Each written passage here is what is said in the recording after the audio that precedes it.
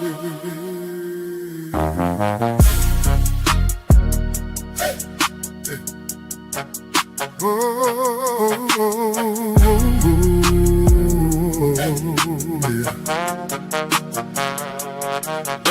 in the morning, I still feel the weight.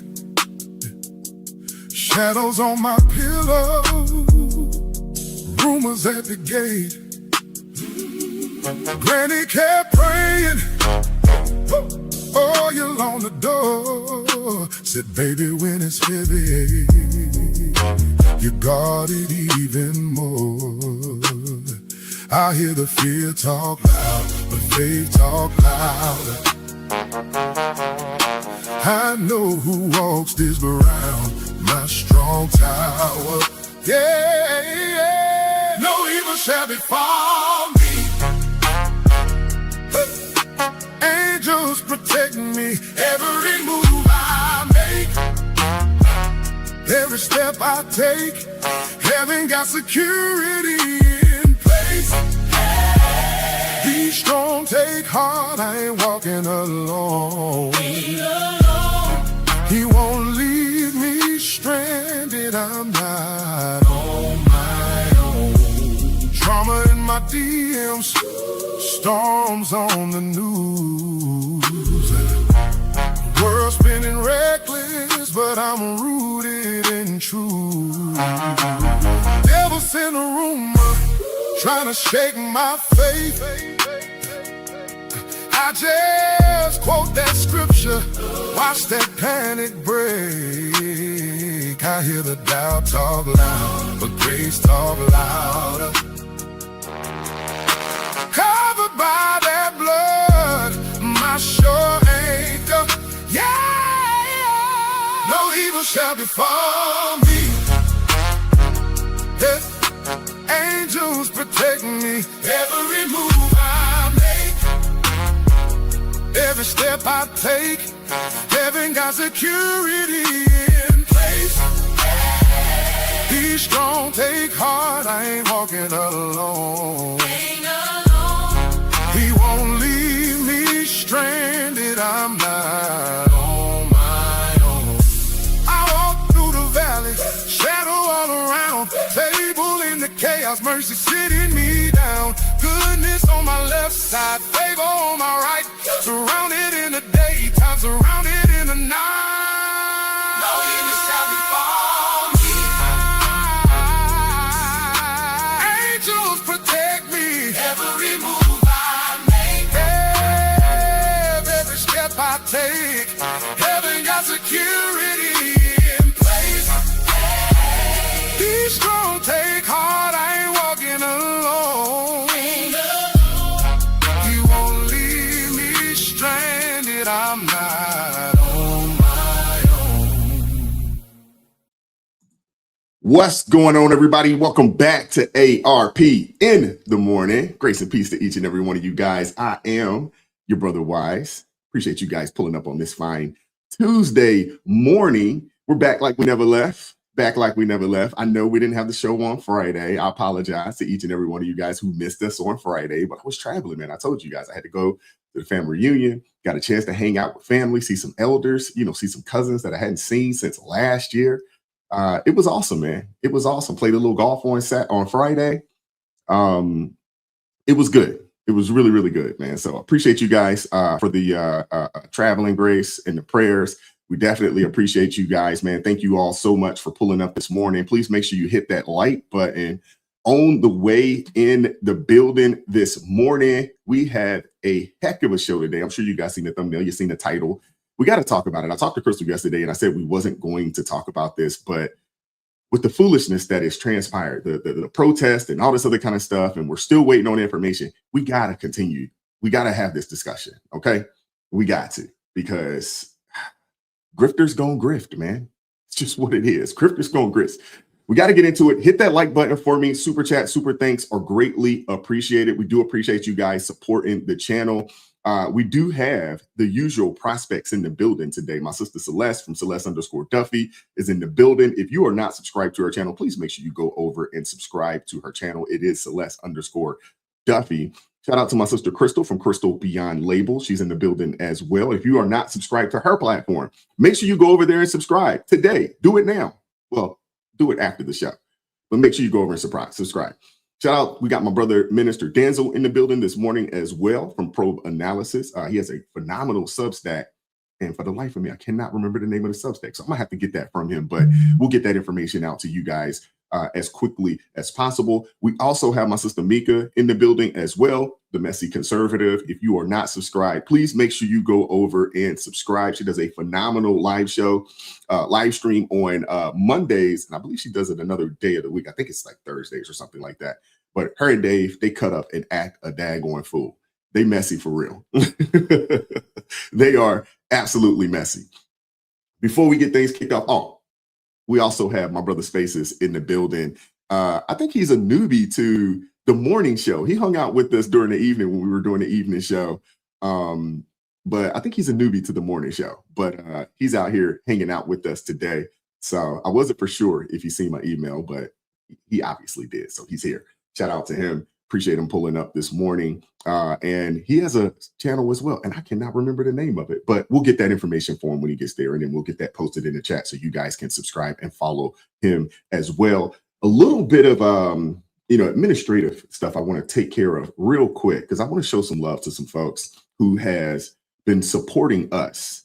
And I just hadn't had an opportunity to go on to the Buy Me a Coffee platform and just respond to everybody. So I took some time yesterday to do that. Shout out to Donna for supporting the channel via Buy Me a Coffee. Also, Don Johnson, thank you so much for supporting the channel via Buy Me a Coffee. Shout out to the Mannings, Francesca, as well as Daniel. Thank you guys so much for supporting us via Buy Me a Coffee. Shout out to Tanya Mound. Hopefully I pronounced that properly. Shout out to you guys, her as well, for supporting the channel via Buy Me a Coffee. Shout out to Nisi for supporting the channel via Cash App. I really, really appreciate that. You guys don't understand, man. When you're on this side of things, man, we fight a uphill battle on a day-to-day basis. I'm for certain Crystal and some of these other guys, they can attest to this. We fight an uphill battle. So the fact that you guys support us, off the platform, you support us via Cash App, you support us via Buy Me a Coffee, it is greatly appreciated. We do not take it for granted. I do not take it for granted at all. We really, really appreciate you guys. God bless each and every one of you all for supporting us via Cash App and Buy Me a Coffee. Those that have supported by buying merch, we appreciate that as well. We still have the daggone sale going on until July 31st, 25% off of everything at the store. 25% off of everything at the store. Go check us out, man. At minimum, get you one of those Pray Don't Worry hoodies. It's a oldie but goodie. It is the classic. It is the first piece of merch that I ever put out on this platform here. And I like it a lot. I have a t-shirt. I also have I got the hoodie. So please make sure you go over to arpfamilymerch.com. Type in the coupon section over there, the little coupon code, #ARPFamily. You will get 25% off. And that 25% off will last until July 31st. If you've already got something for yourself, hook somebody else up with something. Hey, Christmas in July, okay?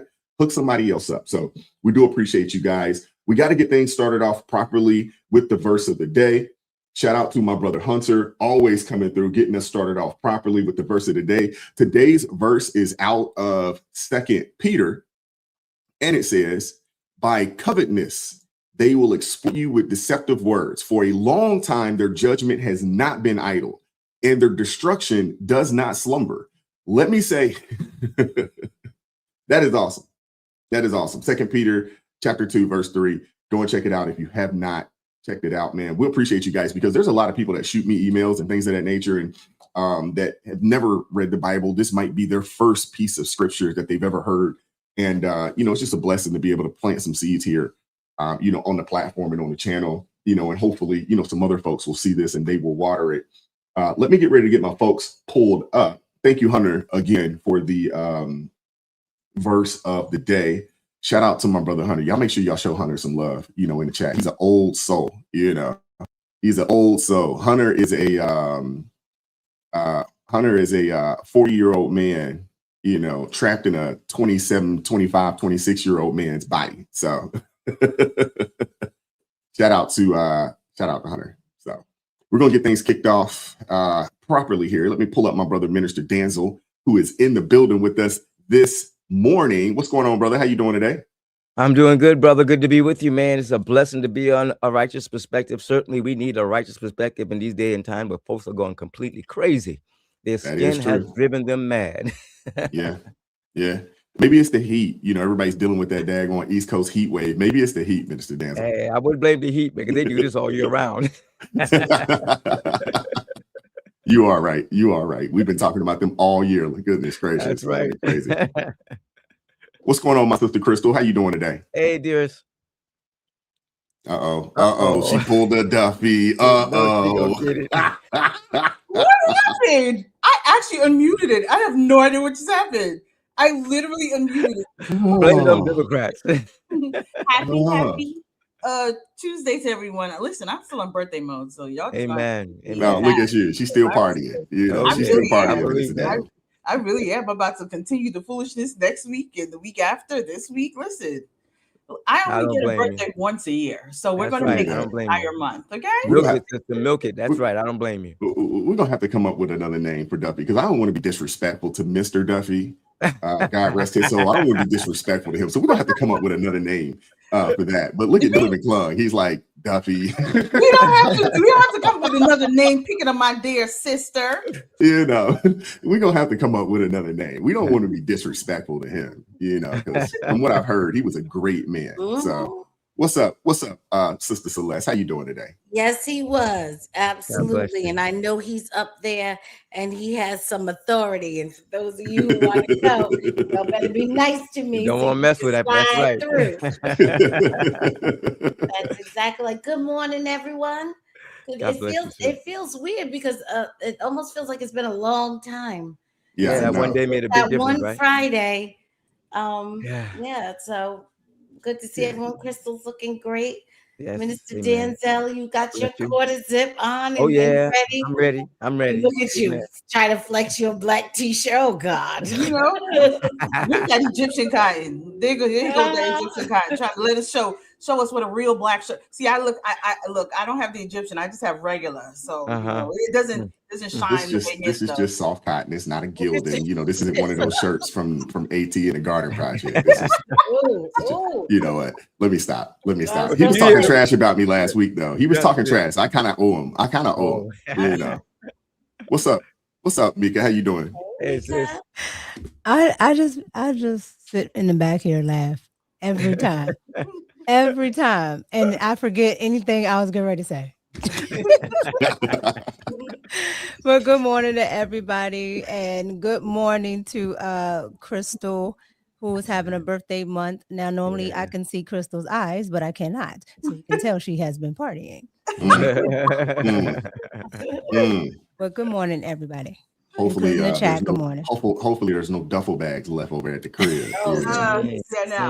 No, there'll never be duffel bags left over here. Sorry. Amen. No that was hard on us just hearing it. Last but not least, we got my brother Spaces in the building. My brother, it's Noki. I knew. I was like, what is that? It's just like that right there. Yeah, there you go. Noki podcast, man. Y'all go check out my brother Spaces. Wow. If the mods could drop that link in the chat for us, that'd be great. Mr. Wise, I'm a little disappointed. Well, what's up? One, I wanted to come here because I'm on vacation this week, right? So I wanted to come up here and ask Crystal for my $5 that she still owe me, even though it's her birthday. I wanted to ask her directly. So Mr. Wise, you don't have to be modest. We know that that t-shirt is made of Pegasus fur. All right. It's okay. It's okay. You can admit it. Oh my God. Yeah. Oh, we ready, y'all. We ready. All right. Hit that like button for me if you haven't done so already. We do appreciate those who have already dropped super chats and super stickers. We do thank you guys so much. Shout out to Lewis. What's up with you, brother? $2 super chat says, AT said, tell y'all to check y'all's emails. Okay. Did AT send the army over here? I know. Exactly. It's just getting bombarded with people. Check your email. It's like, serious, boy. He ain't playing. Yeah. I know that's aimed at me. I think it's aimed at me too. You know. Oh, good. It's not just me. AT, we're coming. Relax. We're coming. Well, okay? he gonna get 1 day out of me. I don't know if I can do 3. I'm gonna have to knock it down to 2 because I didn't know, and I got a doctor's appointment. Oh, look at the soldiers fall. I know. AT, I'm hey, 3 Mika strong. can fill in. Okay. Mika can fill in. She can get up at 4 Now, wise. See what I'm with you, Celeste. I'm with you, Celeste. We're gonna hang. That's right, Mr. Danzel. We could do it. That's right. Amen. You know what though?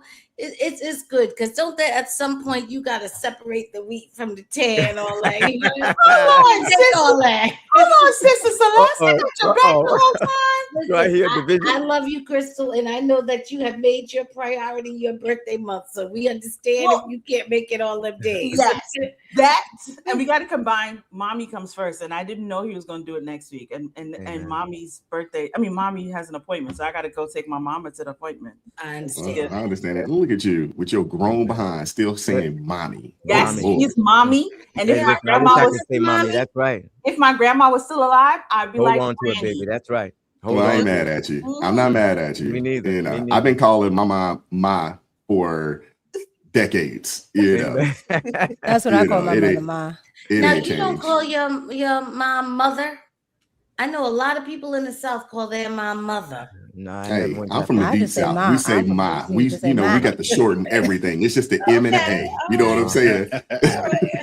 I call my mother. She would look at me like I'm strange. Like who are you? Mother. I can't do Ma because that's my daughter. That's what my kids call my mother. So the grandma, they call her Ma. So I call her Mommy. They call her Ma.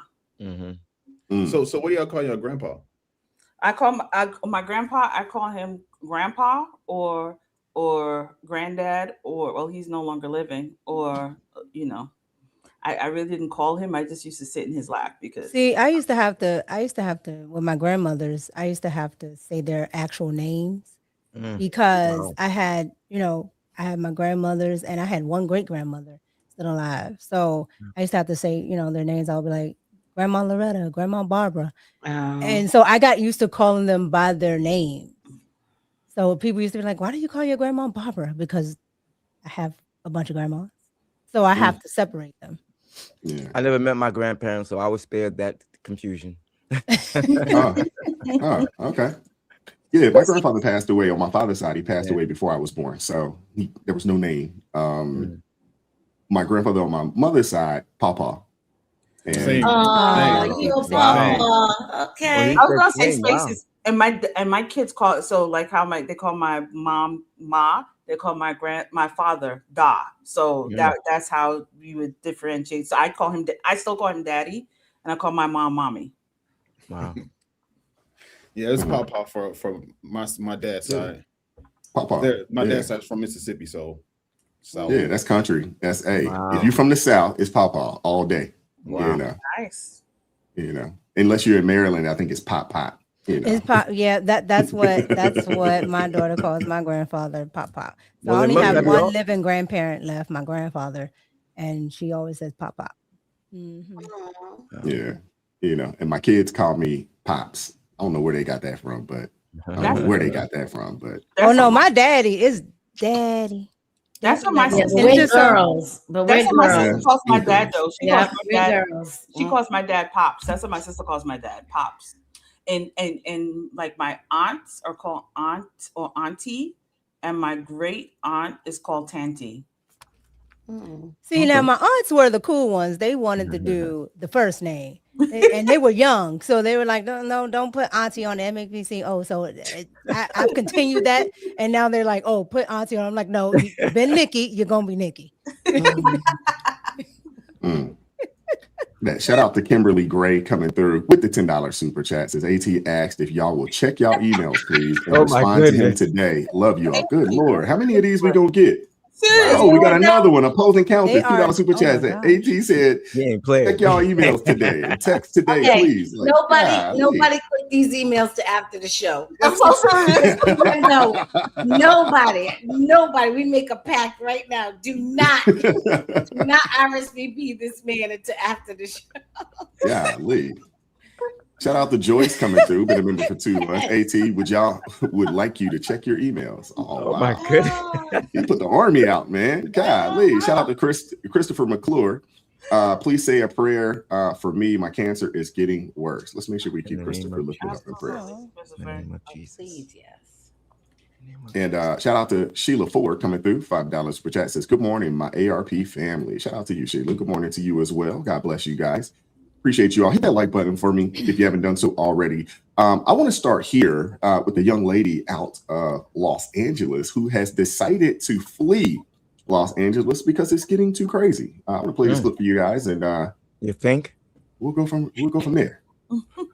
Must be wondering why, after 23 years, have I finally gained the courage to leave Los Angeles? After 23 years of living in this city, why am I now, in a week and a half, finally moving out and hoping to never come back here as a permanent resident ever, ever, ever again? The city that I grew up in is not recognizable anymore, and I'm just going to go through a few of the things with very little explanation as to why I'm leaving. This is actually based on my actual real personal experience of living in LA for 23 years. I am not a transplant, I'm an actual Angelino. First of all, what used to be a fun, vibrant city has now become so monetary and hedonistic in culture. The extreme, lunatic, radical left is now the default culture here. It is suffocating and it is destroying the city. 35 is the new 25. Everyone here acts like a teenager. Well into their 40s. And obviously, I am making strong generalizations here. This is not all people in LA. I have many friends here who are amazing, but I'm just talking in general. There is rampant drug abuse everywhere. Narcan is treated as something normal to carry around.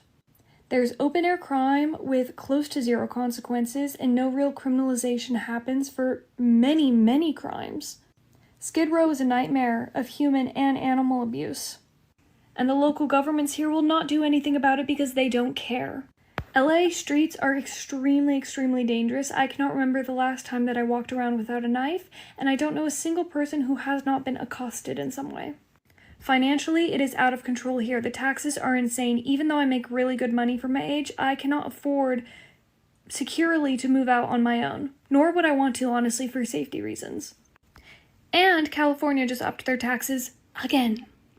Many of the taxes go to fraud and illegal immigrants, which is just a whole other problem in itself here. The idea of having kids here or settling down here, I can't even get that in my brain. It would be so unbelievably expensive. And the schools here are just indoctrination camps that are failing. And the private schools, many of them cost more than a lot of colleges do. The dating scene is completely broken. It feels like both men and women are just in this perpetual Peter Pan state when they're 40 years old. The dominating culture is entirely self-focused, which makes dating significantly harder. It has honestly just become wickedly hedonistic, and I just don't think this is the place to plant roots or raise the next generation. Wow. Outside of my friends and my family, I will miss my childhood home, which is the room I'm in right now, and I will miss the food because objectively, Los Angeles has the best food on the planet. I am going to deeply miss Mexican and Japanese food. Good Mexican and Japanese food. Oh, and the Hillstone restaurants I will miss so dearly. And honestly, Hollywood is just a dying city. So if anyone has any recommendations for Nashville, let me know. Just to give you some data to actually back up what this...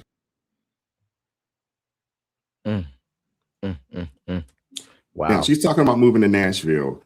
I hope that she doesn't bring those liberal thoughts and ideas to Nashville. The crazy thing is Nashville is very expensive now. It's not California expensive, but for the South, it's getting up there. It's probably one of the most expensive cities in the South because there's been so many people that have moved from the West Coast, whether it's California or California, Colorado, Washington. They've moved out there. And now Nashville is actually getting pretty progressive. I mean, we've seen them protest and we've seen some of the craziness happening, out there in Nashville. So, I don't understand for the life of me, these people, they get fed up, with the far left progressive policies that have been implemented in LA or in other cities in the West Coast. And then they move south and vote the same exact way. Makes absolutely no sense. But Spaces, we'll give you the first word. What are your thoughts, bro? Well, it's tough for me. Excuse me. It's tough for me I fully expected her to come up with some completely vain reasons as to why she was moving, right? But she ended up coming up with stuff that actually makes sense and what is actually stuff that a lot of people are talking about, right? And this is stuff that we literally see in the media, on the news, people's complaints that live there is what she's saying. I will also say, though, it was tough for me to really take what she was saying seriously, because she said she's after 23 years, I'm moving out of. Took that long, right? Well, she's the youngest. She's probably 23. So I'm that's what I was about to say. You know?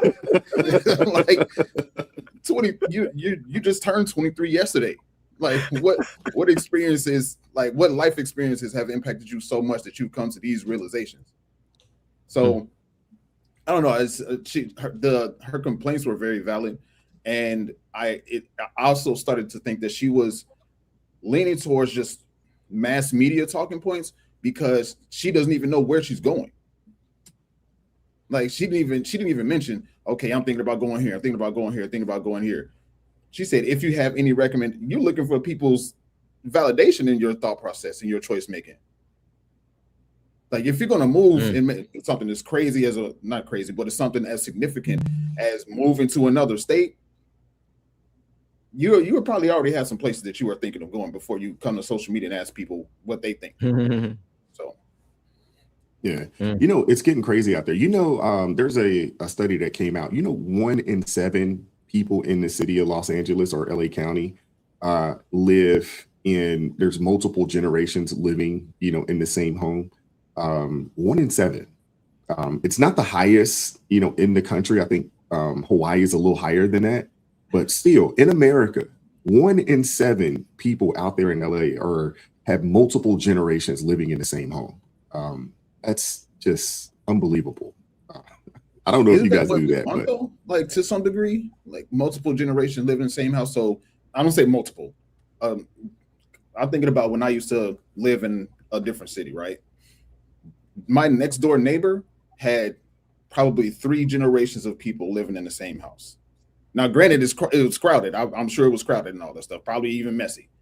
I'm saying it's like, don't we want to recirculate the funds back into the house so we can create some air quotes? What is it? The age-old phrase, some generational wealth, pay off this house and then pass it down to the next people. That was a wave, you know, 60 or 70 years ago, but that's not something that Americans have been doing, you know, for the better part of, you know, 40 or 50 years, you know. Yeah. Yeah. So. Although I do agree with you. I do think that's something that probably should change. Celeste, what are your thoughts? I'm surprised it took her this long to figure all of that out. What I actually thought was the most interesting part, because I think everybody knew everything else, why liberals are so late to you know, what do they say? A conservative is just a liberal who is mugged by reality. So she seemed like she just got mugged by reality, and now she's ready to move on. What I did find interesting is her conversation about the Peter Pan syndrome. And I think that there is something to that, because I think that's something that happens in extremely liberal environments, because there are 2 things that liberalism is against, and that is accountability and struggle. And they don't understand where there are benefits to the human being on both of those things. The having to be accountable for something forces you to mature. When you can live a life with low or no accountability, you are arresting your ability to mature. That's the first area. And the second area is struggle. And I'm not talking about things that harm you physically or even emotionally or mentally, but it is okay that something isn't easy and you have to work hard for it and sit within it, in the difficulty of it, in the boringness of it, until you reach a point of success. That is also something that helps you mature. So when you take these things away from people, you are leaving them to a certain extent in a prolonged state of adolescence. And adults who cannot mature can be easily controlled, and are most often dependent. So if you're not maturing properly, you're very likely to be a dependent. You're either dependent on your own family or some people, or you're dependent on the state. So this idea of really understanding liberalism, although they want to say it's just another point of view or it's just this or no, it has some developmental consequences that need to be taken seriously. And I've said on this channel before, the most liberal people tend to be women, and this is why I think there's a real danger happening with women. I'm sure these people can't date.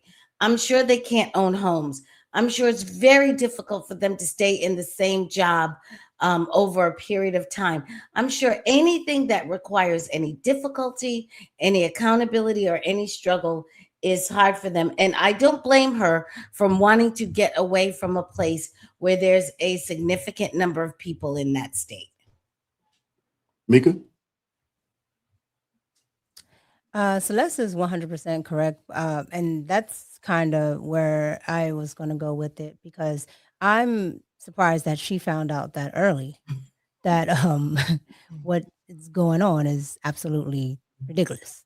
So, kudos to her, because they usually find out too late, and then it's still everybody else's fault, because it's absolutely what Celeste just said, the accountability portion, and women have it doubly awkward because they're already not accountable according to the state, and then you put liberalism that has a mix of feminism and all these other things that allow women to evade certain processes that everybody else has to go through.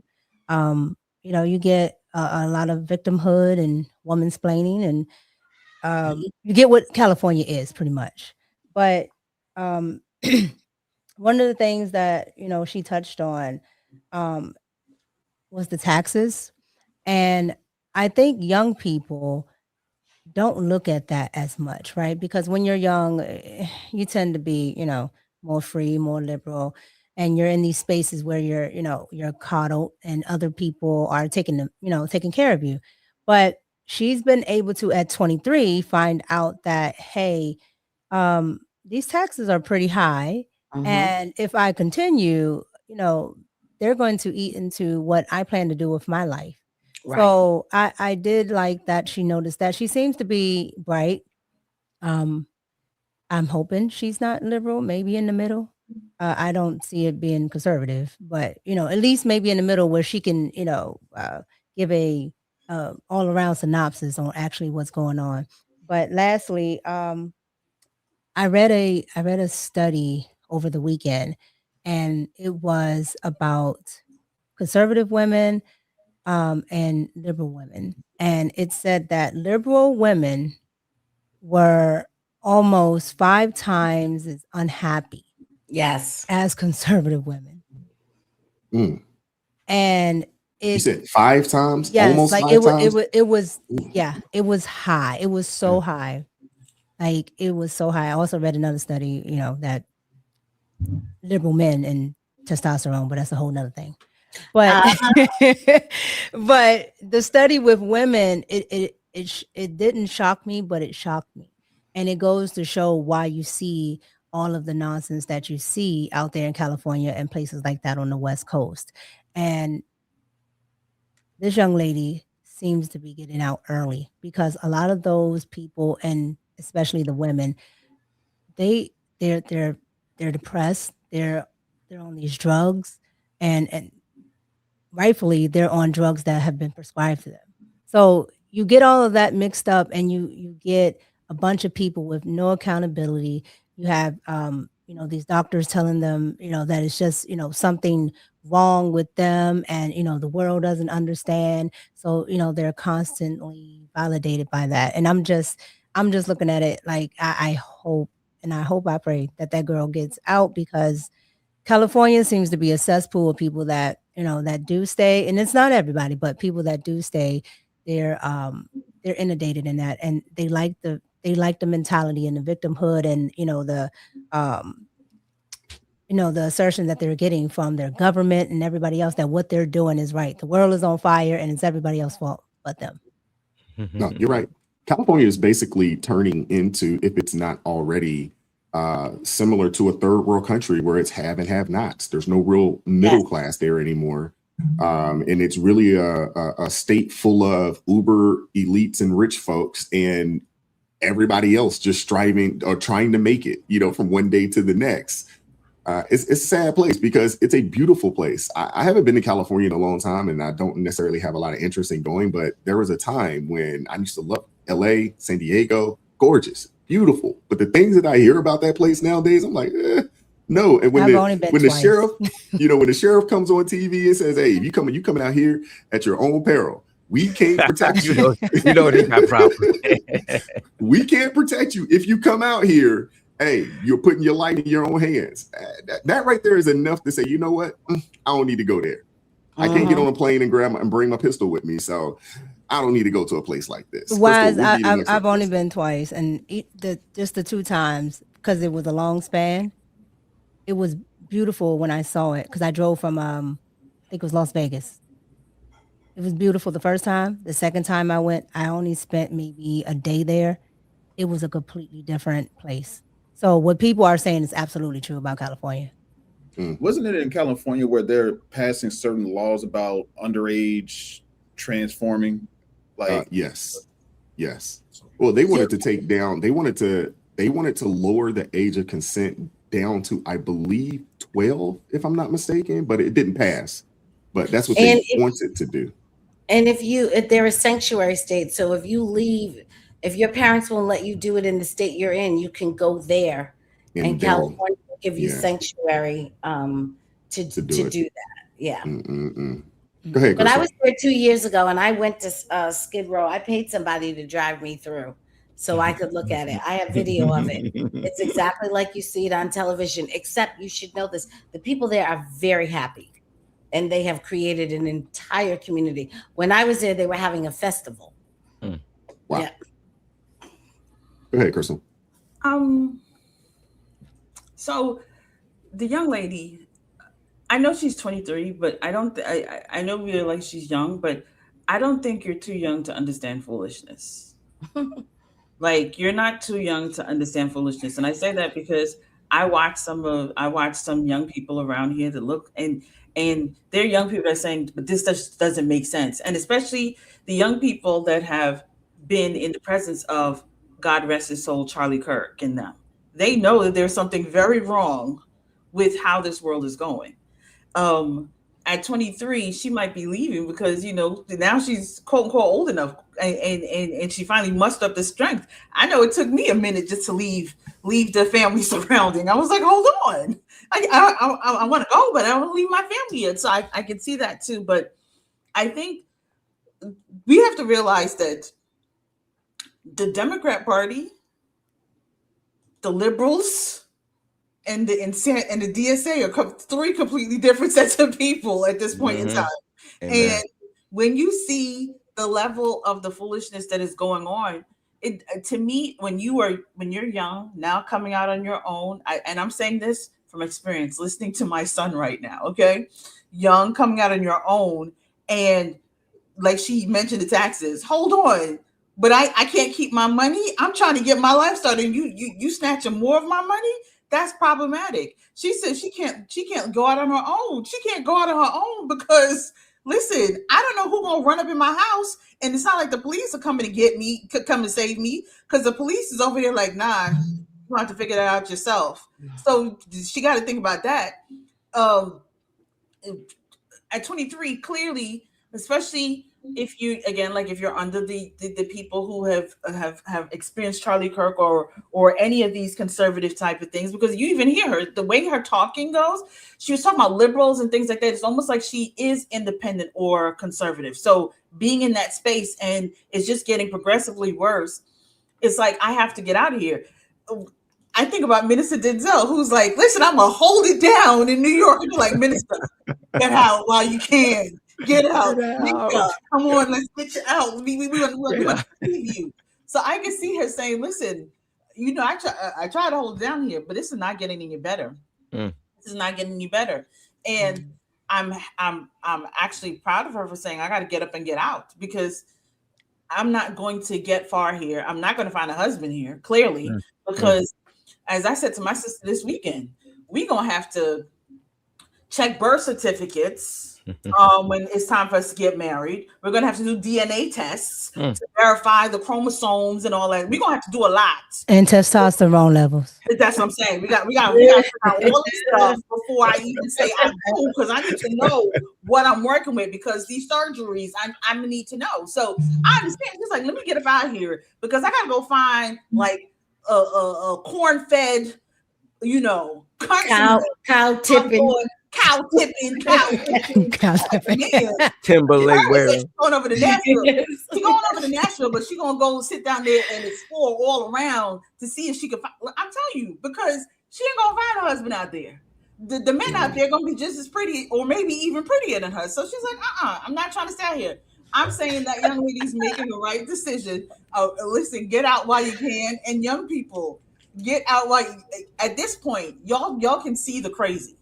If you're not part of the crazy, you can see the crazy. And what you just said, Mika, is so funny, because I said this the other day. I said, it takes a lot of energy to be angry. And these people are angry all of the time. No wonder they're unhappy, because it takes so much to be angry and be upset. And they are on this anger mode 24/7. Of course they're gonna be five. I'm surprised they're 20 times worse, because at this point, y'all are always angry and all for nothing. You're screaming at people just to be screaming. Like, at this point, I understand why you're angry, and this is why I said we don't need to be around y'all. Y'all can stay over there with your crazy. We'll stay over here in the sanity. So, shout out to her. Let's get her out of there. And Spaces, I understand what you're saying, but I did the same thing. I asked people before I moved to Georgia. I was like, tell me what Georgia's like, because I heard there's different counties, and let me know. And they kind of walked me, given there were some people that I knew and other people I didn't know. But let me ask you this. Did you go to social media and ask that question, or did you ask people directly? No, it was a combination.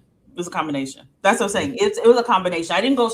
I asked some friends that I knew, and then there were people that they were like, they didn't live in certain areas. So they were like, just ask on social media, because they know the specific areas. They knew their areas and some other areas, but there were other areas they're like, we don't know nothing about that. We don't live in that area. You can ask people in that area. So I went into, I'm a little bit older, Spaces, as I just turned 46. So I went to Facebook, and I went into the book face, or whatever they want to call it. I went on Facebook, and I went to little communities of, you live in this area. Tell me what this is like. Yeah.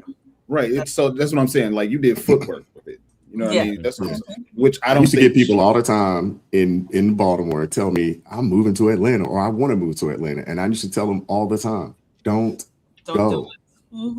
Don't go. I understand though why they're trying to get out of Baltimore. I mean, I understand you want to leave Baltimore. I get it. But there's so many better places to move than Atlanta, to be honest with you. And especially, and it always be people that don't really have a whole lot going on for themselves in Baltimore. And if you ain't got much going on in Baltimore, you ain't gonna make it in Atlanta. Nope. You're gonna be there 6 months, and then you're gonna be looking for a place to stay. That's like somebody with not a whole lot going for themselves moving to New York City 10 or 15 years ago. Yeah, I know a lot of people that moved to LA, from the music industry. They moved to LA and they're back. Yeah. Like, I had those people. I had the same thing happen. There were people that were that I knew when I lived in South Florida that moved to Georgia, and in 6 months they'd be back. And I remember they were like, Crystal, the way you are so close knit, you and your sister so close knit with your family. There's no way y'all gonna last in Atlanta. We've been here now 12 years, so clearly we lasted. But I think the difference is we had a plan. We had everything together. We weren't sitting down here, You're not stupid. Dream exactly. We weren't stuck on stupid. There you go. We weren't stuck on stupid. We were prepared. So I think, definitely that's the difference. Minister Denzel, we'll give you the last word. We're gonna keep it moving. Yeah, listen, I think she made some good points, and I hope that if there's a Republican candidate out there running for office in her city, that they will take advantage of that video. It would save them a lot of money, and they will get high return. What better way to prove that they are mad by having somebody that's there talk about how mad they are? It's refreshing to see somebody from California publicly acknowledge the madness the Twilight Zone, Outer Limits, California land. Because they are certainly cuckoo for Cocoa Pops out there. And so it's my only question is, why did it take her so long? But I also wonder how many other people that are out there in California that are feeling the same way she is, and are not speaking out as they should be speaking out. They need to be more active and more vocal about what's going on out there, because they've been in that condition for a very long time, and there should have already been a movement to reverse the mess that's going on there. And if there are many more out there who are suffering from the same mindset that she is, then the question is, what are they doing about it? And why haven't they done something about it? So that's what I'm looking for. I mean, if anything's going to happen, the people got to get together and start making some moves and making some public statements and doing some public demonstrations. And, you need to see a whole lot of that out there, but you're not seeing it. So I'm not sure what's going on. No, you're absolutely right, Minister Denzel. The fraud is so rampant out there. When we, look back, over the past, couple of months, the ads that Spencer Pratt ran, I think he ran a very strong campaign. Yes, he put everything out there, let it be known, like, hey, I am willing to work with whoever I need to work with to make changes. He talked about, Skid Row. He talked about the abuse of animals. He talked about the robberies. I mean, and he was gaining, and he was gaining, and then all of a sudden, out of nowhere, they stole he's third place, and he's not in the general. There's some craziness, there's some kookiness going on when it comes to the elections out there. But the people support that. Anytime your hatred for somebody can be put over your well-being, it's a mental problem. They acknowledged all of that. I've seen people say yes, but he's MAGA. I'm like, Well, you also had the one lady that was like, she didn't even know the policy. She's just like, I'm just voting for Karen Bass because she's Black and she a woman. And that's it. The identity politics on the left is unreal. And she's not even Black as usual. No. She's not even Black. She's over my family's team. I'm like, y'all get took every time. Everybody. When they start talking about putting the National Guard to secure elections, this is why, because the people themselves are refusing to secure the election. Mika, you're 100% right. They don't care in California that they stole that election from him. That's my and point. Everybody there knows they did. Everybody knows. Everybody and their grandmother. It's unfair to see how many votes a candidate can get and then wait. So they say, okay, he's got 320,000. That means we need this many more, and we could take the next 10 days to find the number of votes that we need to kick him out. And everybody watched them do that. And the people there don't care. So when they start having to bring the National Guard into these places, and it won't be the first time. Democrats have a long history of doing elections, and they have had to often have federal troops come and secure their elections because Democrats are historically willing to cheat. I mean, dude, they were doing this during the Jim Crow era, in the South, in the early 1900s and late 1800s, they were doing this. Chicago, didn't they have a whole movie on that? Tammany Hall. All of those elections were stolen. So let's see. I think her name is Elise. What is her lady's name? Elise something. One of the Democrat representatives got on the Lord's internet and said, if Trump passes the SAVE Act and ICE and the National Guard are at the polling places, Democrats will never win again. And this is a Democrat saying. So why did then you go, what is it that you know that you're saying that y'all ain't willing to put out there? She knows something that everybody knows. Shout out to Rocking the Chair. She says they are comfortable in their dysfunction. Yes, they are, ma'am. Yes, it's so funny when you see the homeless people dropping a dime on the man. It's bad. Man, they paid me $2. No, my man said no. I got $4, man. I'm gonna get my money. My thing isn't, but like, what is $2 going to do for you in California? You can't even buy a bottle of water with that. Clearly, if you get them what they need something. So you're going to get something. It's hard out here on Skid Row. It's hard out here on Skid Row, man. Now they moved in the sewer. Man. They were having a festival when I went. They were very happy. They were not upset. The air quotes ban Nick Shirley Act, didn't that originate in California? It is. Yes. It was Kelly. the Why would you want to ban the exposing of fraud? It was the attorney. Because they're all in on the grip, and that's how they fill their coffers. But the crazy part about it, it's not actually fraud because it's legal. Yeah. Right. They're doing it So legally. I tell conservatives to stop using that verbiage because they change the argument when you do that. Right. They're like, well, can you show the fraud? So don't say fraud. Right.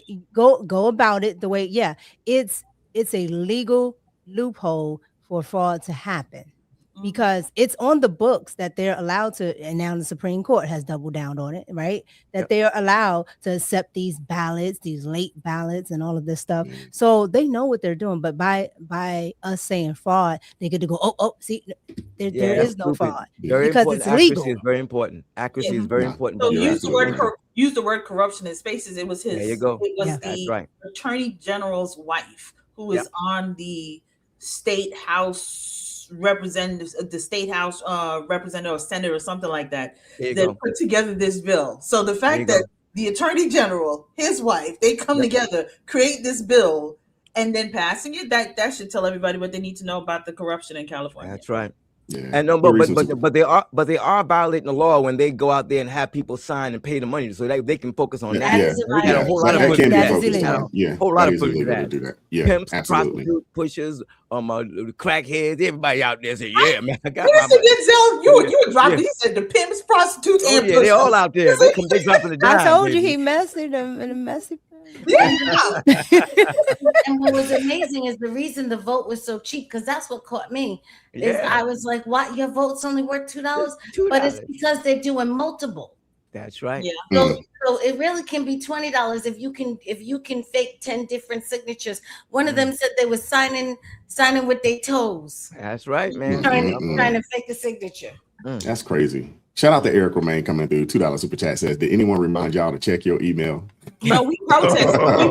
At 12 o'clock tonight. We protested. How much he pay y'all to do this, man? Shout out to Eric with the $2 super chat said, just covering my bases on the email thing. Can I, you know what though?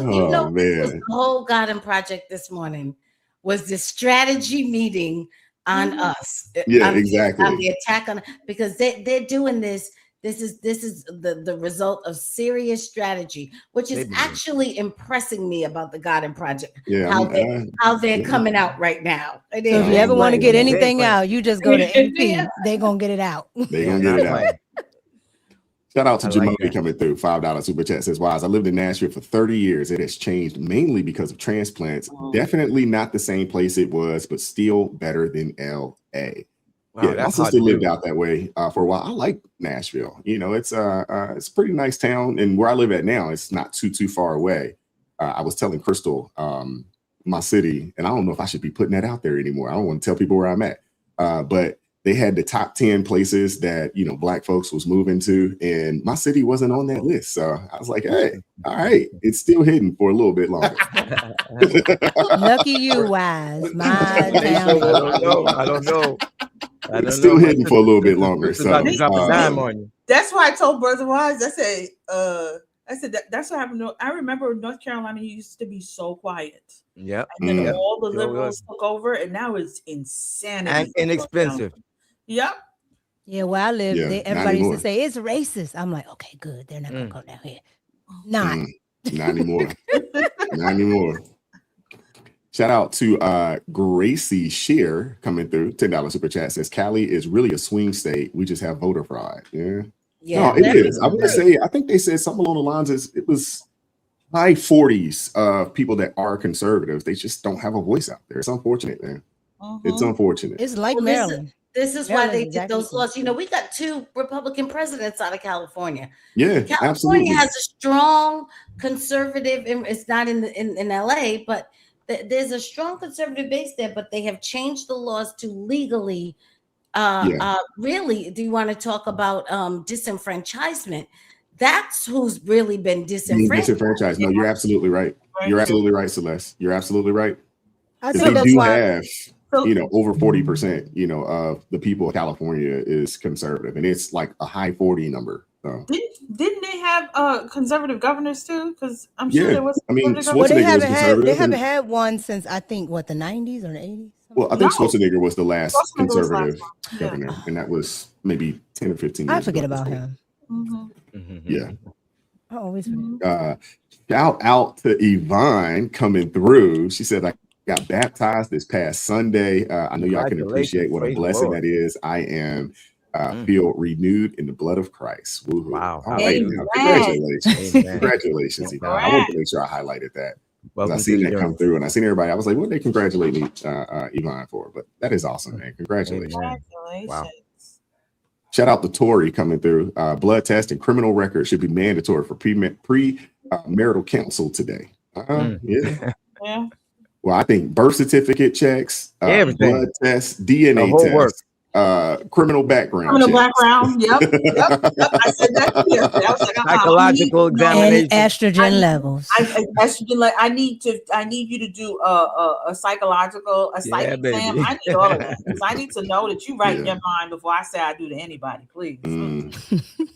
Shout out to Uncle Darnell coming through. Been a member for 7 months. No one moves to Cali to build a life through hard work anymore. They go expecting to make it big and live the dream or give up on life. Whichever one comes first. Uncle Darnell is absolutely right there. He's right. He's right. It's so bleak. It is. It's very bleak. Shout out to Eric Remind coming through. $2 super chat says, don't hate. Everyone complains when we don't unite. Yeah. Sure, Eric.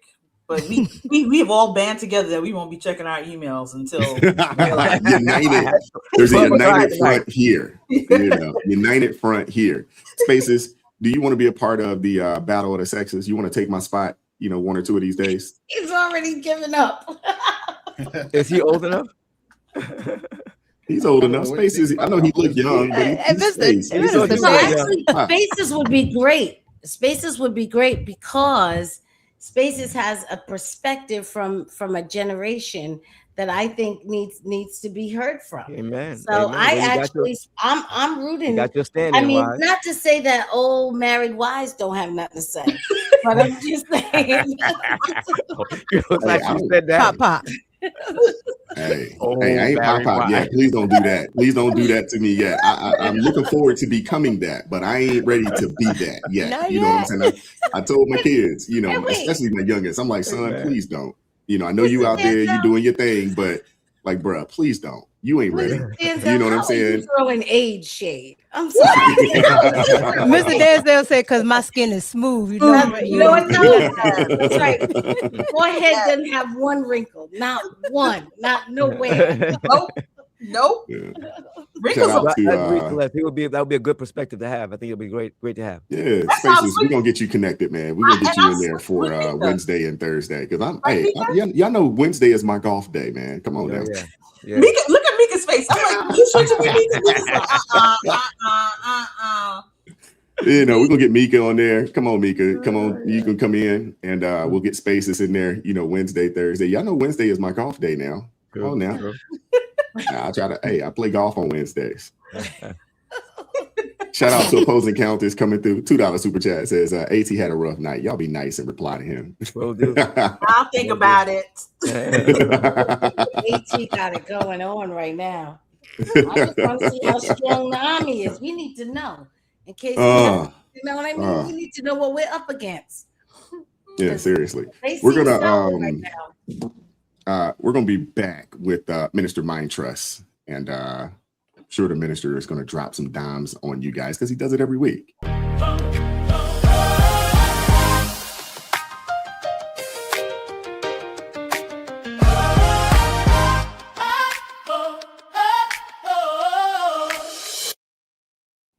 Thank you, Brother Wise, and welcome to the Minister Mind Trust. This is a return to the call for Christians to strive for excellence in Bible knowledge and doctrine. There is no question that there are many disagreements among professing Christians, not only on biblical doctrine, but also around issues of politics, history, science, sociology, psychology, and other points of study. Even the cause of many of our disagreements cannot be agreed upon by the various groups that make up the visible church. The question is why? And the answer is because humans are sinful, and even those of us in the confines of the Christian faith have not all learned to walk in the Spirit of God that saved them. Carnality still commands far too much control over the hearts and minds of those who claim to have made Jesus the Lord of their lives. Indeed, it is this sin of carnality that lies at the root of the conflicts between professing Christians. But another factor, although many within the Christian faith tend to avoid discussing the possibility, is that many of those who profess to be born again have never truly experienced the new birth. This, I believe, accounts for many of the serious conflicts within the ranks of the visible church. However, while sin may be the major factor, it is clearly not the only factor. There are other causes that affect even those who are truly saved and sincerely striving to please God. One of those primary causes of conflict is error through the lack of knowledge that leads to misinformation, misinterpretation, and misapplication of the Word of God. When believers fail to properly study and they use unreliable sources that contain false information, and they accept those false views and propagate them without establishing their validity, they contribute to the problem. It is unfortunate but true that far too many of us accept what we hear our teachers and our ministers say without checking it out for ourselves to verify its validity. If it sounds good, we accept it. If it comes from someone who we respect and believe has a good grasp on the knowledge of God's word, we take it to be fact without subjecting it to scrutiny. To do so, however, places too much trust in that source. The Bible tells us to prove all things and hold fast to that which is good in 1 Thessalonians chapter 5, verse 21. Now, granted, to do so requires a great deal of effort and can be tedious work at times. But this is necessary if we are going to uphold the truth. I'm also aware of the pressure that this kind of statement puts on pastors and ministers and teachers, and some of them may resent it. However, that's a small price to pay in order to ensure that God's people are given the kind of sound information that they need to grow in the truth of God's word, since so much is riding on our accurate biblical knowledge. Those of us who teach people ought to be willing to be questioned about what we taught, and we ought to have the correct answer. The lack of proper study and command of accurate teaching on sufficient variety of important biblical subjects has been a serious problem in many churches. And it has resulted in the miseducation of the believers as well as the misrepresentation of our faith to the world and those who are hostile towards our faith. This kind of misrepresentation of Jesus Christ is unacceptable and inexcusable. While it is rarely admitted to or even discussed, it is true that when we err in our doctrine or practice carnal behavior, we give apparent legitimacy to those who attack us as false teachers. Moreover, we give the cultists and the atheists and all other hostiles assistance in drawing people to their false teaching. So here are a few things that we can do. Number one, use the most reliable sources. While it is important that we give our leaders honor and appreciate their labor to provide us with the knowledge of God's word, we should never consider them to be the final authority or on spiritual matters or the word of God. We should understand that no one is beyond error, and therefore everyone's teaching should be scrutinized and his or her correctness confirmed. We should strive to make sure that they and we use the most reliable sources. Failure to do so only weakens our conclusion and agreement and can result in serious error. Second, study carefully. Many errors are the result of careless study habits. Failing to be diligent in our method of study and very careful on how we examine and what we examine can result in confusion and misconception. Such misconceptions are then often passed on to others and propagated false teaching that harm other people. My last point is that we need to pray. We need to be prayerful that God will continue to minister to us and give us wisdom in all that we do. Thank you, Brother Wise, for allowing me to share this information. And thank you all for listening to the Minister of Mind Trust. Back to you, Brother Wise. There's a change in the air. The world might have lost its way. It wanders in confusion, but a better path is near. With so many believers seeking community, it's time to lend a hand. With everything vying for the attention of the lost, it's time to seek the truth.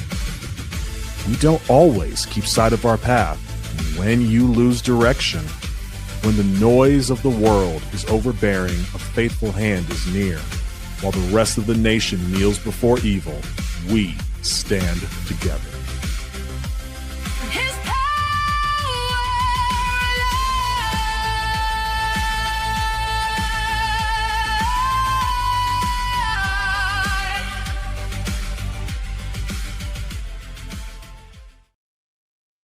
Thank you, Minister Danzel. Welcome back. Hey, I wanted to let you guys know that today's show is brought to you by the Garden Project. If you're interested in learning more about the Garden Project, please go over to thegardenproject.com. Go check it out. And if you would like to join, hit the Garden Project /ARP. If you have any questions, shoot me an email. We'd be more than happy to answer any questions that you may have about the Garden Project, man. They're doing some really, really good work over there, man. So yes, they are.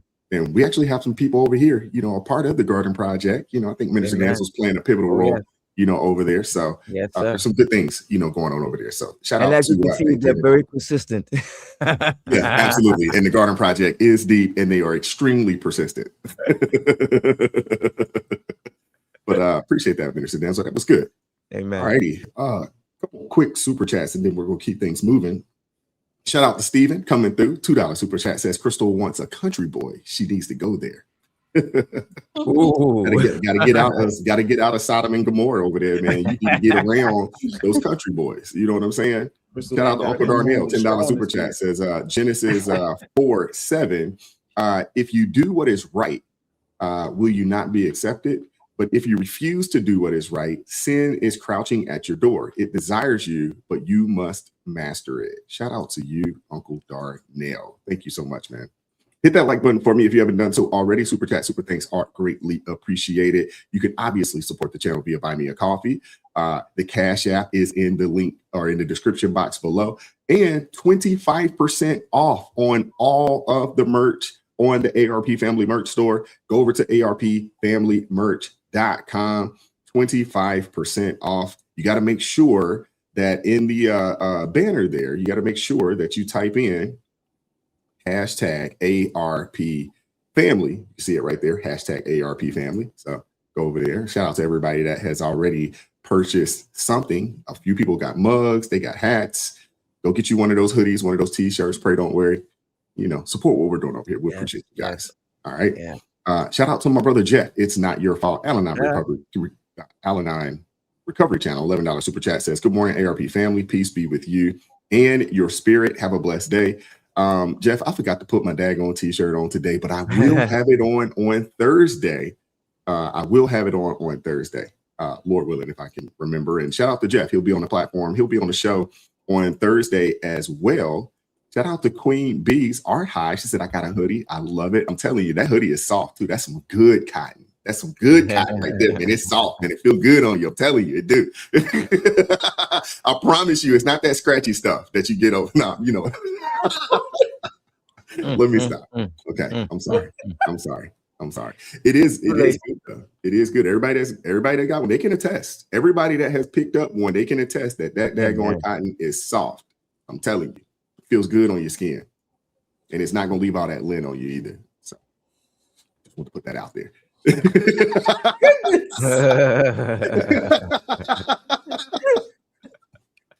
He couldn't help it. I'm just saying. Hey, see, Kirsten, she said the hoodie is soft. I'm telling you. I'm not telling you what I think. I'm telling you what I know. All right. You know what I'm saying? Hey, let's go. See, look at that. You know, a lot of folks. I think B got her package. You know what I'm saying? B, she said it. Look at that. It's soft. I'm trying to tell you, it is, man. You know, hey, I'm telling you, I'm not telling you what I think. I'm telling you what I know. You know.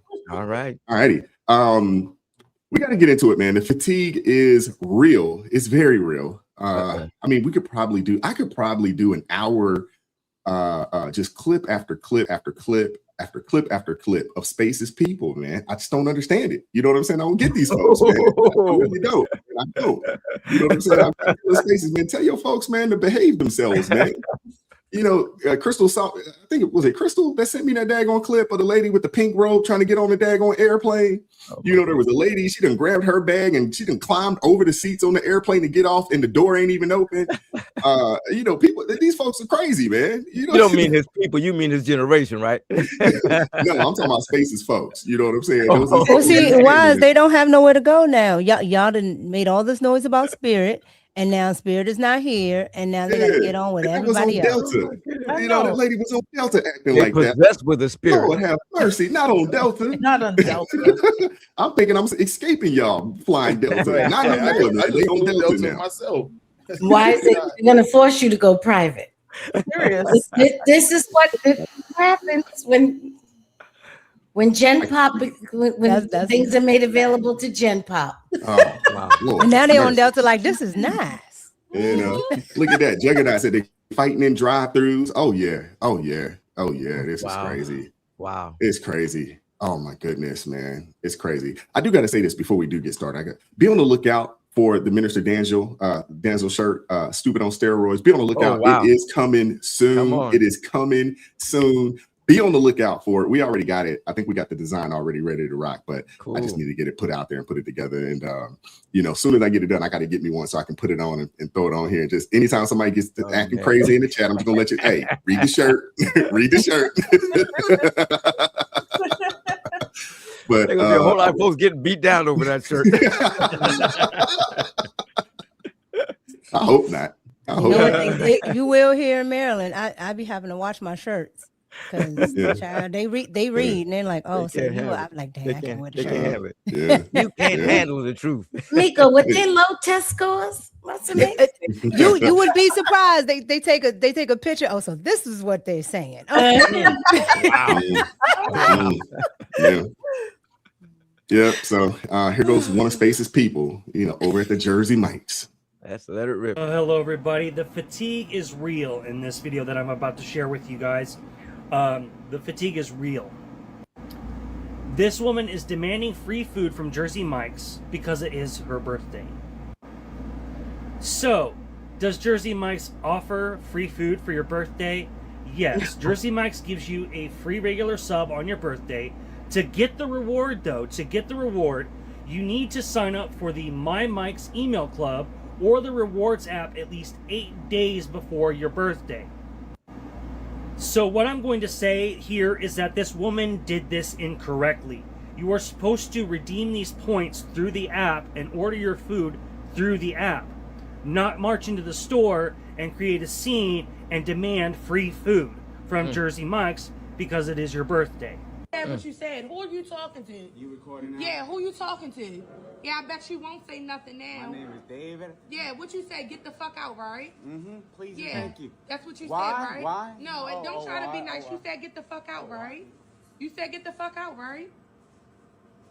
Say it now. Say Sorry about the language, guys. Get the fuck out. Okay, yeah. Please okay. and thank you. Jersey Please Mike. and thank you. Yeah. Broadcast is cutting for $10. Fuck on. Cause it's my birthday and I asked for a birthday meal. It's your birthday. Okay. Yeah. Okay.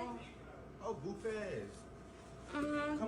Watch you lose your job. Look, your man standing at the door. Come on. Right, not saying anything to you. And watch you lose your job, David. Broke asses on my birthday. This is how I get treated on my birthday at Jersey Mike. Yeah, fuck your birthday.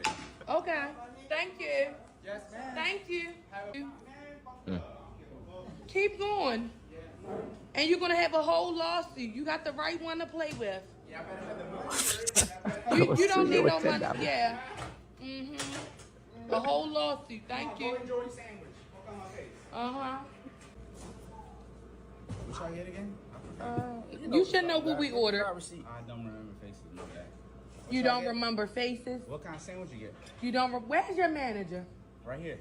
Where's your manager? Right here, dumbass down. Okay, so you're the manager. So yeah, corporate will be called. Okay, I that's already fine. called him, so you want to get on the phone with him? Yeah, you can give me the number. Give us that receipt, please. Just listen to your man, bro. Give us our receipt, please. You very lucky. Let me just tell you that. Very lucky. Very lucky. Very lucky. I know. Very. I know. Very. Yup. You're not going to do anything. Yup. Yeah, before you really what? Before you really what? Uh-huh. Okay, thank you. You don't have to be sorry. It's fine. So it's July 1st, which July is my birthday month. So I'm going to post all my birthday freebies. So today I got my giant sub from Jersey Mike's. Very excited.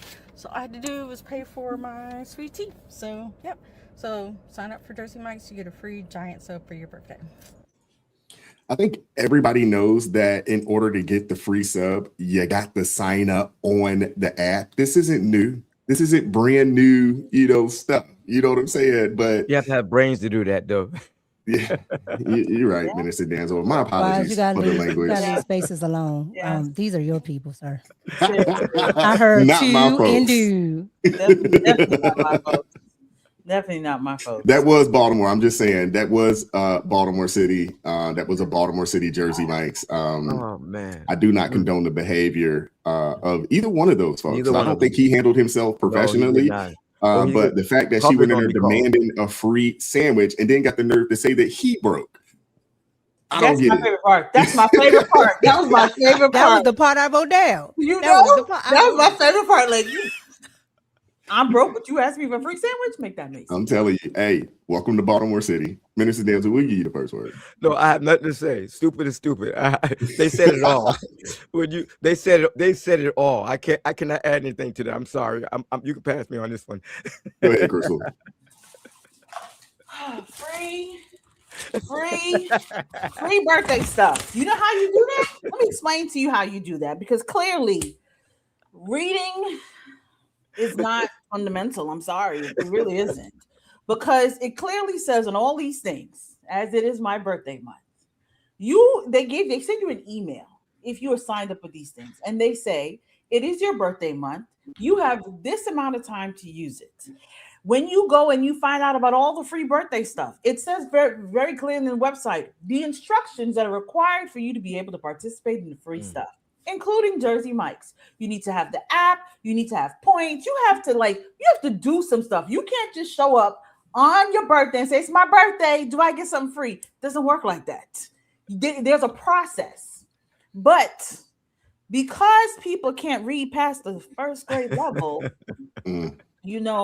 sometimes these words are a little bit too big for them. And just listening to that young lady, she clearly, reading is not part of her lifestyle, okay? That is not part of her lifestyle. That is not part of her livelihood, because she did not read, and then has the audacity to go in there and then tell him that he's broke, but she wants the free sandwich, and then she's going to sue Jersey Mike. That's my favorite. I'm going to sue you for a free sandwich that you didn't even follow the process to get. That's my favorite part. Like, so clearly you don't even understand what it entails for you to be able to sue somebody. You have no clue. They're witnesses, so you put on the recording after he said drop the F-bomb on you. But what led up to that dropping that F-bomb? I would have loved to see that part. And that's so interesting, because people love to flip on the camera after they have done all their foolishness and then turn around and be like, so what you say to me? What you say to me? My favorite part is her man was like, listen, can we just go ahead and get the stuff? The man, let me tell you, that man already know his woman is problematic. Crazy. I'm not even gonna lie. Yes, he he knows his knows. woman is trash. I don't know if they're married, so he's stuck. Because if he was creeping towards the door. Exactly. He was at the door. He wanted he was at the door. He was like, hey, I'm about to leave you behind. He wanted no parts of her ratchetry. That's right there. He did not want part of it. And he's sitting down and he's like, Lord. And even the guy had to say, listen to your man. Most men, if quote unquote, you were disrespecting their woman and she did nothing, the man would have said something and stepped up for his lady. But he said nothing because he knows this is your everyday, ongoing, miserable behavior. Like my dear Mika said, they are so angry and depressed and unhappy with their lives. This is why she's out here fighting for a free sub and calling the person broke when she the broke one because she got to get the free sub. All I'm saying at this point is women. When Jasmine Crockett is your hero, please know that there's a problem. And I can already tell that woman's hero is Jasmine Crockett. Just listen to her talk. Crash Out Crockett is a hero. Please look for a new hero because that is not the answer. Okay? Hey, Crystal, Juggernaut said Ben Crump. Yes, you already know. You already know. Al Sharpton is probably on his way there too. Come on now. Al Sharpton and Dominique Alexander are probably fighting over the case at this point because they both want to get in on it. I'm telling you right now, please read the instructions. It's very clear. They do give free stuff, and they're very kind with it. They're very nice. This is what they want to do. Wow, but read. Reading and comprehension is key. And if you don't know how to read, get hooked on phonics. It's still around. Okay? Thank you. Well, they're not teaching phonics anymore. They're teaching pictures or something stupid like that. You can order it online. That's why they need to order hooked on phonics. They're teaching Black English. But the problem is this. Ebonics. Her man has zero control. Can you imagine if she's doing this to a complete stranger at a restaurant? I can only imagine the type of craziness that she's and headache that she is to him. I'm surprised that he's still with her unless she's taking care of him. And that's the only reason why he's continuing to deal with him because, you got a lot of dudes that they will deal with a bunch of crazy, they will deal with a bunch of crazy, if they're being taken care of. Mika, go ahead. Wow. I'm just going to say this is pretty much on par with what's, going on in today's society. The reason why the husband or boyfriend or whatever he is I'm sure that's a boyfriend. I'm sure it's a boyfriend. Yeah, that's not husband. More than likely it is. But the reason why he's at the door, one, because it gives him a little breather before they got to get back in the car. So he can go outside and decompress. And then, the second is men understand that when you have that confrontation, that there is a level of violence that may come along with it. That's right. So he's like, look, I'm going to step over here because the first thing that she does when he's right there, she's going to do some level of escalation to violence. And now he can't just stand there. Yeah. Right. So he has to actually do something. And now you have a whole thing that, wasn't a thing that he didn't even start. So he did the absolute right thing. If you're not going to leave this woman, just go ahead outside. Just going outside. The second thing is, I'm so sick of the entitlement. Like the entitlement is annoying. Wow. At that level. And when I say entitlement, I mean the fact of they've been seeing Black people get their way so much, whether it's right or wrong. They've been seeing that they're now saying, okay, well, I'll just say this and somebody is going to back me up because of the racism. We're living in the Trump era. Everything doesn't work the same anymore. So I'm saying that this young lady took a chance to see what she could get away with. Because a lot of, unfortunately, a lot of liberals, especially Black women liberals, feel like they can just say and do whatever, and it can be coddled with, okay, you're racist. Yeah. And if it's because I rarely see, it's rare. I rarely see these videos when it's Black on Black. Like if that was another Black girl, I rarely see it because it's going to be a fight. Like she's like, you're not going to talk to me like that. Right.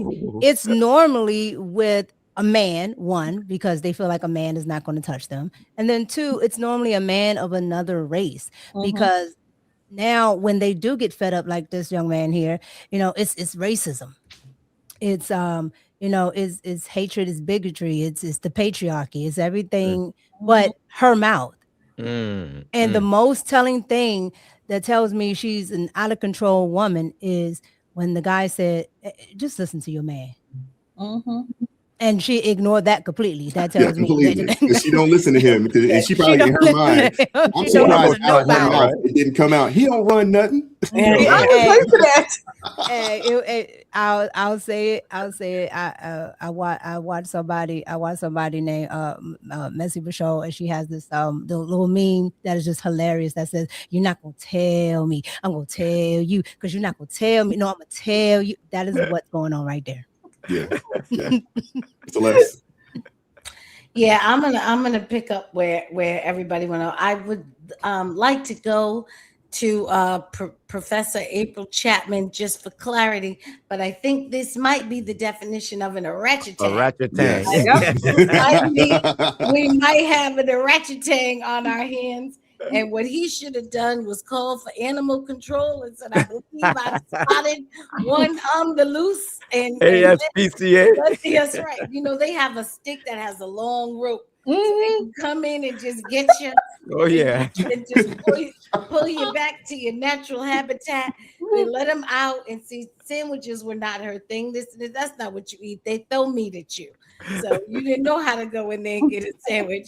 They need to be somewhere where they could just throw the meat from far away and then you come up to it and then eat. But yes, I gotta check with April. Please don't feed the orangutans. Yeah, that's right. It emboldens them. You know what I mean? You can't give them until they're safely secured. You can't give them any meat. So I'm glad he held back. He knew protocol. He knew not to feed that beast and to try and get her handler to remove her, but he needed reinforcements. I will say this, that I'm being playful, but on the serious side, men, I'm speaking to men.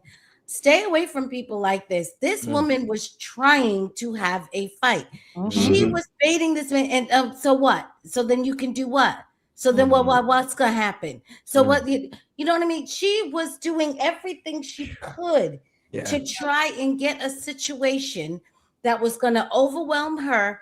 And that man who wanted nothing to do with this was going to have to step in and handle something. And God knows then when that happens, when two men get into a confrontation, that is a completely different event. That's a completely escalated event. Most men try to avoid conflict because they understand that conflict can result in death. All men know that. Right. All men past 6 years old know that. Even these are the kind of women, Celeste. These are the kind of women that have put more men in caskets and prison cells. It's those types of women right there. And then they move on to their next victim. I was just going to say this, and I'm not excusing the behavior of the orangutan. I'm not. I'm just telling you, I don't know the protocols for how to manage animals. I don't. So to men, I'm saying we can speak to you.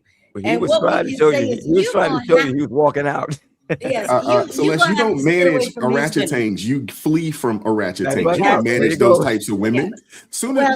If I was dating a woman back in the day and she showed any signs of this kind of behavior, you only get one time. And I'm like, nah, that's it. Yes, I think that we have to stress, like you said, in jail, possibly losing their life, possibly the fact of the matter is her putting you in these situations is never gonna add to your life. It can only take away. And I understand that sometimes somebody can be cute or they could be smooth talking or whatever it is that you all like in these women. This type right here, I don't care what they look like. Stay away from that, because I promise you, whatever you have in your life, they are there to deplete it. They are not there to add to it. They can't add to it. They can't. And because she was intentionally trying to create a situation. All of that, and that's why you're gonna lose your job. And that's why and I'm just so glad that this was a man who just didn't take all that bait. He didn't punk up, but he didn't take all that bait from her. And I wonder if that is because he was from another culture. I'm not No, sure. he looked like he was either Puerto Rican or Dominican. Well, if he's Puerto Rican or Dominican, they're about that smoke too. Yeah. They're about it too. You know, they're about it. Spaces, we're gonna give you the last word on this. We're gonna keep it moving. So I was thinking, right? So first question. The girl at the end of the video, that wasn't the girl that was in the restaurant, right? That's two separate people. No? I think it was two separate people, right? Yeah, I thought it was two separate people too. Yeah. Yeah. So on our show, I think it was Sunday before last, I was saying that, you know, we use the phrase common sense, right? And people say common sense isn't common, right? And I think that's I think I look at it from the standpoint of common sense, right? Because common sense, like we have Zoran Mamdani, right, promising all these things, right, all these free things. So like the what is it called, the rent freeze, right? If someone is posing, if someone is telling you that your rent won't go higher, right, ever for the next 2 years, you as the renter would say, you know what, common sense to say I should go for that, right? However, the common sense on the side of the property owners is like, okay, well, what about my money, because my property taxes is going up. That's right. Right. So in this situation, that's why I say common sense is subjective, because there's 3 different people essentially involved in this, which is 3 different aspects of common sense. Right. So common sense to us would be like, okay, you should probably sign up for their emails, and the email will tell you what you need to do. Sometimes people, I've done that before. I've literally on my birthday month, not birthday month, but before my birthday month, signed up for a bunch of different things and got a whole bunch of different things for free. All I had to do was sign up. But it is changing now to where it's like, okay, you gotta sign up for the emails and do something on the app and whatever, and then you get your stuff for free. Some people even say you only have 24 hours to use this coupon. Whatever the case. Her common sense in this situation was, it's my birthday, I should be able to get something free. Our common sense is that is stupid. Now, Buddy's common sense, her man, his common sense was like, I only got a duffel bag and she got all the bread. So the question is, whose common sense? You know what I'm saying? So there you go. In this situation, at the bottom line, even if you are going into a store trying to get something for free, you should still have money just in case. That part. Common sense. You should. Common sense says that. You know, common sense. But what gets me is the fact that she called him broke. Man, you for a free sandwich and can't follow instructions. He broke? Really? I'm assuming that's not his store. I'm assuming he just works there. So he can't be in the business of giving away free stuff. And usually the people that have money, and you go into a store that you normally go into, you're usually surprised. Right, because I went into Ulta Beauty the other day. They were like, "Oh, you have this amount, and we can give you." I was like, "Oh, okay." And they're like, "Do you want to use it?" Sure. Yeah, very true. Oh yeah, you're absolutely right. Same thing when I go to PetSmart and buy some, dog food or whatever case may be, and they're like, "Oh, you got $5 that we can take off." I'm like, "Oh, okay, that's what's up. Go and take that $5 off." Thank you. Right. If she want free food, she needs to go to Costco and get the free samples. You have to pay. You got to pay. She's not trying to. You got to pay membership to go up in that. She got to get that membership though. She got to get that membership. Yeah, she got to pay for that membership. That's what membership? What membership? What you talking about membership? I just heard they have some free food here. It should be free. I just came here for the free samples. You gonna give me my free samples? But brother wise, the space y'all have to. Do y'all know what went on in that car? After they got in that car. Oh, she done cussed him out like it was nobody's business. You already know. I know you ain't see this man over here disrespecting me, and you ain't. I'm not. That is literally what happened. Restitution. That's why he probably walked home. He probably just went ahead and walked home. He ain't like, I ain't even getting in that car. He don't have a car. Had his cell phone on. That's not his car. He should have had his cell phone on when she got in the car. Yep. I could have done the parking lot breakup. I've already called you an Uber and I'm leaving. Okay. Here's the rest of the story. The last thing, Mr. Wise, super quick. The way to rectify this situation as a particular man that was working for, was it Jersey Mike's?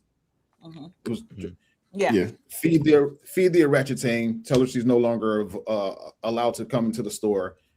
You're on, and then maybe give a discount or something if you can to the people that are in line for having witnessed that. Yeah, you can't reward bad behavior because Jersey Mike's did back him You up. have a whole lot more ratchet things up in there. Yeah. Jersey Mike's did back him up because she did call corporate. Oh, they backed him up. Well, yeah, I mean, he was wrong. Hey, if you knew you were supposed to get a free sandwich, you sign up for the app and then you show them the app and they scan whatever little barcode that's on the app. She was dead wrong. But otherwise, she may have to pull out the camera in the moment. But there's cameras in that store. There's cameras all in the store. Yeah, absolutely. Not to mention, this is Baltimore City. So if anybody knows anything about Baltimore City, to be honest with you, her behavior might have been somewhat tame. To be honest with you. You're absolutely correct. And wouldn't it be funny if she walked out the store, and I'm surprised. She did walk out and there was no fisticuffs thrown. So her behavior was somewhat tame for Baltimore City. And to be honest, if you're going to work in stores in these types of areas, I'm sure corporate understands that, hey, you're gonna deal with some people like this. You know what? That goes to show the fatigue is real, because there was a time when corporate was not backing people up, particularly if they were on camera and particularly if the person was Black. You know, they felt the need to appease everybody. So the fact that they said no, they must be getting sick and tired of this type of activity. And absolutely. Bonquasia and Shanquisha are always showing up, so they understand that Bonquasia and Shanquisha act up all the time. Was this in Mondawmin Mall? Well, no, if it was over there, you know what I'm saying, there might have been some pew-pewing going on if it was over there, you know what I'm saying. She was stealing no chips, no property was damaged. Like, seriously.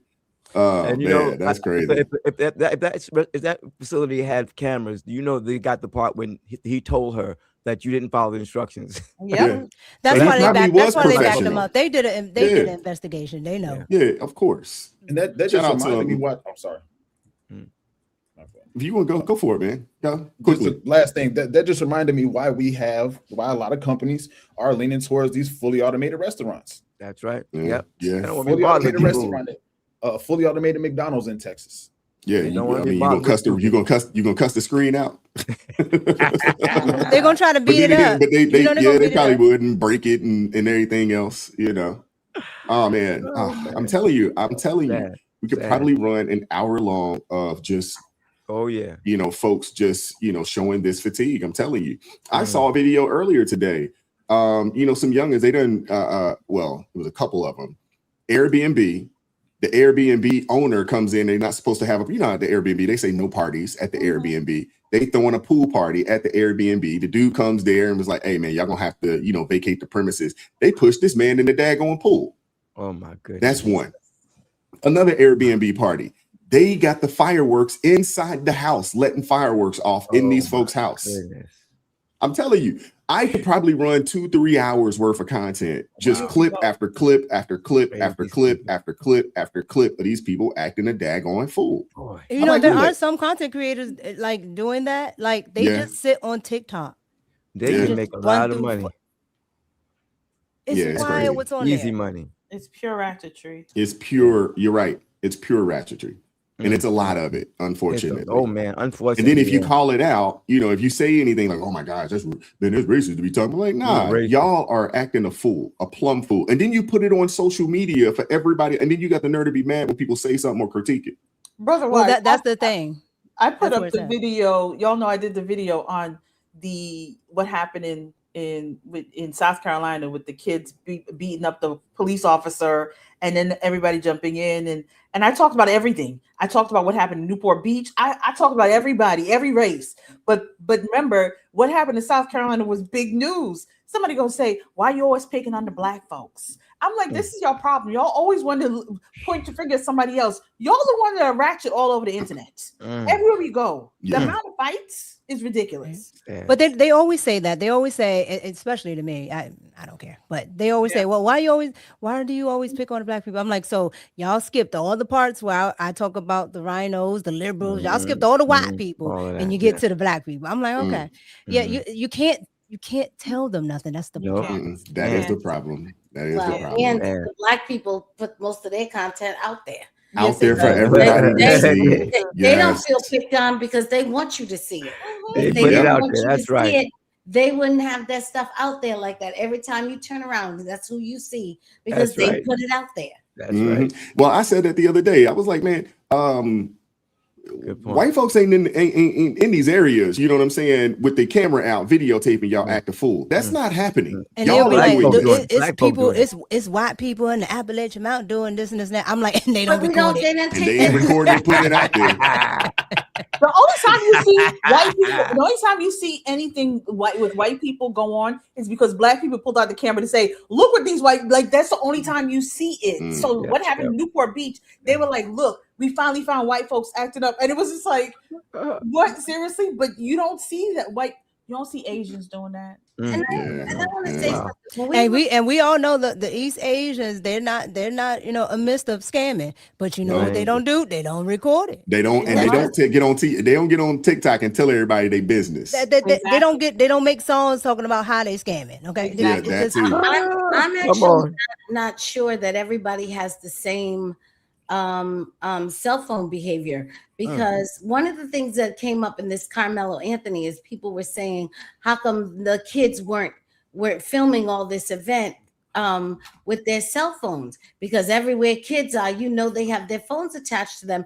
And I was thinking, you know what, maybe these kids don't, which is why we don't see them on the internet in the same way. Maybe more upper echelon areas. Maybe that's not they something that is done. have their phones that way. And we're looking at it, or others were looking at it saying, well, we know there's more video because there were so many kids and they had their phone. No, you're judging this group of kids by the way your kids act. That may not be the case. I don't know. I don't live in Frisco. But what I'm saying is there's a possibility that all kids are not behaving the same way with their phones. No, Celeste, you're right, because most people, look, my kids and some of my friends' kids, we're all the same way. Listen, you see trouble, you better go the opposite way. This ain't time to pull out your camera and go record it. Listen, we want no parts of this. We out.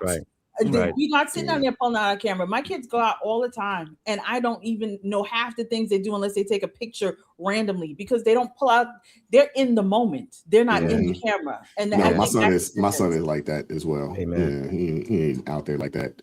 Shout out to Jeff. It's Not Your Fault, Alan, our recovery channel. $11 super chat says, good morning, ARP fam. Peace be with you and your spirit. Have a blessed day. Thank you, brother. Appreciate you. Shout out to Miss Tate in the building. $5 super chat says, anyone begging for a free sandwich can't afford an attorney. Y'all. He said that in the video too. He said, you can't afford one.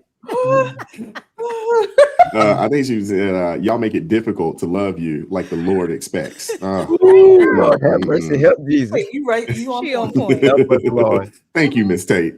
Shout out to Jeff once again. It's Not Your Fault, Alan, our recovery channel. $11 super chat says it's behavior like hers that's making more and more people of all races becoming lactose intolerant. Oh my goodness. Not lactose. Lactose intolerant. That's it. Hey, I don't know. Jeff might have just coined something. Yeah, lactose intolerent. Jeff, I need a shirt that says that, Jeff. I'll walk around proudly in that shirt. Come on now, give me that shirt. Intolerant. Lactose. That's a first. I like that. I like that. Make your stomach boil. Look at that. The boys over at No Key gonna have that on a t-shirt this weekend. Well, shout out to Karen Elliott coming through with the $5 super chat. Says, thank you. Got my raffle win book. Appreciate it. Please make me a t-shirt that says, I don't want any part of your ratchery. Miss me with that. That's a lot of work. That's a lot. We'll work on that. Shout out to Teddy Marcel coming through. $2 super chat said he said that with his whole chest. Well deserved. Teddy once again, $2 super chat says, he used to work at the Waffle House. All the videos I see at the Waffle House, they gotta fight. You gotta have some thick skin to work at certain Waffle Houses. Certain Waffle Houses, you gotta have some thick skin and be able to. Keep telling me to go. I'm not going. Well, you ain't got to worry about it. If you go to the one up in Frederick, ain't no problems up in Frederick. You ain't got to worry about that. Frederick's fine. It's that joint around there where Crystal lives at, over in East Atlanta, now you might need to be concerned. You take your butt down to, South Decatur, you might need to be concerned a Waffle House off Candler Road. You know what I'm saying? If you know. Very true. Waffle House is all up and down the Eastern Seaboard. He calling out the states. Now, Frederick, you can go. Frederick, you can go. It don't matter what time of day. You straight in Frederick. You know this. Yeah, Frederick is very, very, very, very nice and well policed. You straight in Frederick. Now, if you find your way, out, going towards Eastern Maryland, you got to go up like going towards Delaware, Bel Air, Maryland. If you know anything about Bel Air, you're not gonna have no problems out in Bel Air. You know what I'm saying? You go up to Bel Air, you're not gonna have no problems. The name Bel Air, you're not gonna have no problems at Bel Air at 2 or 3 o'clock in the morning. That's where all the nice museums at and the national parks. And, yeah, you straight up there. You straight up there. You know what I'm saying? Now, that might be the reason why there was no Waffle Houses in Baltimore, because they can't stand for something to be open at 3 o'clock in the morning. Are you crazy? No, but you go a little further to Delaware, you get to that Christina Mall, child. Wow. So don't worry, Mika. I know where to shuffle you around to get you to a good Waffle House around here. Well, Mika can go she can go right on up to Frederick, right up 270. You're not gonna have no problems at the Waffle House in Frederick off of 270. You're not gonna have no problems up there. It's good people up that way, wealthy people up that way. Absolutely. Wow. Shout out to Jeff once again. It's not your fault. Allen Recovery Channel $11 super chat says, I disagree with Celeste. That a silverback female and she was in season, requires large amounts of carbs during the process, avoid at all costs or face their wrath. Jeff, come on, man. What you eating today, Jeff? What you eating today? You drinking something? Jeff on one today. Hey, what's going on? Are you off this week or something? You know what I'm saying? You already, it ain't 12 o'clock yet. You shouldn't be in the liquor cabinet this early now. Come on now. That was a silverback. Shout out to Uncle Darnell with the $2 super chat says the Tangs is gonna get they free sandwiches. That part. Y'all are best, man. Shout out to Mark Herrera coming through. $5 super chat says, I avoid confrontation at all costs. I have too much to lose, and that's what makes things get dangerous. Love like Jesus loves. Yeah, I agree with you. That's the problem. Too many people in Baltimore City ain't got nothing to daggone lose. That is the problem. Yes. Shout out to Alicia C's $5 super chat says, common sense would tell you that if you are getting something for free, you should at least show some humility. That part. Yeah. Who's common sense? Yeah. Who's common sense? Shout out to Uncle Darnell, $5 super chat. Modern low IQ people label you broke when they can't get something off you for free. Ironic, huh? That's the crazy thing. That is the crazy thing. I'm like, wait, you are looking for something for free. Got the nerve to call this man broke. I just don't understand these people, man. Me neither. I don't understand it. I don't understand it. Shout out to Wifey in the building watching the show. She always watches the show. Shout out to Wifey. Says, good morning, everyone on the panel. You guys are doing great. May this behavior never find me. Jesus be the fence. I know that. Miss my Kate. That's my baby. Yeah. That's my baby. That's right, boy. Yeah, she's not here. She's out. She's up in Maryland right now she's handling business up there. So, we are apart. I think this is the longest that we have been apart from each other since we started dating way back when. We've never gone this long. So she missing her man. So I want to say something real quick. So and vice versa. You're absolutely right, Minister Dan. I was looking a little thin. I thought that explains it. Yeah, I ain't had a home cooked meal. To watch. Wifey ain't home. Wifey ain't home. I drank fruit smoothies yesterday. That's Spaces. What was you gonna say, Spaces? No. So I just wanted to add how words in the dictionary have multiple definitions. Mm-hmm. That's the case with Black fatigue, right? I learned that Black fatigue originated as Black people being fatigued of how they were being treated by white people, and now it's changed. It gotten a second definition as to the fatigue that we see about people being fatigued of ratchet behavior. How Black people act. Some Black people act.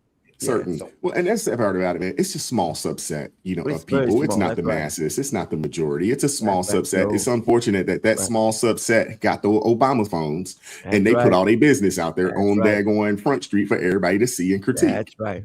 That's the problem. Obama did this. This is Obama's fault. He gave everybody access to a daggone phone. This is Obama's fault, man. Yeah.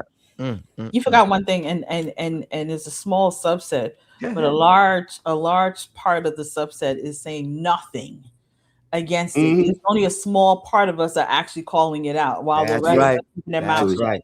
Also a part of the problem. True. So true. There are less people speaking out about it than the people that are doing these activities. That's right. So if you have 100 people doing these ratchet activities, you'll have 15 speaking against it. Then the other 85 are like, y'all, you 15 shouldn't be saying that. Y'all shouldn't say anything about it. Let them do what they do. Stupid, which is drives me crazy.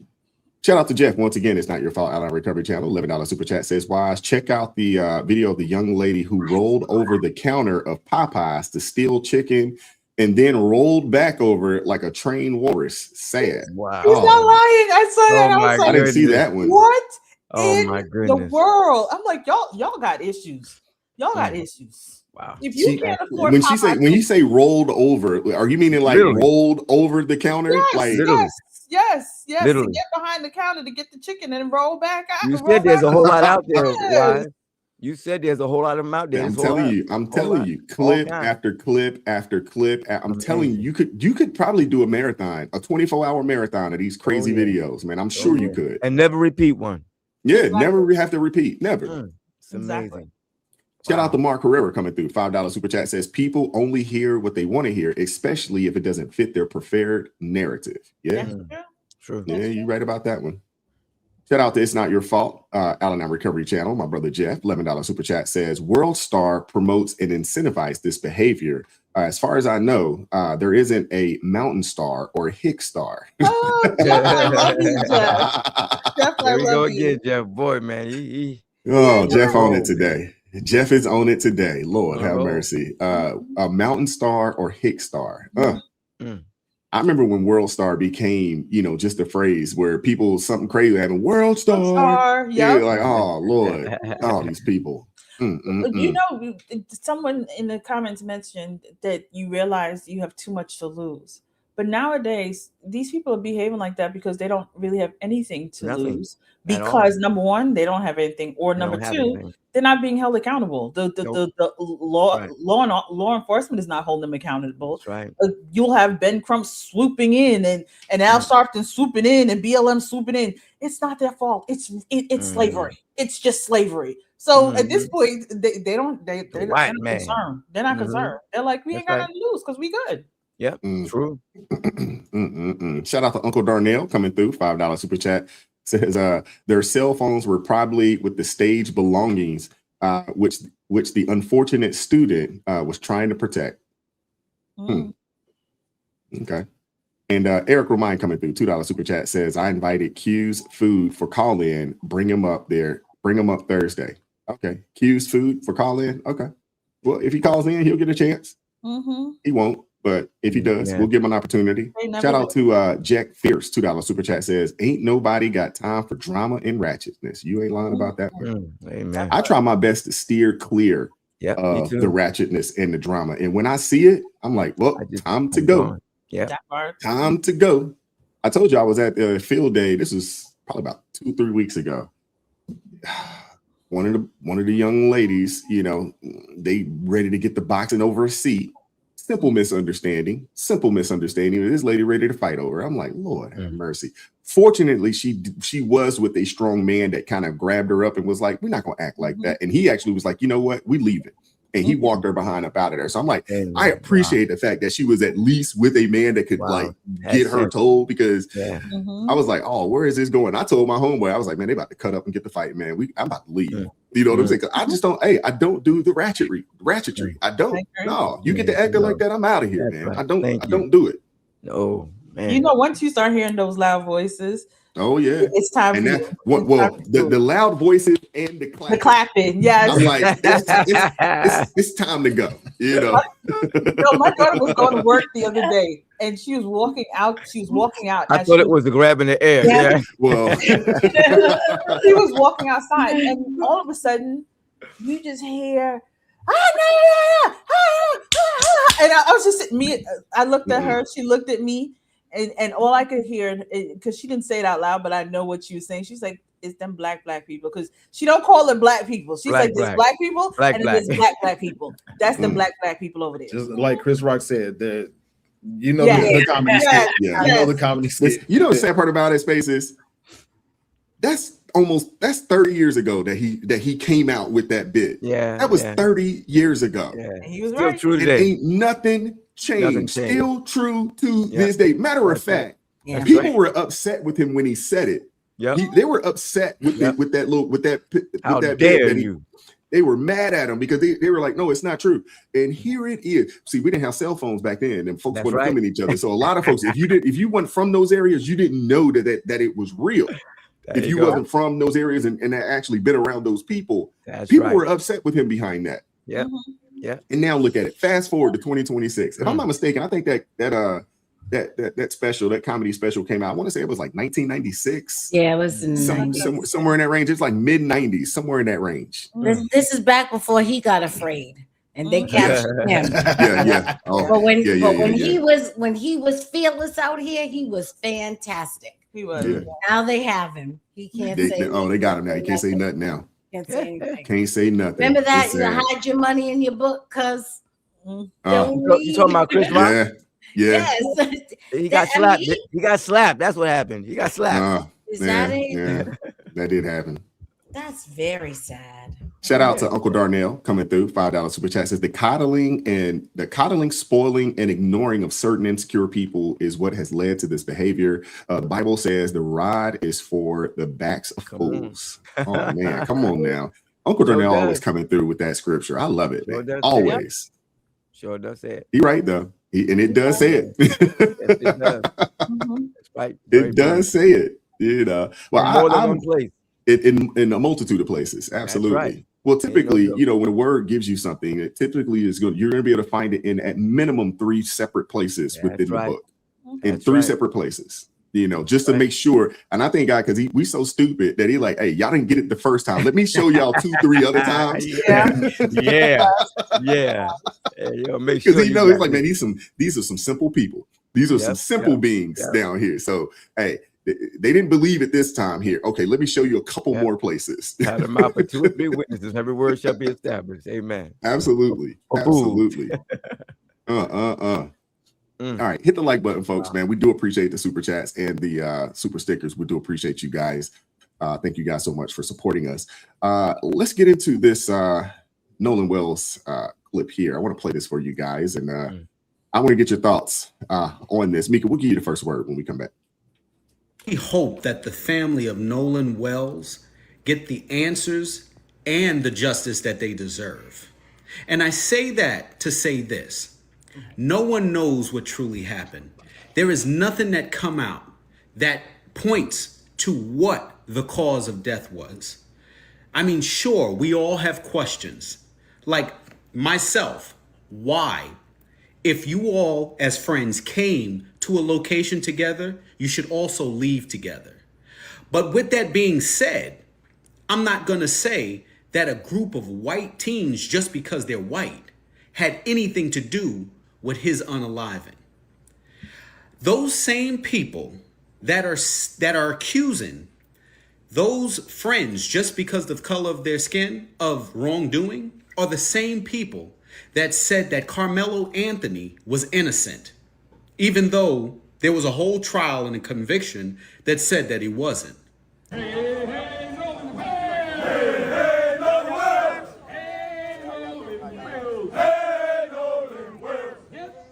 Know the truth. Yes, sir. Know the truth. They can't lie to you. They can't lie to you. Hey, Nolan Wells. Hey, Nolan Wells. Hey, Nolan Wells. Hey, Nolan Wells. We're not bringing in race, but we're not discounting race either. He was one black with 3 young white men. Does not make sense. But then I'm telling you, don't rush to judgment saying it was not racism, because we don't know what it is. So to tell us don't rush to judgment saying it was racist, we do know what these parents are being told and what the parents have now shared with us. Jackson County, Mississippi Coroner's Office is awaiting autopsy and toxicology results. Are they saying anything? Are they declaring it a homicide, or they're declaring it accidental? As far as we know, His mother, Christine, and his father, Elmo, say they haven't gotten any answers. This is definition of a circus.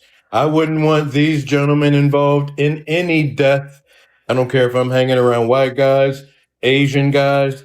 I don't want these dudes involved. It's nothing but a circus. Now I know it has nothing to do with race. I told you Al Sharpton and Ben Crumskull was. They're going to go around 50 states and nitpick cases that they can put a spin on and use to create more racial tension. They're race baiters. This is what they do. They're race hustlers. Autopsies done on black children in America with foul play is presumed to be involved is exactly how this country look at black Americans. I'm not listening to no dude with a pink do-rag on That his part. head. Not one dude with a pink do-rag on his head. I'm Tamu just Saucy putting that out there. Santana. I cannot believe all these white tea people keep telling us to stop making this about race. Bitch, this happened in Mississippi. Do y'all not know what the happens in Mississippi to us? He ain't never been to Mississippi before. Exactly. In his life. Can't Come on. spell it. It's a fact. Man, y'all getting on my nerves. Your ignorance is so ignorant that it is ignorant. Spell ignorant. Mississippi. This is why it's about race. Mississippi. Mississippi. M-I, cricket letter, I. Mississippi. You know they had to make up a song. So yes, it's all about race. That's the only way he can spell that. That's the only Correct. way. Great wise. Don't you remember when they taught people on Good Times how to spell it that way? Florida was running around talking about cricket letter, come back, Which cricket letter? Oh my goodness, yo. Oh my God. I didn't even know he was gonna do that. With you, y'all want to come back and call me a racist for calling out your racism. Yeah, whatever. I actually give up. Y'all never cease to amaze me. Never. That's why the president makes money off y'all. He said that y'all were the dumbest demographic on the face of this planet. We're dumb. Dumbest When did he say that? When did he say Let that? me write that down. I need to launched address a that. GoFundMe for in loving memory of Nolan Xavier Wells. They're up to about $650,000 on this GoFundMe. There's a report that Byron Allen, black billionaire, media mogul, has donated $100,000 to the Nolan Wells GoFundMe. This thing, I think, will get to $1 million. They got a goal of 750, but they just keep raising the goal every time they reach it, and it gets higher. You know, it may have started out at like $50,000, but now they're all the way up to the goal is $750,000, and I would suspect by the end of the day they'll have a goal of $850,000 because they'll surpass the $700,000 mark or whatever. It's troubling. Is what the only thing I can call this is troubling, that they're following in a pattern that we saw from Carmelo Anthony's family. My black child has died, and I'm owed reparations. I'm owed some sort of financial settlement because my black child died in proximity to a white person. And I get to launch a charity off of this tragedy, and that money will help soothe the pain of the loss of my child. And I get the pretense of the argument would be, well, I've got to have money to buy the kind of justice that I want for my child. I guess the argument would be that Mississippi is so racist that if I don't have money to spread around, I can't get Mississippi, law enforcement in Mississippi, to pursue the truth. But there's also the other argument that some people could make is if I don't have money, I can't manipulate the truth. I can't produce the truth that I want. And so let me start a GoFundMe. Maybe I'll use some of it to improve my life. Maybe I'll use some of it to make sure I get an autopsy report that backs up my contention, or an autopsy report that tells the truth, a toxicology report that tells the truth or supports my narrative. But this seems like the way that we're headed, and I'm pointing to Carmelo Anthony as like he laid the blueprint, but maybe I should point even further back, that this has been the point of the entire Black Lives Matter movement from the get-go. Whitlock's on point. I know a lot of folks don't like him. I mean, they probably feel the same way about us as, they feel about him, but he ain't wrong here. And here it is. These folks have raised upwards to $700,000. That number is getting closer and closer to $700,000. Byron Donalds, not Byron Donalds, but Byron Allen. He did donate $100,000. I went to the GoFundMe myself. It is there. He donated $100,000, to this. And what's really sad is that over the 4th of July, there was a multitude of Black people that were unalived. Crickets. Juneteenth, same thing. Memorial Day, same thing. No money raised for any of these people, but because they think that there is a racial element here, all of a sudden we're marching, protesting, things of that nature. I will say this about the Hebrew Israelites. I do appreciate seeing the brothers get together and unify in a somewhat positive way, even though, how we feel, about what they believe, so forth and so on. They do show themselves, as unified and strong. So I can appreciate that, but they're off here. Amen. And where's the work being done in all of these other communities around the country that actually need the help and need the assistance? Where are the GoFundMes for those young people that lost their lives a couple of weeks back? Where are those at? No march. Before I let you guys speak, I want to play this clip because there's this young lady. Her name is Delisa Ballinger. I talked about her earlier this week, I think earlier this week on the channel. She lost her job, out in Memphis for, supporting Trump. She was a journalist. She worked for some, Black publication out there in Memphis, and she lost her job, for coming out and supporting Trump's, efforts out in Memphis to help clean up the city.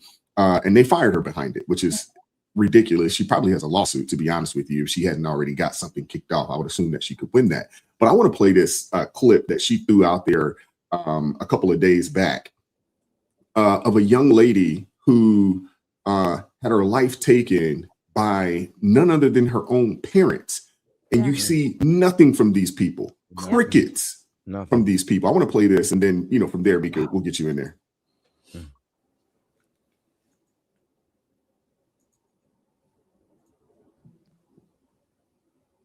Hey, Black community, especially to you plantation Negroes, we not gonna talk about this story right here.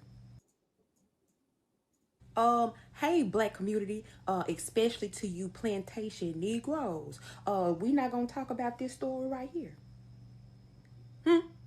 So we're not about to sit up here and have a discussion on why this beautiful Black child was murdered by her own parents.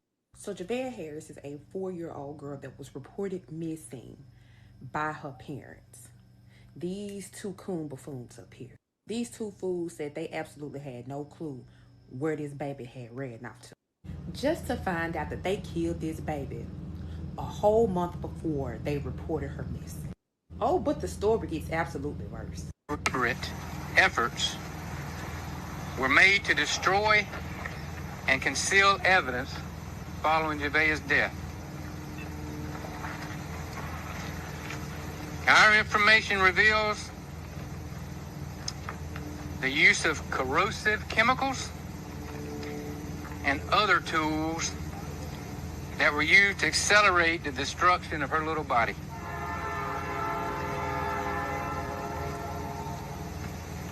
After this was completed,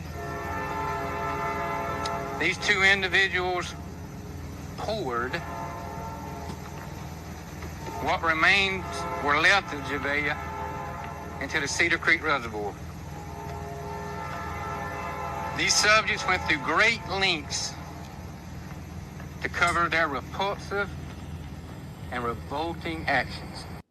See, they had been abusing this baby way before they killed her. And even prior to her being killed, the neighbors said they hadn't even seen her in months. And then the mama got the audacity to be pregnant again. She just had a baby.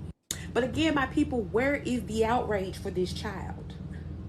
Nobody's marching the streets. Nobody is talking about how these black parents are set up here and killed this baby. You want to know why? Because there's nobody white involved. Now, if somebody white did anything remotely to this child, we'd probably hear about it. See, the race baiters are not going to chomp on this. See, black community, it's bad enough that we're losing each other, you know, by the hands of all these teenagers and just us just doing stuff to us daily.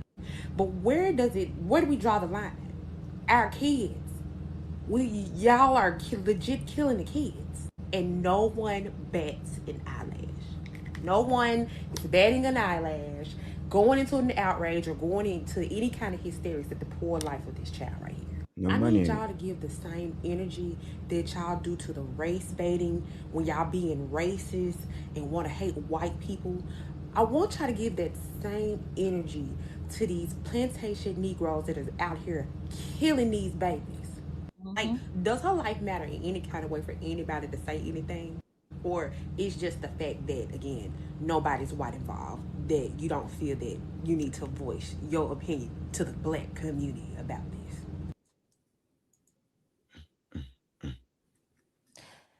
Well, unfortunately, somebody needs to let that young lady know that they do not care.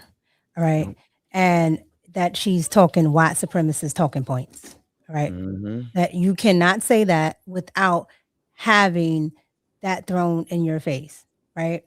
And they constantly say, you know, "Oh, well, people don't care about black babies."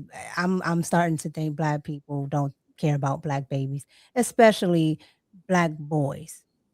All right. But before I get to the black boy, that 4-year-old little girl, when I heard about that, I just to pour your child's content, it's like it was just horrific. And in DC, you hear a lot of things, and a lot of the times they say, well, that's not a black crime. That's not a black crime. I see a lot of black people nowadays doing crimes that they would classify as white crimes. Doing whether it's incest or whether it's the Jeffrey Dahmer stuff, like all of that type of stuff. I'm seeing it from everybody. So, but they're not going to talk about that because they don't want to have that be the face of something that they're doing as well.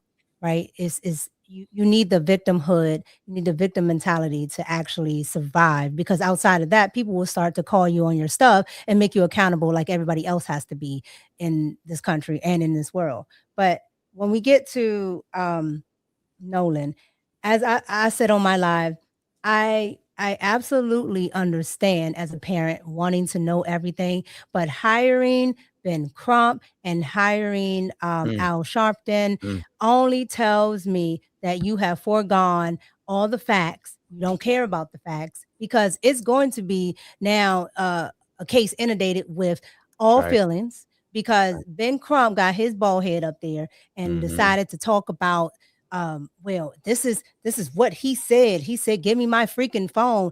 Sir, how did you hear that? At 195, you heard that he said, "Give me my freaking phone." You were able to point that out. How did you hear that? But the mom let it slide because she got on CBS in another interview and she said the same thing. We hear him saying, "Give me my phone." And then she got on there saying things about deleted messages. Well, ma'am, one, why do you still have the phone? And how do you know that there were deleted messages? You have some type of miracle software that usually, investigators have.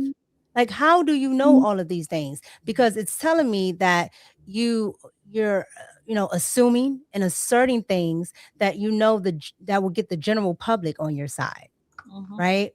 And when pressed about them, not in a malicious way, but when pressed about them, she changes her story. That to me takes away your credibility as the mom and the parents. right? Because now you're doing the same thing that Ben Crump is doing.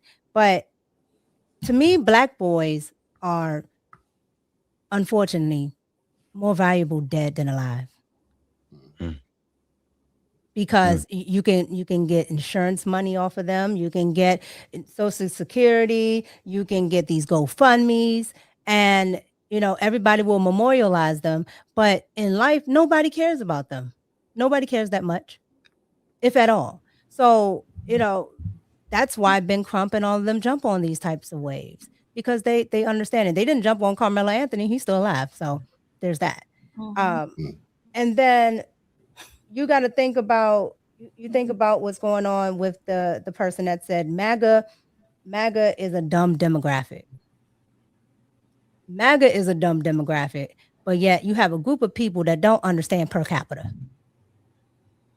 You have a group of people that don't understand that 13% of the population does most of the crimes. How is that possible? And that's because they're not concerned about the community, if there is one. They're not concerned about the actual culture that's perpetuating these type of things. And you would think, with all the I want to be equal, I want equality, that this would be a thing that they would want to have, a black child around white people with no problems. There's nothing going on, no problems. I mean, what is the problem? And it's because they still want to use the old ways of the South from the 40s, the 50s, the 60s, when that's not going on. A lot of these kids, including the white ones, they like the same things. They like the same ratchet music. They like the same apps. They all do the same things. A lot of these kids are not looking at society like the older generations have looked at them, but the older generations want to keep inserting that. And they want to continue the victim mentality, and the kids are trying to get away from it, but they can't, because their grandparents and their parents won't allow this type of stuff to go away and actually be able to look at what's happening to them now. Who's actually hurting them now? What societies are hurting them? What policies are hurting them? No, we want to talk about 1965. And lastly, the whole phone ordeal and these videos that are being put online. Two friends have come out, and I don't know if you guys saw the Tesla and Figaro interview, okay? Because Tesla and Figaro got up there and acted a whole fool. Jesus. Yeah, acted a whole fool, talking about everything. Yeah. But everybody is saying things about this phone and using that as a narrative to say, well, these white kids want to conceal stuff, want to hide stuff. He was arguing for his phone. He absolutely wasn't. The Hispanic friend has come out and said that to Good Morning America, and the black friend has come out and said that it was another kid, which the Hispanic kid admitted that was him arguing on the island. So why do we get to keep repeating these things? Benjamin Crump is posting pictures of things that are outdated, that don't make any sense, that don't go with the story timeline, but he's saying the streets are talking. It's absolutely not about this young man. It's all about continuing a narrative to keep on with the same old victim grift. They're going to keep collecting money. They're going to keep doing these things. It's every summer. It's literally every summer. There's some type of variation of a summer of love. It's starting to be in that boat of fatigue. Yep. And the reason why is because when you get down to it, you won't ever have any actual cases where you can actually claim, that there is, discrimination, like the black mother that was, unalived by the immigrant down there, I think in South Carolina or North Carolina, South Carolina, right? Or Dakara here in Maryland. Yeah. Yeah.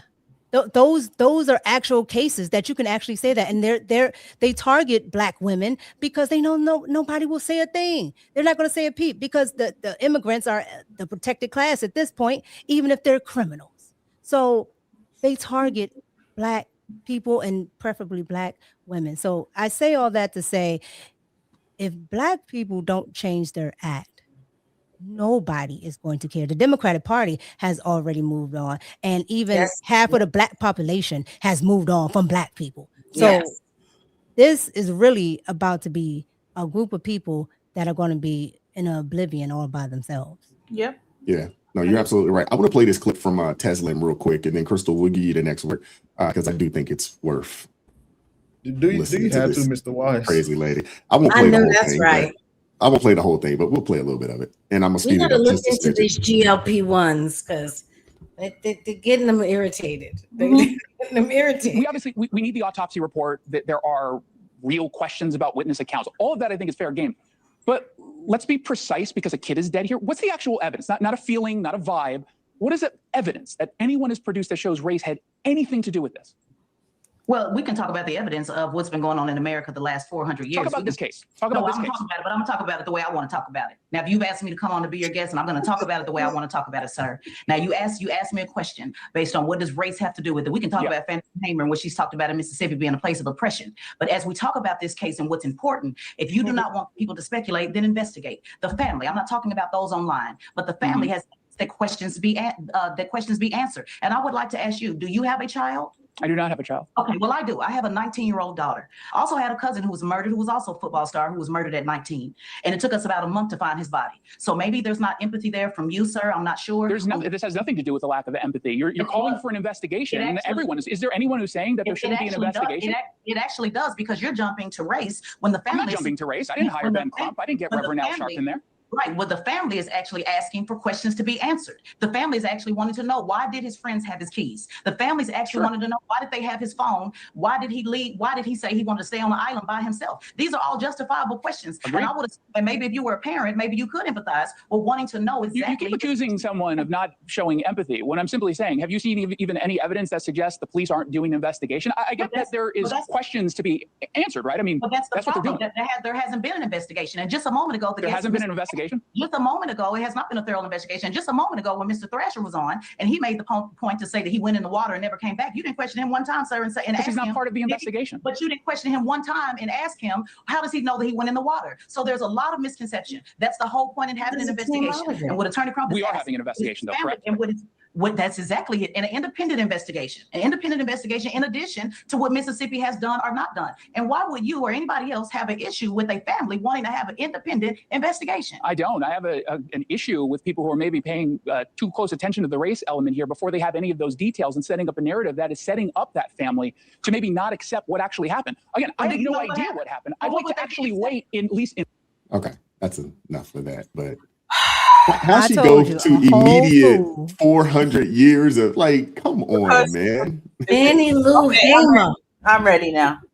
Proverbs 18:13 says, spouting off before listening to the facts is both shameful and foolish. Proverbs 18:17 says, the first to speak in court sounds right until the cross-examination begins. Let me explain something to you real quick here. The dumbest demographic are people like her. You want to talk about who's the dumbest demographic? People like her and the race baiters. That is the dumbest demographic that is out right now, okay? Because they are bleeding their pockets dry right now for a race case that they believe that this is race. No facts have proven that it's race. No facts. People say, well, why would he have his keys? Why would he leave his phone? Let's start off with this. We're going to an island where there's water. First of all, I'm taking my car. I'm leaving the keys at your house, because I'm not losing my keys in the water while we're out on the beach. I'm not doing that. So that's the first thing. Second thing, okay, we parked the boat. We have the boat here. I'm going to be going in and out the water. I'm not going to put my phone in my pocket so that it can get destroyed. I'm going to leave my phone on the boat. So it's good. It's good. That's common sense. But as my dear brother Spacer said, common sense is subjective to these people. Okay, we don't know how people think. I want to go with what my dear sister Mika was talking about, because it's interesting. It's not about race. It's about Democrat. That's what people fail to realize. Because as we pointed out, Dakara Thompson, Larissa Sherelle Thompson, Callie Toller, these are all people who lost their lives at the hands of illegal immigrants. I never saw Ben Crump. I never saw Al Sharpton. I never saw Tyler Perry. I never saw Spike Lee. I never saw Colin Kaepernick. I never saw Byron Allen. Not one of them put money to any of these families for any of these losses. They ain't put money towards this little girl who parents just took her life. They ain't paid to bury that little girl. They ain't paid to do nothing to help with that family. Not the parents, the people who have taken over the newborn baby that they had to remove from that crazy family. They ain't do that. They ain't do that now, because it's not about Black people. And at this point, y'all should realize that it's about Democrat. It's about the Democrat talking point. That's what this is all about. They didn't stop to say, let me bury the young Black boys who have lost their lives in Chicago, in Tennessee, in Baltimore, in Atlanta, in South Carolina, in North. They ain't say, let's bury none of them. Let's pay for that. They ain't do that. They don't care. The only time they care is if they could throw in a race narrative. The fact that these young boys in Mississippi, lives are being threatened. Honestly, Al Sharpton, Ben Crump, and the rest of them should be held responsible, because these teenagers, these young people's lives, his friends' lives are being threatened because of y'all, because of all of you. People should not have to go through that. But because y'all like to throw in a race element every single time, y'all have zero facts yet. There's an investigation, as Brother Wise said last Friday. Do you know what it's like to do an investigation? And now they got to do an investigation on beach and water and sand and all that. Do you know how much time that's going to take? That ain't like a 5-minute turnover. I feel bad for the parents. Yes, it is sad when you listen. My condolences go out to them. But why did you have to play the race card? I'm going to keep it 100. Why did you have to play the race card? Because you did play the race card. You decided to bring in the biggest grifters of them all to show up to speak on your behalf. You couldn't speak on your behalf? Something wrong with your mouth? Now you have the crazy Hebrew Israelites now banding together to defend this foolishness, and y'all have no idea what's going on? This is the problem. This is why people won't take anybody seriously, because of people, when y'all bring in these ridiculous race grifters, for what? Nothing has even been decided. Y'all are concerned about this. Well, he was the only Black boy around these white friends. Clearly, he was comfortable around them, because Black people, y'all saying blackity black Folks, didn't want no parts of him. Let's just be real. We're going to keep it 100. That type of Black boy was not accepted by a whole bunch of Black people, the typical blackity blacks. That is why he was comfortable around his white friends. But y'all want to sit down there and bring in race. Y'all want to bring in race always. As Mika just said, and I 100% agree, this is not the 1940s. This ain't the 1930s.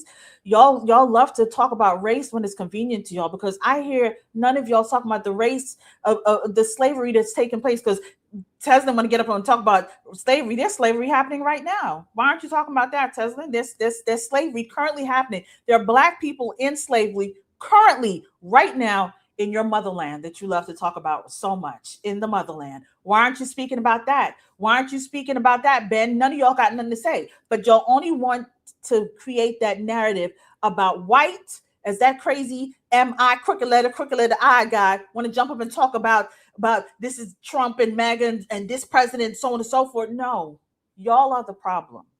Y'all are the problem. At this point, I am sick of y'all. And when you have people like Jennifer Lewis jumping up there and crying about the death of our Black babies, but then you in the same breath are celebrating your unsubscribing of life in your womb, none of y'all should speak. The amount of lives that y'all have taken, millions, y'all have nothing to say. Y'all should speak. Y'all should have no words to say, because y'all have unsubscribed a lot of lives from your wombs. But the only time y'all care about it is if you can somehow or the other throw a race thing in it. And the only race, to be honest, is white, because y'all had no problem with the illegal immigrants taking the lives of different Black lives. Y'all didn't care when the illegal immigrants were taking it. Y'all only care if y'all can attach white to it. And that is why no one takes y'all seriously. And y'all will continue to look like fools.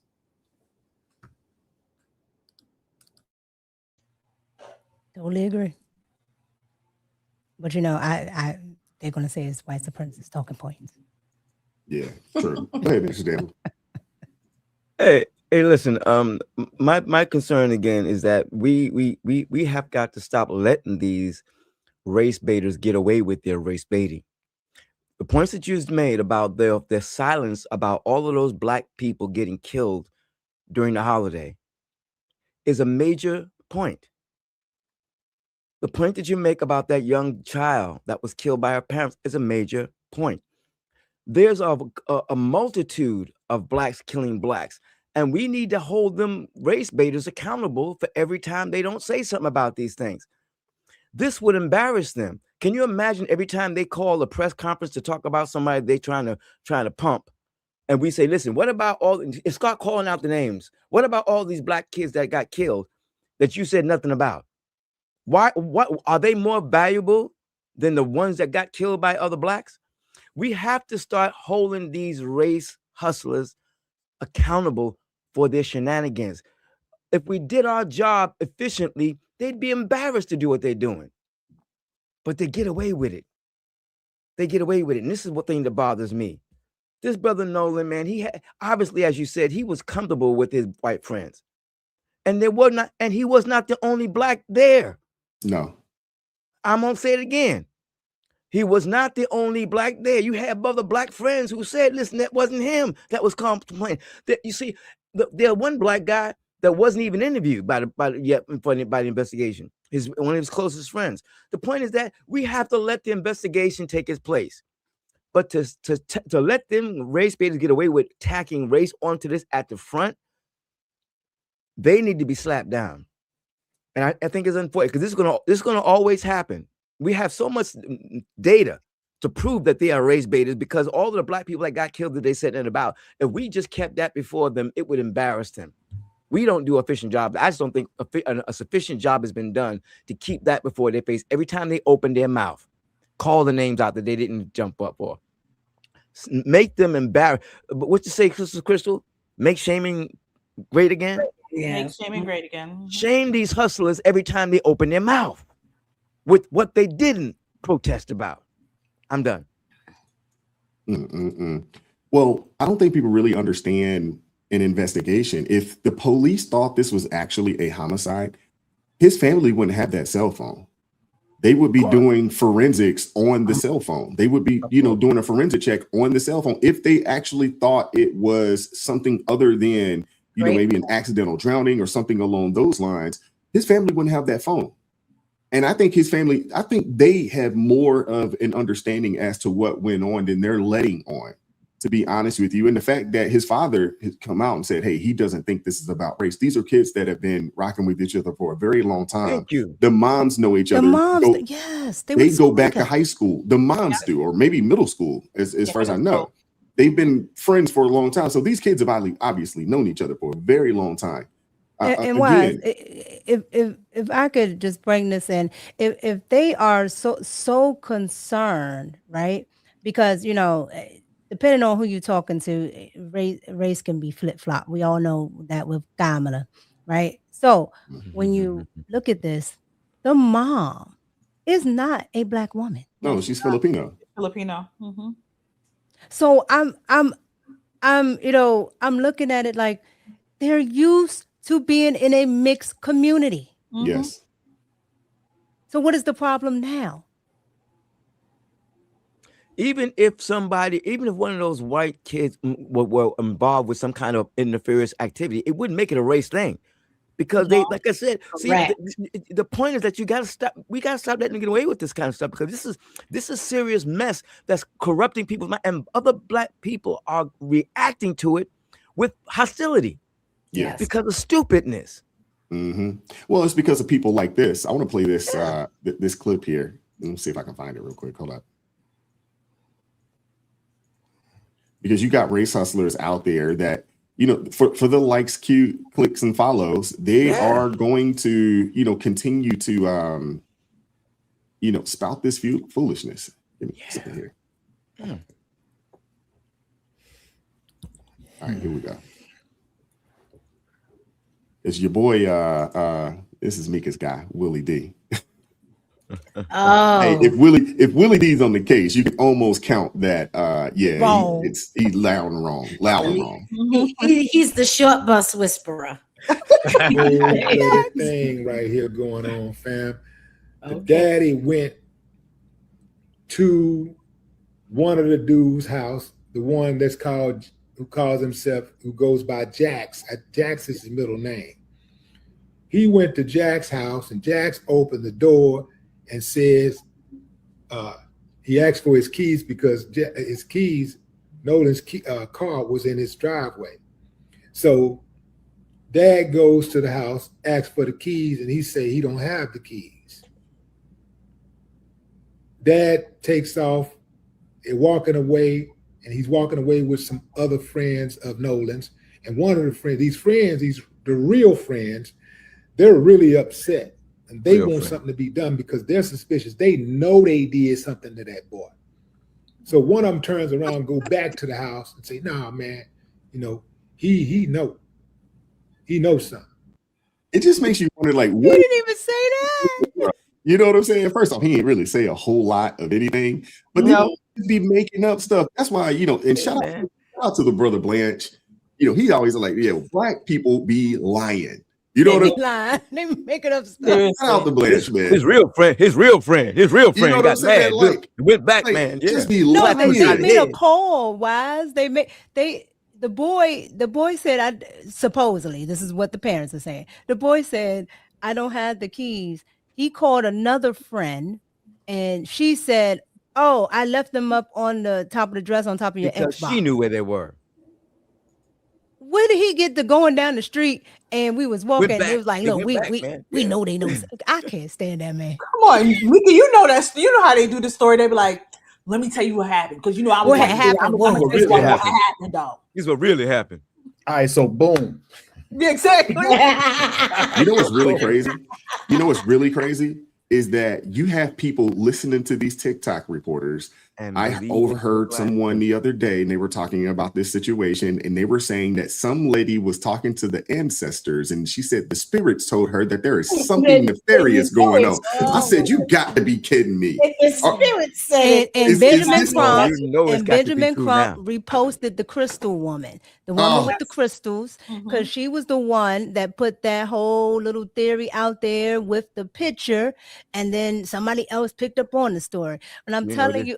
Benjamin, I would expect it from the Peanut Gallery, okay? Because they just want to make content. That's fine. I don't expect that from Benjamin Crump. He's on his thing talking about the streets is talking. Child. All the way. I couldn't believe it. I was like, wait, so now we're listening to people who are quote unquote talking to the ancestors and speaking to spirits? Like, that's what we're doing now? Like, my goodness. The ancestors don't like none of these people. I can tell you that right now. I'm telling you right now. Turn over, nigga, ready. Go ahead, Spaces. It's so many things we could all say about this, right? So, but limited time, got to cut it at some point.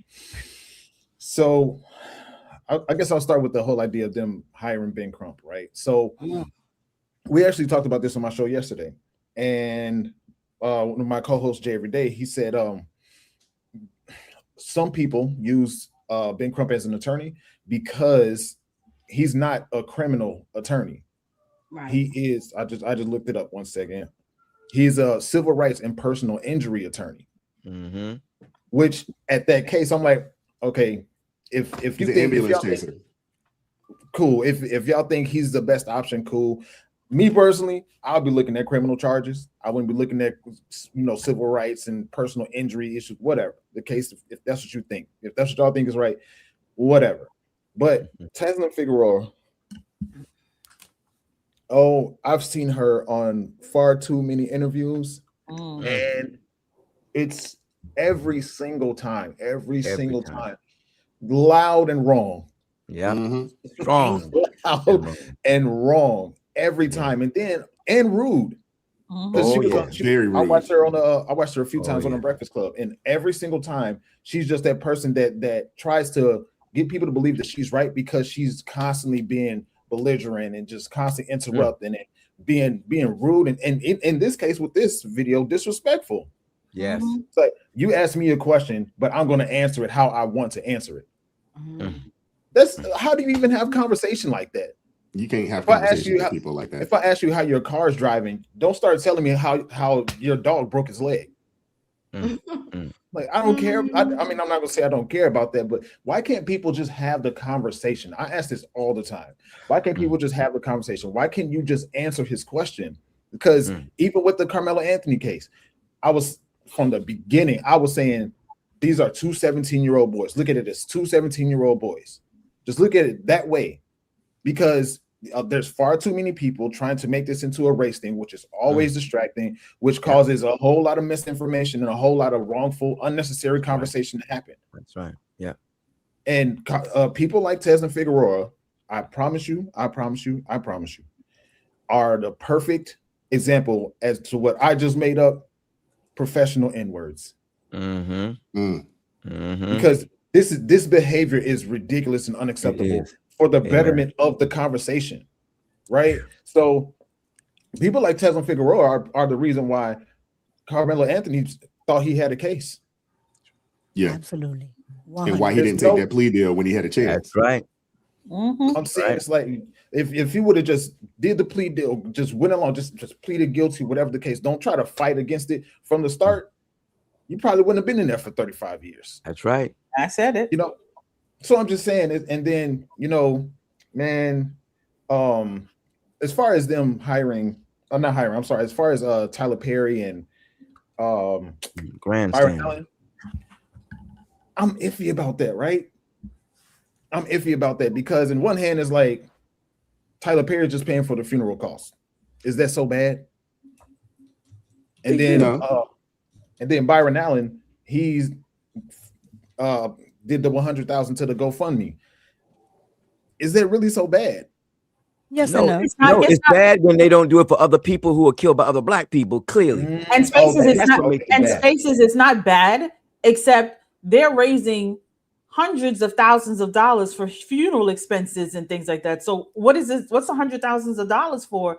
Yeah. If Tyler's covering that, if Colin is covering the independent investigation, if Spike Lee is paying for something else, if all these other people are paying, why in the world do you still have a GoFundMe up? It's to cover Ben Crump's fee.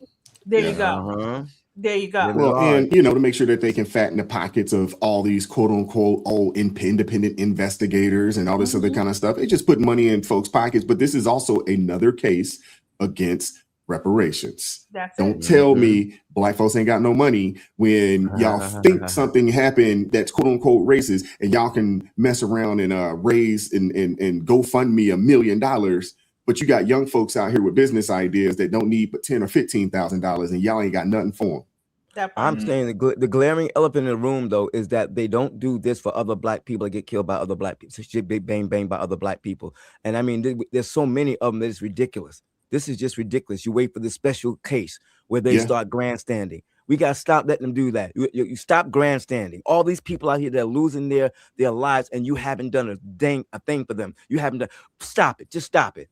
Yes. Was there for the young lady that lost her life, from her friends, out there in Mexico, they got beat up? Did they raise $1 million for her? They didn't raise. No. Stop the stupid. That's right. Didn't raise a thing. Nope. Not even the lady that they keep bringing up, the black lady that was at the white friends' sleepover slumber party. Yeah. They didn't raise anything for her. They keep bringing her up, but you didn't raise anything to get an investigator or anything. You didn't do anything for that. And then they like to bring up what's the young lady's name? Kanika Jenkins. Yeah.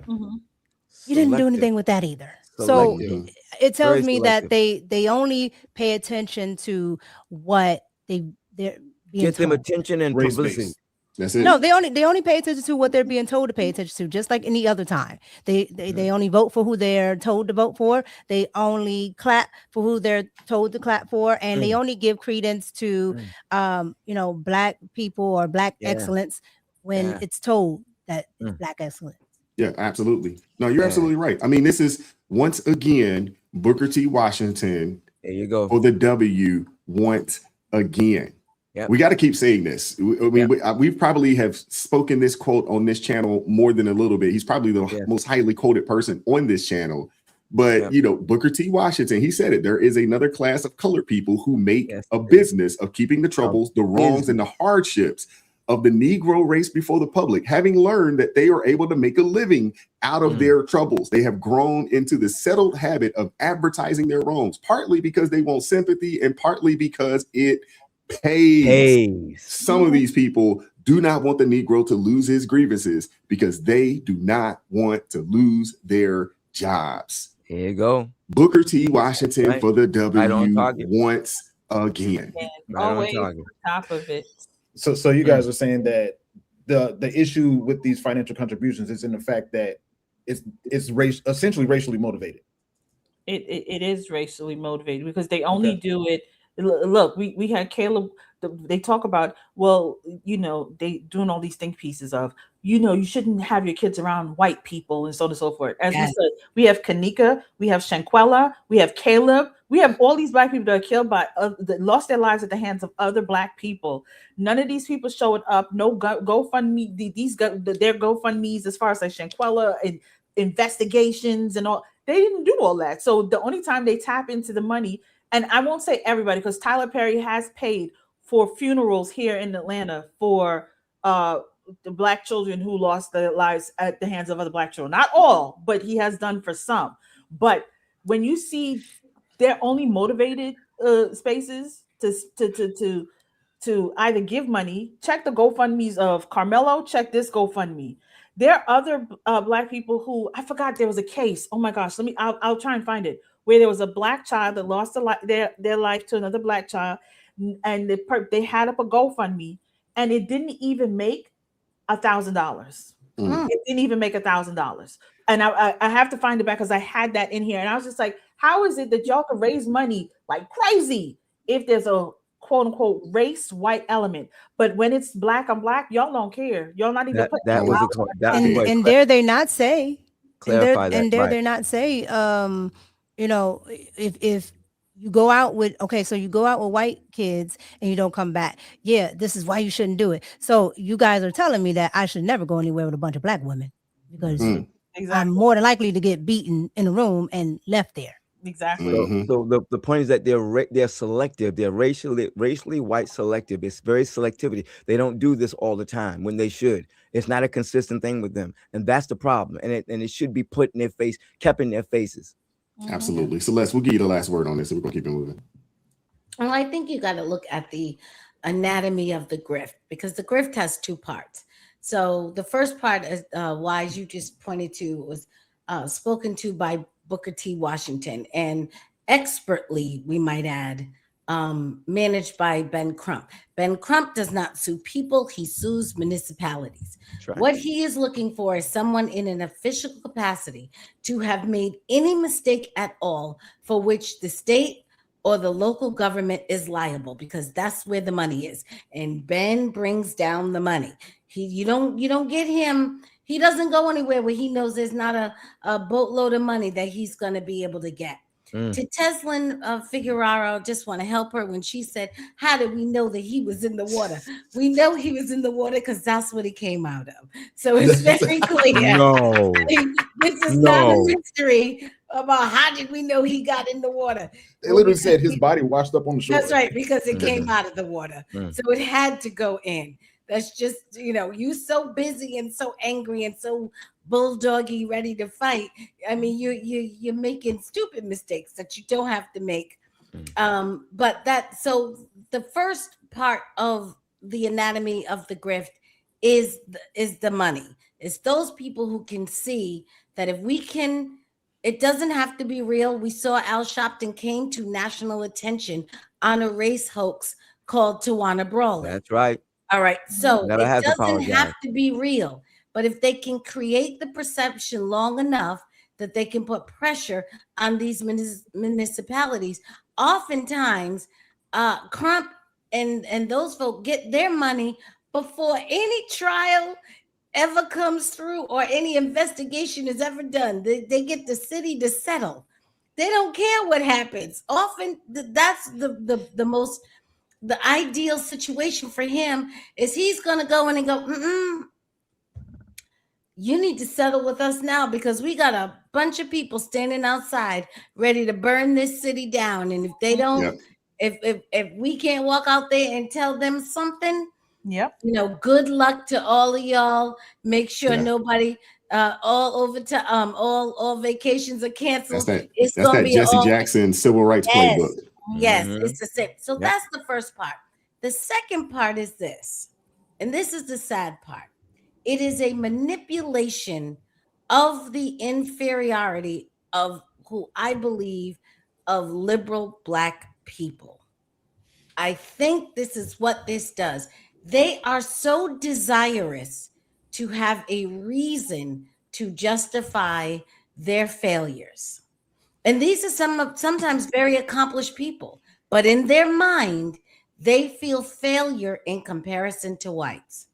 And they need a reason to satisfy that.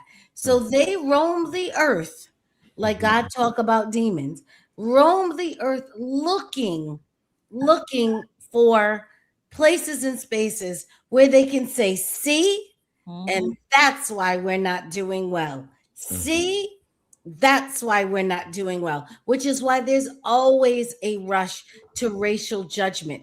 Because if it is, this is why you will always have the Jussie Smolletts. This is why nobody is ever telling Al Sharpton. In fact, he failed up. They rewarded Al Sharpton for his race grift.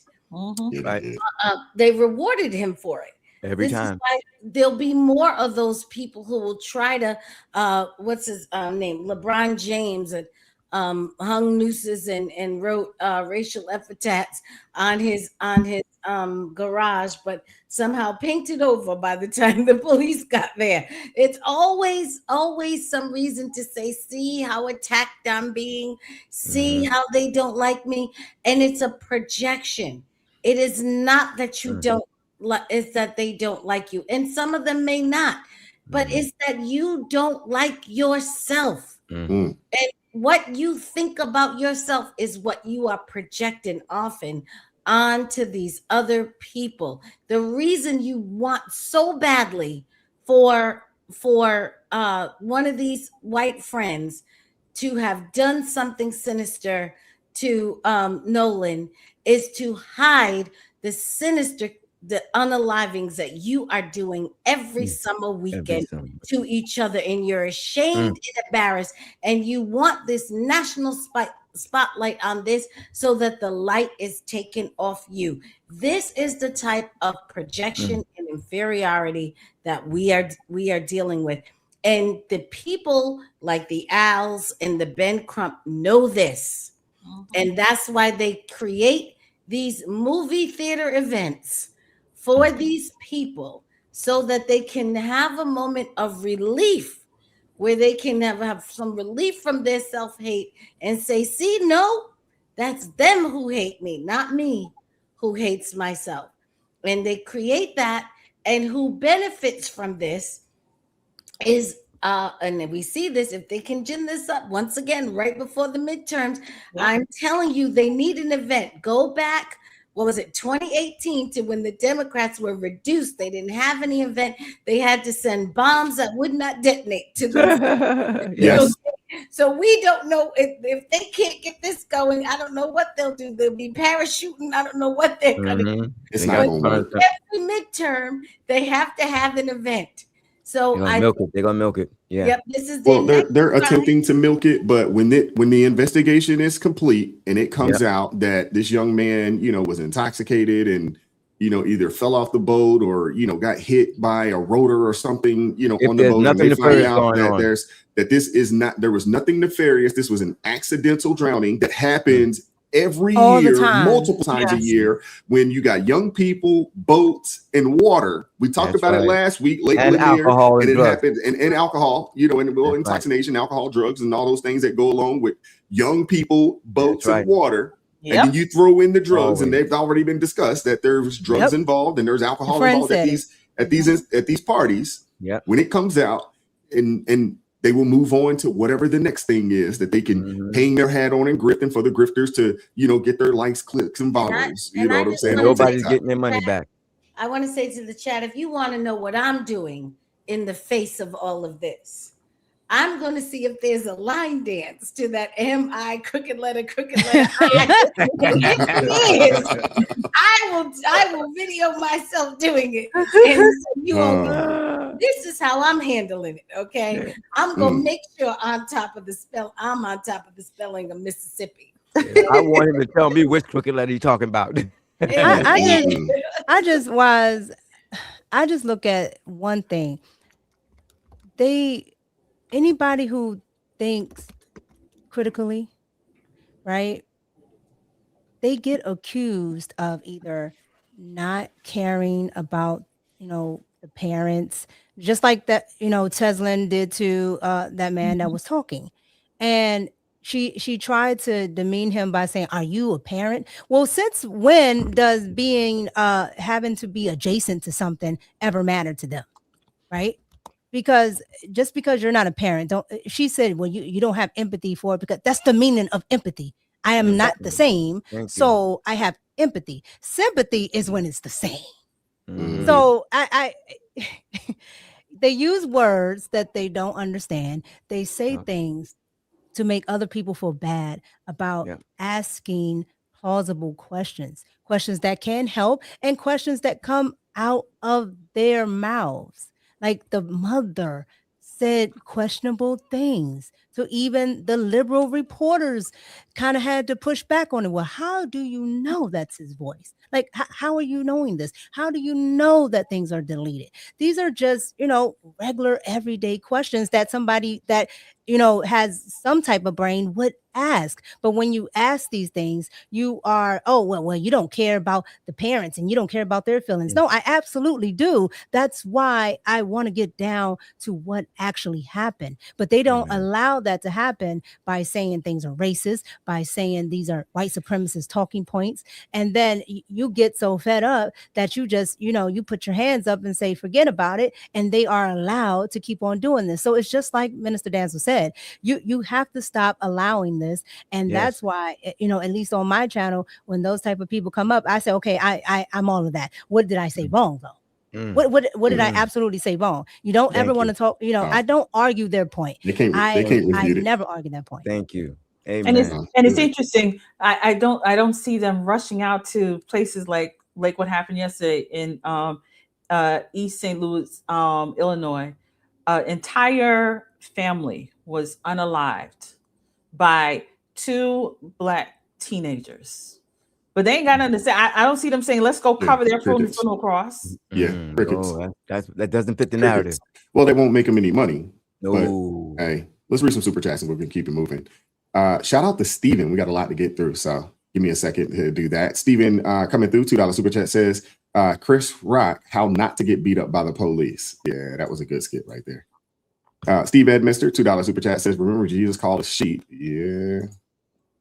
Shout out to Chavis Greenert, $5 super chat says, Al Sharpton and Ben Crump, shaking my head, might as well get Dr. Bryant, Jamal, not the fake degree one, to assemble the Boule Avengers.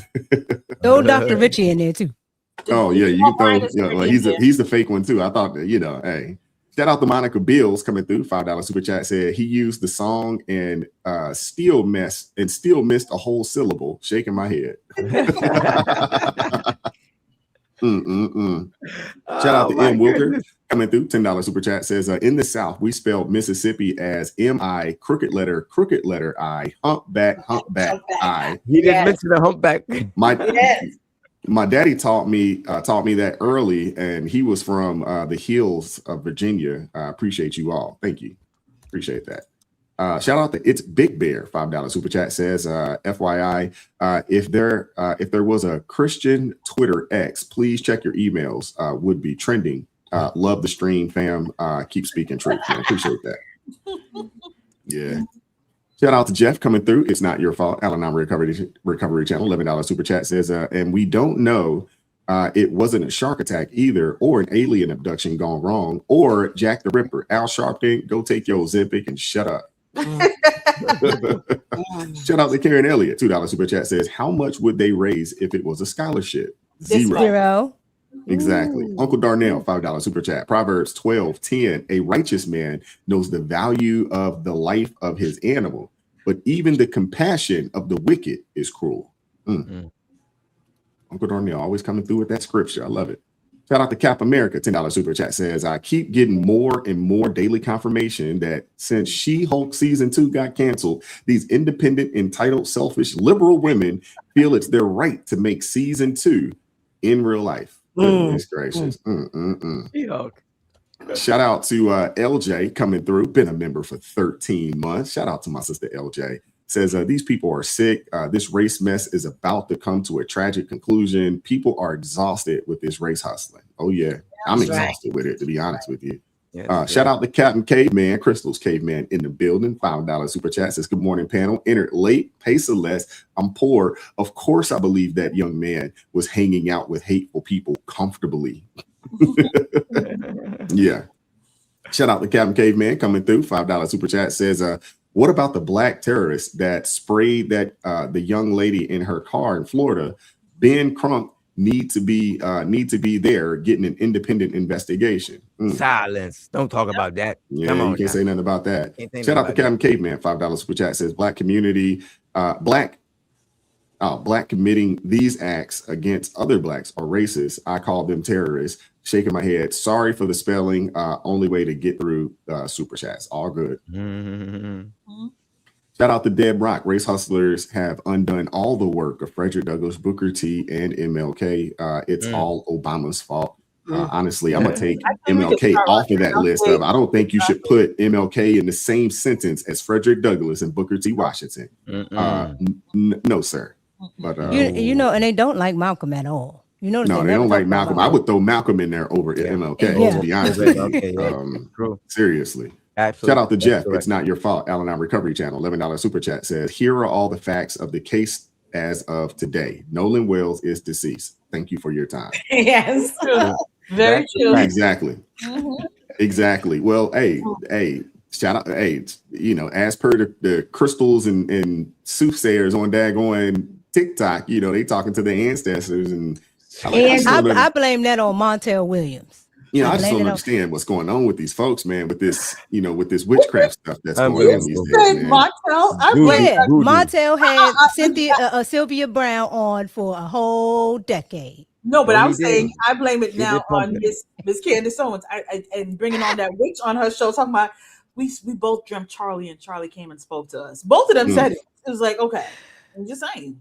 Well, let me There's say a number of them out there talking that Willie D was briefed. Okay, it's a man named Jax. That's his middle name. He was briefed. Now we gotta blame this on Cleo. Now, Sister Cleo. That's right. Cleo. Miss Cleo. That's right. She started that mess. Shout out to Eric Plummer, Baltimore in the building. Hey, Eric, get your folks over at that Jersey Mike's, man. Get your people over there, bro. Shout out to him with the $2 super chat. Says, Crystal, were you in a Neo video? No. You will never know. I'm never going to tell y'all. Y'all are never going to find these things. I think shout out to Miss Tate coming through. $2 super chat says, Willie D twisted into a pretzel pushing conspiracy. Yeah, that's pretty much all he does. Shout out to Uncle Darnell coming through. $20 super chat says, Proverb says, one who gives an answer before he hears, it is foolishness and shame to him. Crystal definitely quoted that. Yep. James chapter 1:19. You know this, my beloved brothers and sisters. Now everyone must be quick to hear, slow to speak, and slow to anger. These people definitely need to hear that, James, man. They need the entire book of James thrown at them. Seriously. Yes. Seriously. Shout out. I'm there with you, you know, but hey, we spoon feed them. You know, they ain't gonna read too much. So let's give them that short book of James. It covers a lot. Proverbs. You want a book, get Proverbs. Well, Proverbs too. Absolutely. Shout out to Captain Caveman coming through. $2 super chat. Bushwick Bill business partner. That's correct. Yes. Hold on. Shout out to Karen Elliott coming through. $5 super chat says, in real life investigations take lingering than a 1 hour True Crime podcast or episode of CSI Miami.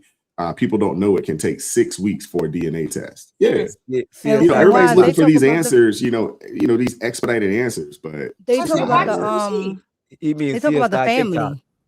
And they're like, well, the father went out there on Sunday. Well, if he drowned, buoyancy would say that's why he popped up the next day. Exactly. Yeah. So he wouldn't have saw him unless he's going swimming and deep diving. Like, I don't understand that. That's because everybody, I'm gonna tell you right now, everybody's name is Sherlock Holmes or or they got a part in CSI or NCIS or one of these shows, because I promise you, they know everything and they expect it to be wrapped up. Because I heard the parents saying, we haven't heard anything from the investigators yet. It just started. What do you want? But they know that. They know that. And then for the regular public, it's too much Law and Order SVU. Exactly. They heard from Johnny Cochran, y'all. They heard from Johnny Cochran. They conjured him up. They did that. They conjured up Johnny Cochran, got some answers. If the boat don't fit, you must have quit. Y'all terrible, man. Y'all terrible. Shout out to Jeff. It's not your fault. Allen and I Recovery Channel, $11 super chat. So let's try this. Find a video of when Al, not so Sharpton, held a presser protesting the unaliving of a young black man at the hands of another young black man. Good luck with that. Good luck with that. You won't find it. You won't find it. Shout out to Smetty coming through, $5 super chat, says, this screams, I'm really not broke while crying. I'm broke. Let that young man rest in peace. That part. Because everybody seems to find money when they need to find money in this broken economy that we all live in. Apparently. You ain't lying. You ain't lying. Shout out to Captain Caveman, $5 super chat, says, I'm more concerned with grace, not race. I guess that makes me a messy Graces. Hi, me. He asked for it, so we're gonna give him a little bit of shine today. QS Food Review says, man, we are lost if this panel's the future of black folks. Prepare for extinction. I really find that weird that you can watch all of these crazy videos on TikTok, you can see all of this foolishness, and you are saying that we would be the cause of the extinction. Are you serious? Please join us Thursday. Please. You're more than welcome to pull up. We do a call-in show on Thursdays. You're more than welcome to pull up. Explain yourself. Here we go, Minister. Explain yourself. Here we go. Everyone that is watching the show and watching the replay, this is what you call the problem. Right here. That statement. This is the destruction of the black community right here. That statement. I want y'all to read it and embrace it, because common sense black people, we're the problem, not the people that is destroying the black community along with the race grifters. And not only destroying it, but actually highlighting it, and showcasing it on a day-to-day basis. Well, I will say this. We are preparing for extinction. We are aware of that. But the threat to the black community in an existential sense is that program that was instituted in 1973 and this pew pewing all summer weekends. If we have a fighting chance if we got a handle on both those things. So thank you for pointing that out. You are right. They're definitely not going to get a handle on that program, because that program suggests that the 13% will probably be 4 in the next 10 or so years. Yeah. And then Juneteenth weekend, 13 in Chicago, where I'm from. Yeah. 13 people shot. And that was just Chicago. That didn't include Memphis. That didn't include Atlanta. Atlanta. It didn't include Baltimore, DC. It didn't include. I mean, that number is probably, if you look at it across the country, that number is probably over 100. Yeah. 2 gunmen, 113 rounds shot. Yeah. But Q's Food, you are more than welcome to come up here. Please, love to have a join conversation us. with you on Thursday. Yeah, please. Thursday. Explain yourself. Please explain yourself. I got to hear your wisdom. Got to hear that wisdom. You know what wisdom is? That's the wisdom that's associated with the Hebrew Israelites. That's that same wisdom. Shout out to go ahead, Celeste. I'm sorry. I was just gonna say I got a bullhorn, Hey. If that's what we doing, then let's we can go for it. Shout out to Sarah Marissa Davis joining the ARP family. Appreciate you, sister. Thank you very much. We appreciate the support. Shout out to Chavis Greener coming through, $2 super chat, says, I'm surprised LaJoy James, aka LeBron Reed, is quiet. Hey, he's focusing on getting that last contract, that last NBA contract. He ain't worried about y'all. No. He is not worried about what's going on in the hood. He focused on getting that last bag. He's talking about the lady that already have all the rings. He's talking about Joyless. Well, she also focused on her next Donald Trump wig. You know what I'm saying? So she ain't got time for this. I saw LeBron at Jay-Z's. Jay-Z had a party or something recently. He was out there. Yeah. Him and Brooklyn Hakeem. Him and Timu Obama. Timu Obama. Shout out to Captain Caveman, $5 super chat says Milk Dud Crump and Albert Ozempic Sharpton steady on the case of opportunity. Oh yeah. Oh yeah. I had some milk, dude. Thank you, Jeff, coming through. It's not your fault. Al-Anon Recovery Channel, $11 super chat says Crystal. It's because not all Black lives matter unless they can raise cash and glory from it. They don't care. No, you're right. I like that. That's true. And Jeff, once again, it's not your fault. Al-Anon Recovery Channel, $11 super chat says, remember the press conference Al Sharpton had apologizing about Tawana Brawley? Yeah. Oh, he actually apologized? No. He's being facetious. Okay. No, and New York media never made him. And they never forced him to never apologize. Forced it. Never did. They Not let one it person. just wash away. And as many cameras have been in his face, not one time did they ever say, "Hey, you were wrong about this, the Tawana Brawley." Nope. Shout out to Captain Caveman, $5 super chat says, message they're sending, if you're a victim by one person, you get a check, but if you are a Black person, you get a bill. No, that's right. Yep. Yeah. Shout out to Spaces, $5 super chat says, I hope Mika has stock in whatever company that owns C4 because she's sipping on one every time she's on the stream. Yeah, I gotta find out that one, but I do have stock in the Celsius one. Okay, I gotta get on C4. You're right. Yeah, if you're gonna drink it, you better get on it. Might as well. You give them free promotion, free promo. Shout out to Captain Caveman, $2 super chat says, if Trump wasn't president, this would have never happened. That is so true. Yeah, you got to blame him. He got to be in there somewhere. It's Trump's fault, huh? It's Trump's fault. That sounds like Randy It's Johnson. his fault. That's right. That's what the problem is. Trump could have had Kamala, but y'all wanted Trump. Stirring Black people to water. That's what it is. Shout out to Diamond Dave coming through with the $5 super chat says, y'all been dropping good points, but did you guys check your emails? I told you we are standing guard. We are After the standing show. guard. After the show. Oh Lord. Appreciate you, Diamond Dave. Hey, Spaces, is Diamond Dave on the show on the Noki with you? He's in the chat. Oh, he's in the chat. Oh, I thought he was one of the folks on the show. Oh, one of the panelists? Okay. No. Yeah, okay. Shout out to Travis coming through with the $2 super chat says Crystal is a queen, had to sub. All right now, Travis. Be on the lookout for ARP finds love. No, what we call it? Righteous. You can't find nobody. I don't know. What was the name? What was the name? Righteous Connection, she said. Righteous Connections. Is that what it was? Yeah, yeah. Be on the lookout. They all in this chat, child. Be on the lookout. We got like 3 ladies in here that they trying to find a husband. Yes. Deb Longo. Wow. She put everybody's name that wants to be on. That wants to be on it at a point in time. I don't know how we're gonna do this. I don't know how we gonna do this, but if tonight's conversation can do it, wise, you can do it. Yeah. The stupidity that be over there. Oh Lord, yeah. Shout out to Captain Caveman, $5 super chat says QS Food Review sent that comment with the bathtub collard greens plate pic.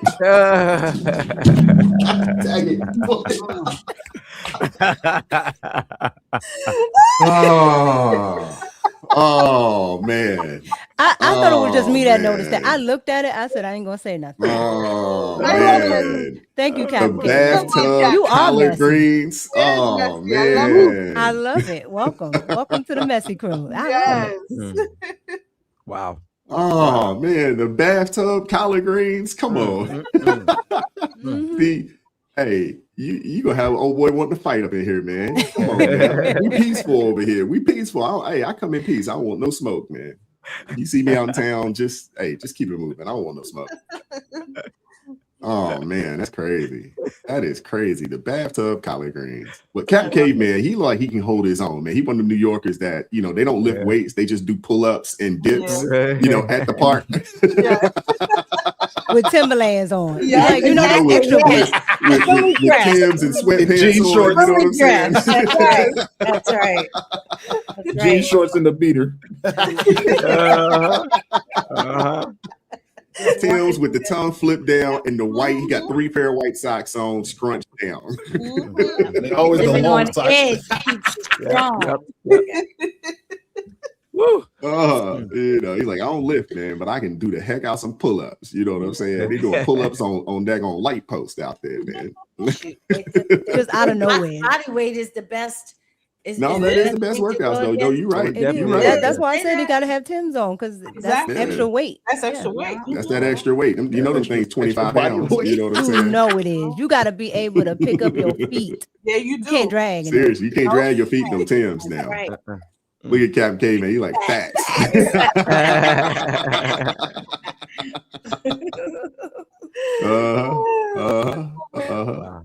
Wow. Oh man, I don't want to spend too much time on this last clip, but I do want to get into it. There is a man out of Brooklyn, and he's talking about the minimum wage situation. You know, they're trying to raise the minimum wage. You know, pretty much in all of these liberal strongholds. So I want to play this clip for you guys, and Celeste, I do ask that you be quick and hurry. Okay, I'm not even gonna say be quick, don't hurry. Just be quick and hurry. I just want to put that out there early. You know what I'm saying? I won't spend too much time on this, so I do want to get us out of here. But I do want to play this clip. What do you got to say to people that say that we need to pay livable wages to teenagers being cashiers at Burger King and Hooters? Well, they live in their mom's basement. What livable wage? You know, I always love people that never owned a business, never took a risk, want to tell us what to pay people. You know who dictates what people get paid? It's very simple, Ronnie. It's the market. Market dictates everything, right? Remember we used to have toll collectors on the thruway and they formed a union. And then next thing you know, these guys wanted 401k benefits. They wanted health care. They wanted a livable wage of, $150,000 a year to sit in a booth and collect money, which in restaurants like Hooters just closed, for example, right? What happened? Because these business models don't work anymore because they started increasing minimum wage. For me, I wish minimum wage was $25, $30 an hour. Why? Because then I can charge more money for pizza. And in turn, I make more money. At the end of the day, my type of business, restaurants work on 10, 15, 20% profit. If you're not making that kind of money, you're going to go out of business. And that's what happened to Hooters. They had a business model where people were getting paid a certain number. And if they don't reach those numbers anymore, the business model doesn't work anymore. That's why when you go into Starbucks, Dunkin' Donuts, you're paying $10 for a cup of coffee because it's all simple math. So anyone who comments and says, we don't pay enough, what do we do here at Paisans, Ronnie? You started as a driver, then you worked as a counter guy, then you went to manager, and now you're managing partner. That's how it works. Entry-level jobs for teenagers. I used to work a paper route back in the day, making $2 a day. You know, you come in here, you start at the bottom, whether it's washing dishes, answering phones, working the counter, and you start, let's say, $15 an hour. If you show up every day, you have great work ethic, you learn a skill, you get better, you show me you get better, you work the hours, you want to stay in this industry, you work your way up, right? You go from a dishwasher to a manager or an assistant manager, and then you go into a manager, then you go into a general manager, then you say, hey, I'm going to open my own pizzeria or maybe open my own franchise or Paisans or whatever the case may be. That's how it works. These people think people at McDonald's cashier jobs are not meant to feed 5 kids, feed a family. It's meant for you to have a job while you're in school, in college. You're working your way up. You're trying to better yourself. That's what a lot of these entry jobs are. It's kind of changed. You know, all these people are getting replaced by AI, right? Phone calls now. A lot of pizzerias and restaurants, you get AI. Or you go, nobody even picks up anymore. It goes straight to online ordering. And that's what's happening. The business models are changing. Cashiers are being replaced by kiosks. Toll collectors got abolished. They're gone. They don't even have that anymore. So technology comes in, new technology creates new jobs, and the old ones fall wayside. And that's how it is. But all these people that want to chirp that I should pay this and you should pay this, open up your own business. At the end of the day, it's simple math. If you could pay somebody $100,000 a year and still make a profit, then you got a good business model. I wish I could pay guys $100,000, $200,000 every single employee. I'd open up 4,000 stores because everybody would want to work for me. But the business model wouldn't work because then people would have to pay $100 for a slice of pizza. It's simple math, guys. Don't be a stu-nod. Have a blessed weekend. Stu-nod. Thank you. That was phenomenal, man. phenomenal breakdown, and people need to see this. They need to understand this. I think you got a lot of young people that think that they should have more than what they're worth. When I was coming up, and I'm sure you guys can attest to this, I mean, Minister Danzel, he was working before minimum wage was a thing, but for those of us that, work the minimum wage job, $4.25, and then you're paying union fees, on top of that, and it's taxes, and it was never meant for you to take care of a family of 4, 5, or 6. And it wasn't meant for this to be your forever career either. And that's why a lot of these companies are being forced to go towards AI. They're being forced to go towards these kiosks. They're being forced to do these things because you have entitled people that think that they should make $30 an hour to push a button to brew your coffee and then serve it to you and get your name wrong. It's ridiculous. Celeste, I'll give you the first word on this because I know this is right up your alley, and you wrote a book about silly stuff like this. And because I'll be quick, I will say this: it is the entry to socialism when the government is price fixing. And whenever you're talking about minimum wage and you're changing the relationship between the employer and the employee. So the employer used to say, here's what I'd like done. And the employee could say, okay, this is what I'm willing to do. And this is how much you'll pay me. And that was what they called a contract. That was two people could enter into a contract because they could make a free agreement. This has destroyed that. What we have done when we impose things like minimum wage is we destroy the ability for two people to freely go into a contract because the employer can't say this is what I'm willing to pay, and the employee can't say this is what I'm willing to do for what you're willing to pay. Now the government has entered as a third party into this relationship and has distorted the relationship and has fixed the price. And so when the third party fixes the price, now the employer has to say, well, I got to create enough stuff for you to do to make it worth that price.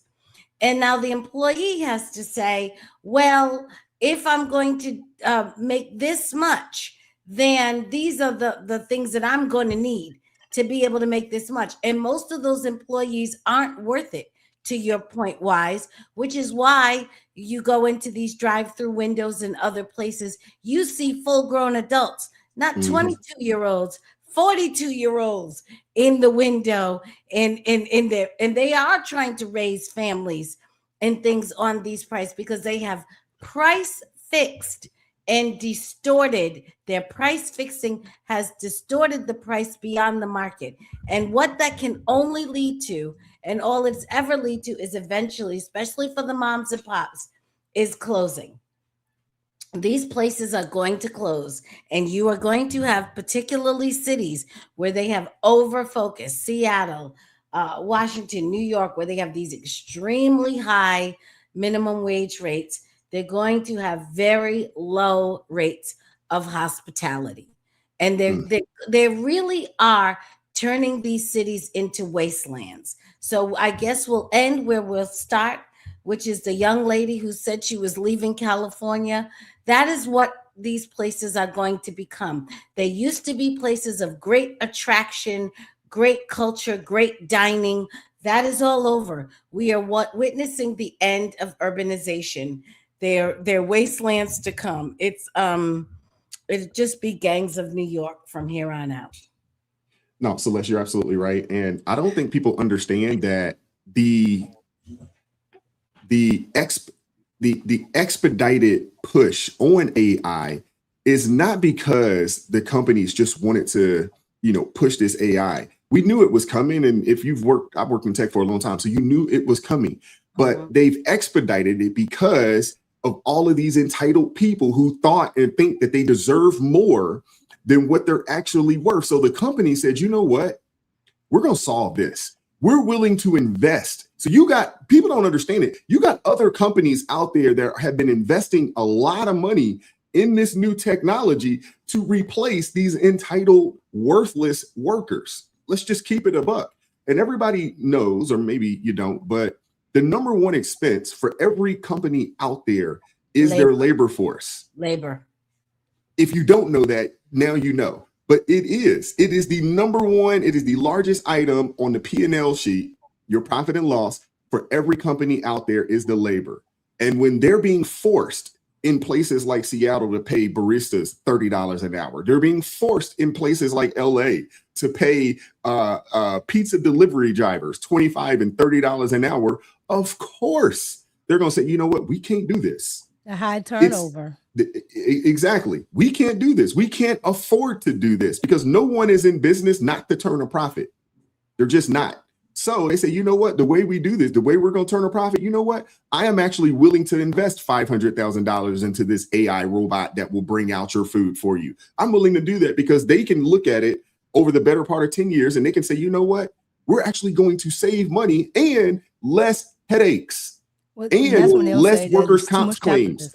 Less people calling in or calling out, less people, demanding, all these extravagant benefits.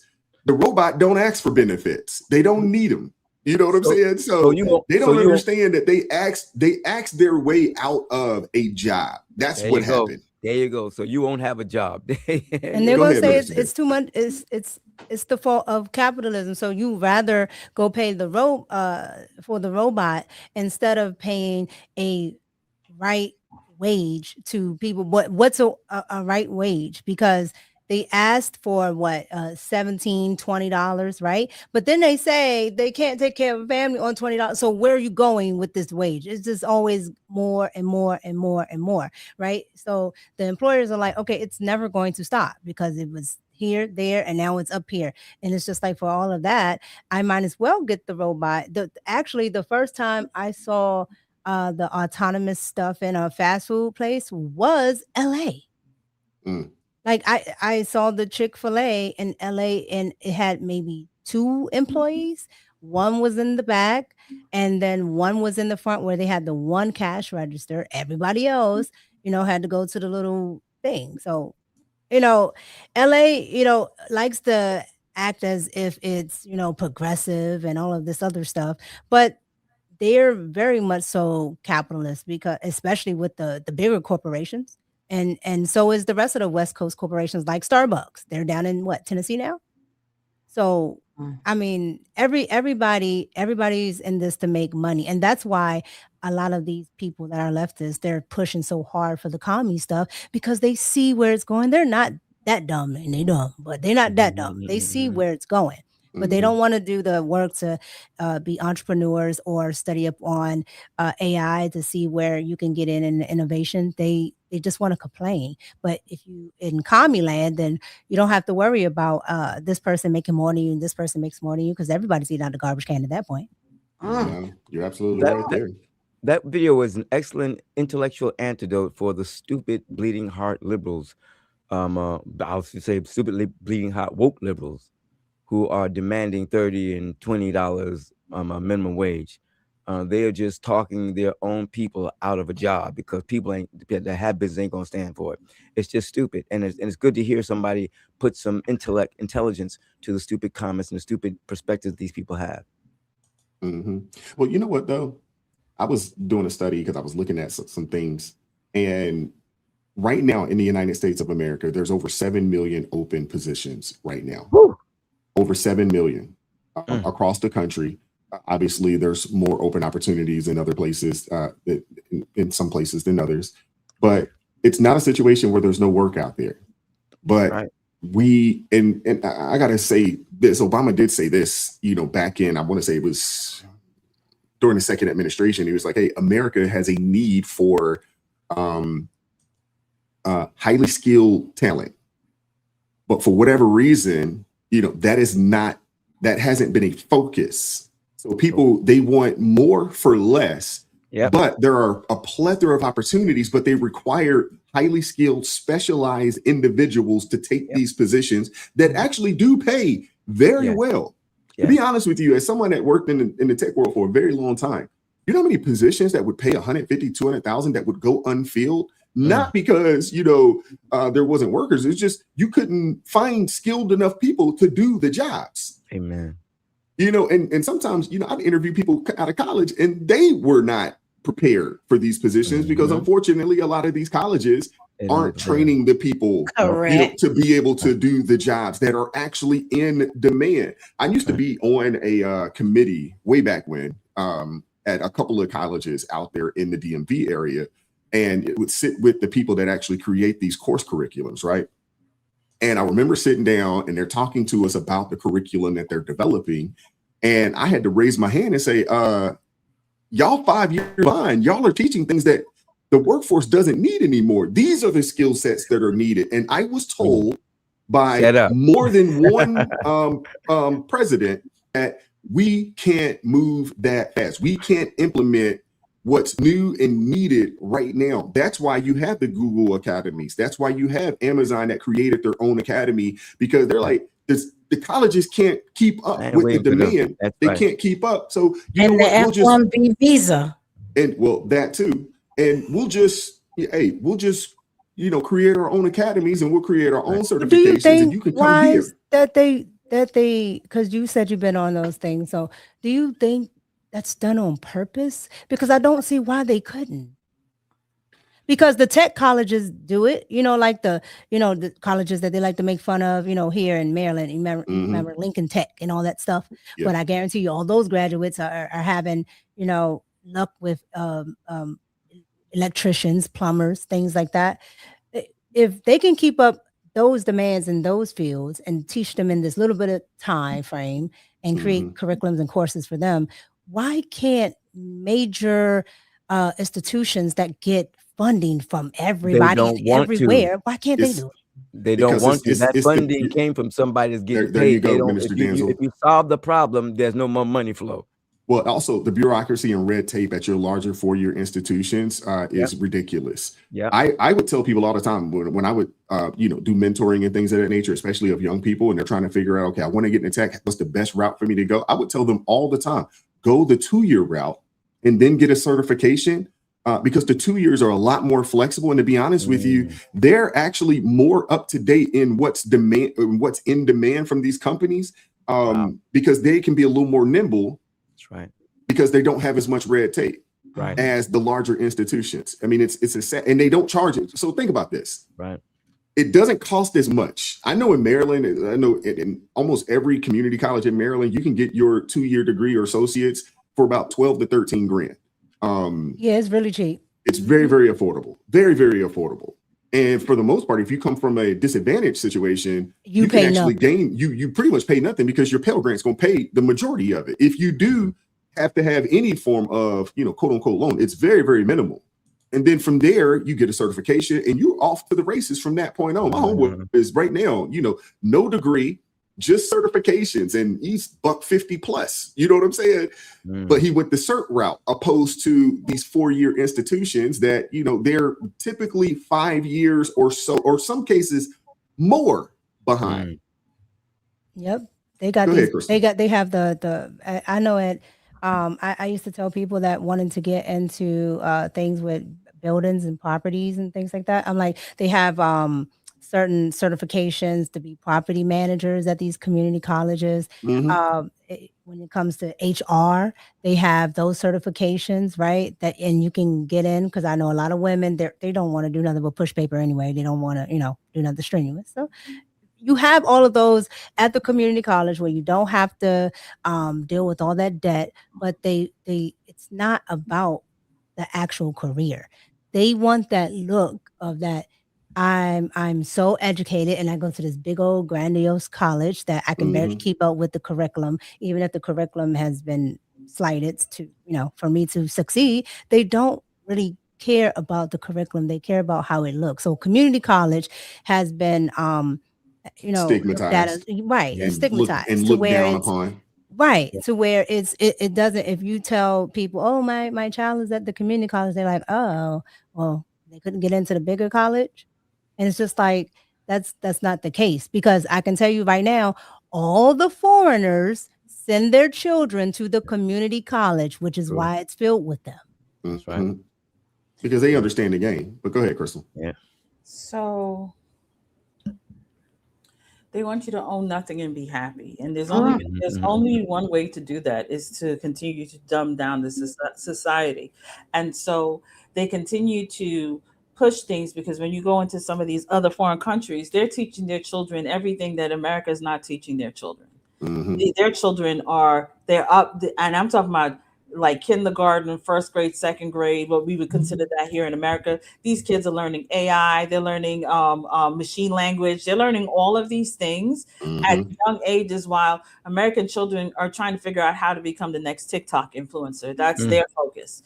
So when you go to colleges, these people want to make a livable wage after they graduate from college, but they're graduating with degrees like, let's see, I made a list of degrees: the DEI degrees, the alphabet community degree. I didn't even know they ever had a degree for alphabet community, but they have a whole degree for alphabet community studies. Absolutely. They have a degree for bacon. What was it called? Bacon studies. The science of bacon. They have a degree knitting for that. Okay. Outside of culinary? Yes, outside of culinary. Yeah. Listen, I'm telling you, these degrees are. I remember when I was toe massage. I was in college, and I remember a lot of the athletes, the athletes that were in the school, and they wanted to take. Back then, it was communications, because that was supposed to be the easy degree. You get your communications degree, you're good, and you can go about your business. But nowadays, they have a lot of feeling degrees. Everybody wants to feel something. So the degrees is about feeling. And then when they leave college, they come out and they're like, well, I got my master's in, basket weaving. I should at least be making underwater. Exactly. Underwater basket weaving. And then they're upset that they can't find a job. So they end up working at Walmart. They get their PhD in understanding the science of bacon, and they don't understand why they're not making come on figures, and they end up working at like Walmart, and they're upset, and you're just like, what did you think you were going to gain from this? Could have just went to Stratford. I love to say, I said this the other day on a video. I said Satan and his minions has like the best marketing team ever.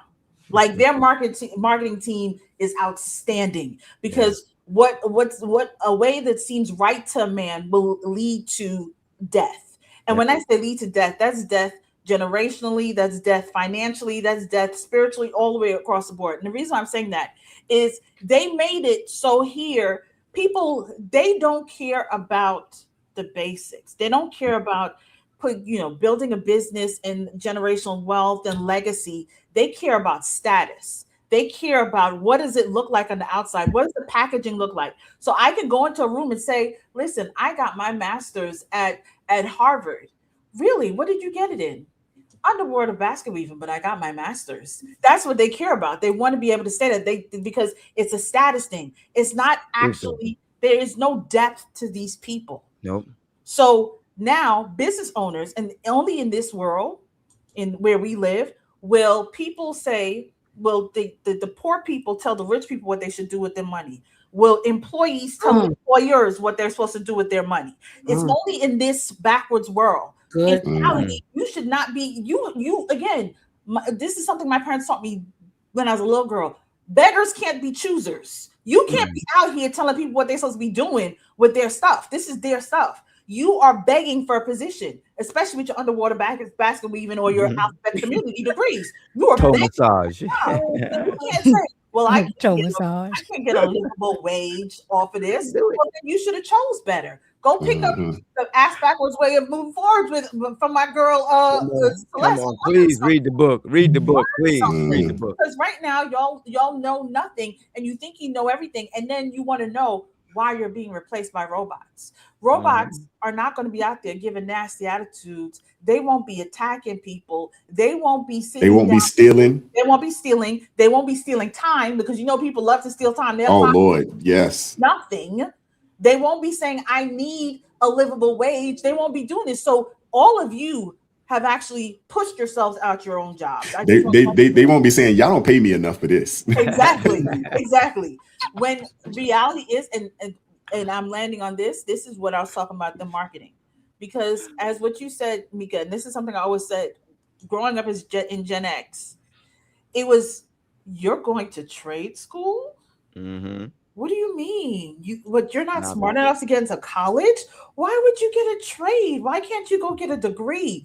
Because it was supposed to be status. Now, mind you, the people with the skills that went to trade school, I worked with a lot of them when I was working in property management. Them electricians was making bank. Them elevator They still operators, making bank. The elevator operation. Hey, those elevator technicians, that is the number one trades position in the country. It's $100 just to show up.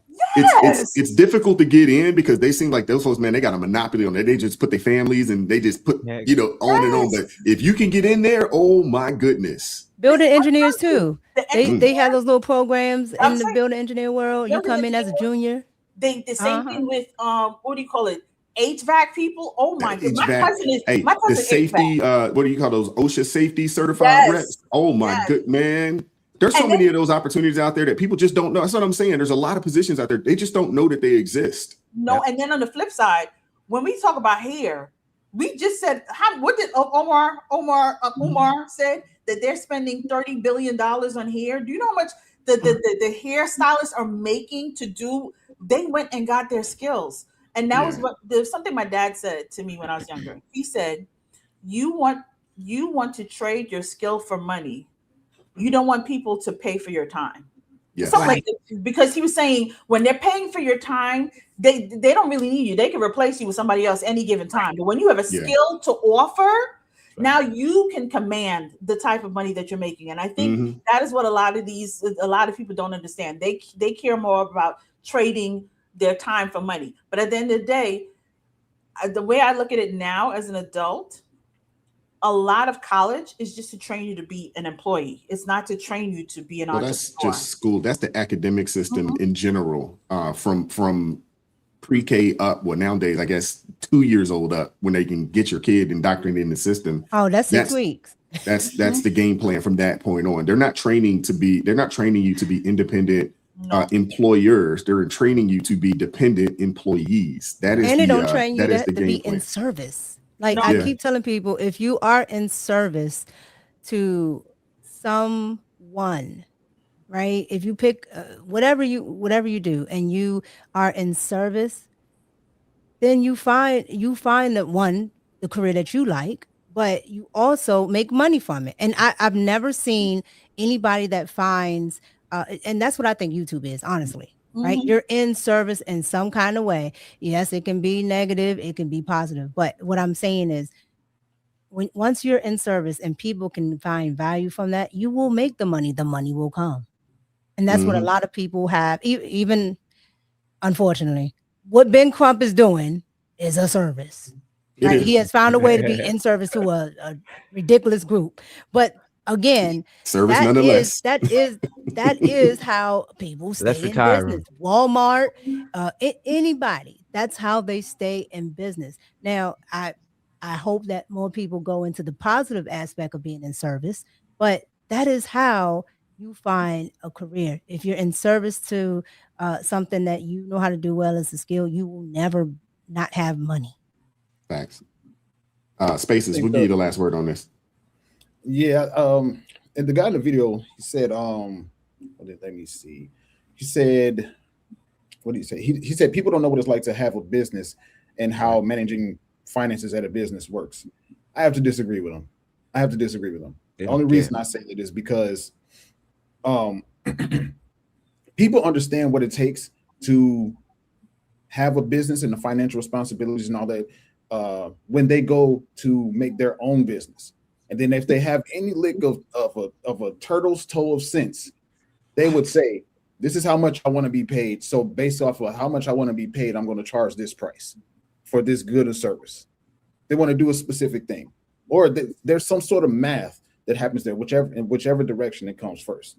So like I think, and people also understand it when they go and they work at these places, or they, buy goods or service, go to a restaurant, and they say, why is one McDonald's burger $8? Well, it's the simplest of math. It's the simplest of math. People want to get paid more, so the company has to charge more. Yeah, it's just that simple. Well, they also got to understand that these companies, especially if they're publicly traded, they have a fiduciary responsibility to turn a profit for their stockholders or shareholders. So they're not in the business of losing money. They're just not. And to be honest with you, they have a responsibility to their shareholders to do whatever is necessary to turn a profit, whether that means they're raising the price of their goods or services or decreasing the workforce. If they can do the same with less or more with less, they have a responsibility to do so. Yes. I don't think these people understand this. That's right. And the last thing I think about it is, the businesses there's three things that are happening with these businesses, and the two things are results of the first one. Well, just like everyone said, these businesses are making adjustments. They're gonna lay off people like Sony did, like Microsoft did. Mm-hmm. They're gonna There's lay a ton off of people. companies, Amazon, you name it. There's tons of them. Go out of business, Google, like Radio Shack. Yep. And the list goes on and on. They're going to streamline their business. They're going to figure out ways to make it cheaper for them to continue to run their business, even better than not having people there. That's what's happening. Like, okay, you want to get paid $30,000 a year to work at McDonald's. Well, I'll go get this $60,000 machine that'll pay itself off in 2 years. And then I'll be just straight profit after that. And then it's straight profit from that point on. And people don't understand that it costs to have an employee. Every person that you hire, you have payroll taxes on that individual. You pay your benefits. They call it a burden charge. So every employee, there is a percentage that it costs for the company to have said individual. They also pay half of your Medicare. They pay half of your Social Security. Your company pays this. People do not. I don't think they understand what it costs companies to actually have an employee. They don't understand it. Onboarding costs. That's what he meant. That's what he meant. If there's a uniform involved. Yeah. Oh, all of that. With a lot of companies, one of their largest expenses, and I looked this up before, I don't remember what the percentage was, but one of their largest expenses is expenses that are related to employees. Absolutely.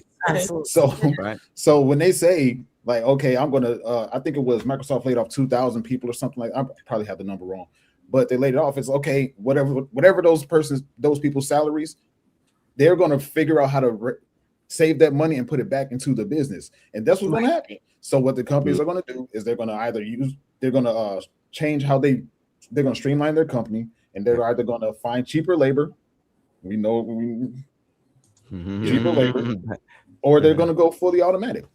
That's what's going to happen. Or they're going to incentivize the people that they do keep to do more. And they're going to incentivize them by offering bonuses and things of that nature. Because I worked at a place like that they a quarterly bonus. If you can do your job and save us money, we got a bonus for you at that quarter. And that incentivizes people to work their tails off. Now the government don't do this, but private sector business. Private sector business. That's why they hate Elon so much. Because Elon, like when they talked about him being a trillionaire, I said, well, how come y'all didn't talk about all the millionaires he made too? Exactly. He made a lot of he sure created a whole heck of a lot of millionaires. Because they don't do anything that highlights any kind of productivity. They're a different situation. No, you're absolutely right. But the other thing too is that with the advent of AI, it's actually, I don't think people really understand it. I mean, AI is more for just doing research. It can also be your employees. So nowadays you have a lot of people that are starting companies that at once upon a time you needed to hire 4 or 5 people. Now you could get away with yourself and 3 or 4 AI tools that could take the place of you actually having to hire some people. So find a need and go fill the need. The receptionist, they got an AI program for that. You give it a little voice. They're answering calls. I seen one guy do the call, and he said, now I'm gonna call my business. And he called his business and was asking questions. It was like a pizza business. He said, okay, well, what about if I want this topping, and it sounds so much like a real person. It's like, well, we can give you this topping. I said, oh, yeah, done. Wow. Why do you think Hollywood had to do that whole strike? Because now you have writers. They don't need you. They don't need as many writers anymore. Now Actors either. They Yeah. can Actors neither. exactly musicians, Yeah, right? same thing with musicians. They write can make tons of human. They can songs. make the actors look like human. The animated actors look just like real human beings. Trust me. Oh yeah, I've no, seen it. absolutely. They No, scared. no, They're all scared. it's being done. I mean, everybody So- is scared. There's But a when you, movie right now. I forget the name of it, but it's on it's either Netflix or that other one. But it's entirely AI actors, and I didn't Yeah. know. I saw the Yeah, trailer. I know what you're talking saw about. the trailer. I've saw a few of those. But some of them you can tell. You know, I That's guess why it these depends actors on. are so bitter. Yeah, they are. Yeah. That's why Jennifer Lewis is doing death poems for Nolan, and they in the kitchen trying to pretend they know how to make a tuna melt, and everybody's cooking. All the ladies are cooking. They're gonna mess around and That's find why out. they're That's so right. bitter, We don't because there's need no you. more work. And you're not gonna be able to get away with it, them. even all the way down to the degenerates. Yeah. They're even mad because they have AI for that too. Yeah. It's like, wow, No, absolutely. They got an AI we're getting degenerate. we're the only. To Space's point, if anybody questions how much an employee is worth, look at how many they had to let go, release during C-19. They had to offload a lot of employees because the money, they can't keep paying you, and nothing's And coming in. nothing's open. I mean, think about how many businesses closed during that time frame because of this. Sad, you know, some of that was just bad policies by, you know, some of these leftists intentionally. Which intentionally done. We're gonna read some super chats, so we're gonna get out of here, man. Let me see, where am I at here? Okay, here we go.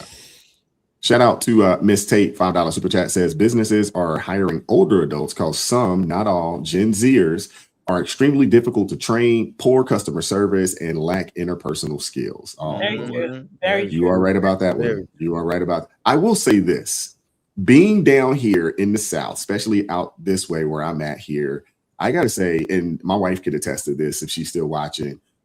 I've experienced some of the best customer service that I have ever experienced down here. I'm telling you, like, these people are phenomenal when it comes to the service, man. I'm just saying. Now, I've gone to Baltimore and you go to places, man, and they like, what you want? And it's not just customer service, it's because the people are not unhappy and bitter. That too. Yeah, that has to play a Because major they role. have a quality of life. I'm telling you, these urbanized places, this is why we're having the end of urbanization, is because it has ruined the quality of life, and the system and the policies actually is corrosive. This liberalism is corrosive, but I can't talk about it because I was told to be quiet. But Exactly. Thank you. Crystal's Caveman is in the building. $5 super chat says people always screaming to lower prices, but never about lowering wages to fit the same costs. They only care about checks, but ignorant on the balances. Yeah. No, you're right, Captain. Thank you very much, Captain Caveman, coming through with the $20 super chat. Says at 23, I left a low-paying job to work for an Italian contractor for free. I was inexperienced and he had no use for me, but I had use for him. I gained experience and it led me to starting my own. Success starts from sacrifice, man. These youngers don't know nothing about no daggone sacrifice. Are you kidding me? So true. Are you kidding me? Seriously. Yo, I was in that same situation, not necessarily working for free, but not working for a whole lot, because it wasn't about the money. It was about gaining the experience and the reference. I don't think people understand how important that network is in building those references up. It's extremely important. They take that out of the school too. Yeah. You know, telling people And that, I was about just about how to say that works. They take all of that out, because you can go like the internships and things like that. It's only glorified maybe if you're in like law or something like that, but it's in every field. And that's why I used to say the building engineers, a lot of them, they don't have college degrees. They started out as just like the, what do you call, like the handy person or whatever at the building. And so you don't realize like that gained experience plus then, okay, the building might, since you're here and we pay you a low wage, okay, we'll pay for you to get the certification. Now somebody is paid for the certification for it, like People don't think about it that way, man. Yeah. Oh, absolutely. Well, experience and your network. You know that old phrase, you know, your net worth is directly related to your network. Network. It's extremely important, man. Yeah. And so when you go into these places and you burning bridges and all this other kind of stuff, you never know who you might need to reach out to say, hey man, can you vouch for me, for this next opportunity? They don't know that. They don't think like that, man. A lot of these folks don't think like that, man. Here's a piece of it. It's not what you know, it's who you know. It's who you know. Oh, absolutely. A lot of times I can honestly say it's more who you know than what who you know could get you in the door. What you know will keep you there. But one of my friends, that I had worked with for a long time, I knew he was a good dude, and we were looking for somebody on my team. I was like, we ain't even got to put that position out. I got somebody. You know what I'm saying? And he came in, interviewed, and he got the job on the strength of me. It does happen. And then because he was a good worker, that's what kept him there. But a lot of times, man, who you know will get you in some doors that you might not be able to get yourself into. Now, what you know is in your work ethic will keep you there. Yep. Some of them can't get in because they got time. If I put my name on you, bro, don't go in there messing up now. That's right. You know what I'm saying? Don't let me put my name because it'll be the last time that happens. Some of them can't get in because they got bad attitudes. They be like burning bridges left and right with their attitude. That's why. Did you? I don't know if you saw the video where the girl was like, "I'm not giving 2 weeks notice. 2 weeks notice when you're leaving a job. No, because so on and so forth. You walk out in them immediately." And I'm like, "No, you give a 2 weeks notice." Sometimes, I mean, I've offered 2 weeks notice and I've been told, you know what? It's okay. Don't even worry about it.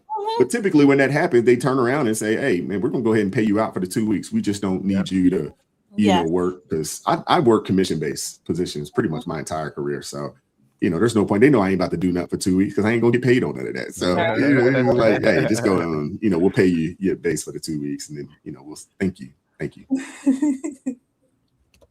Shout out to Terry Cisco coming through. $10 super chat says there is now a workforce Pell Grant for the workforce as older people are retiring and replacements are in demand. Yeah.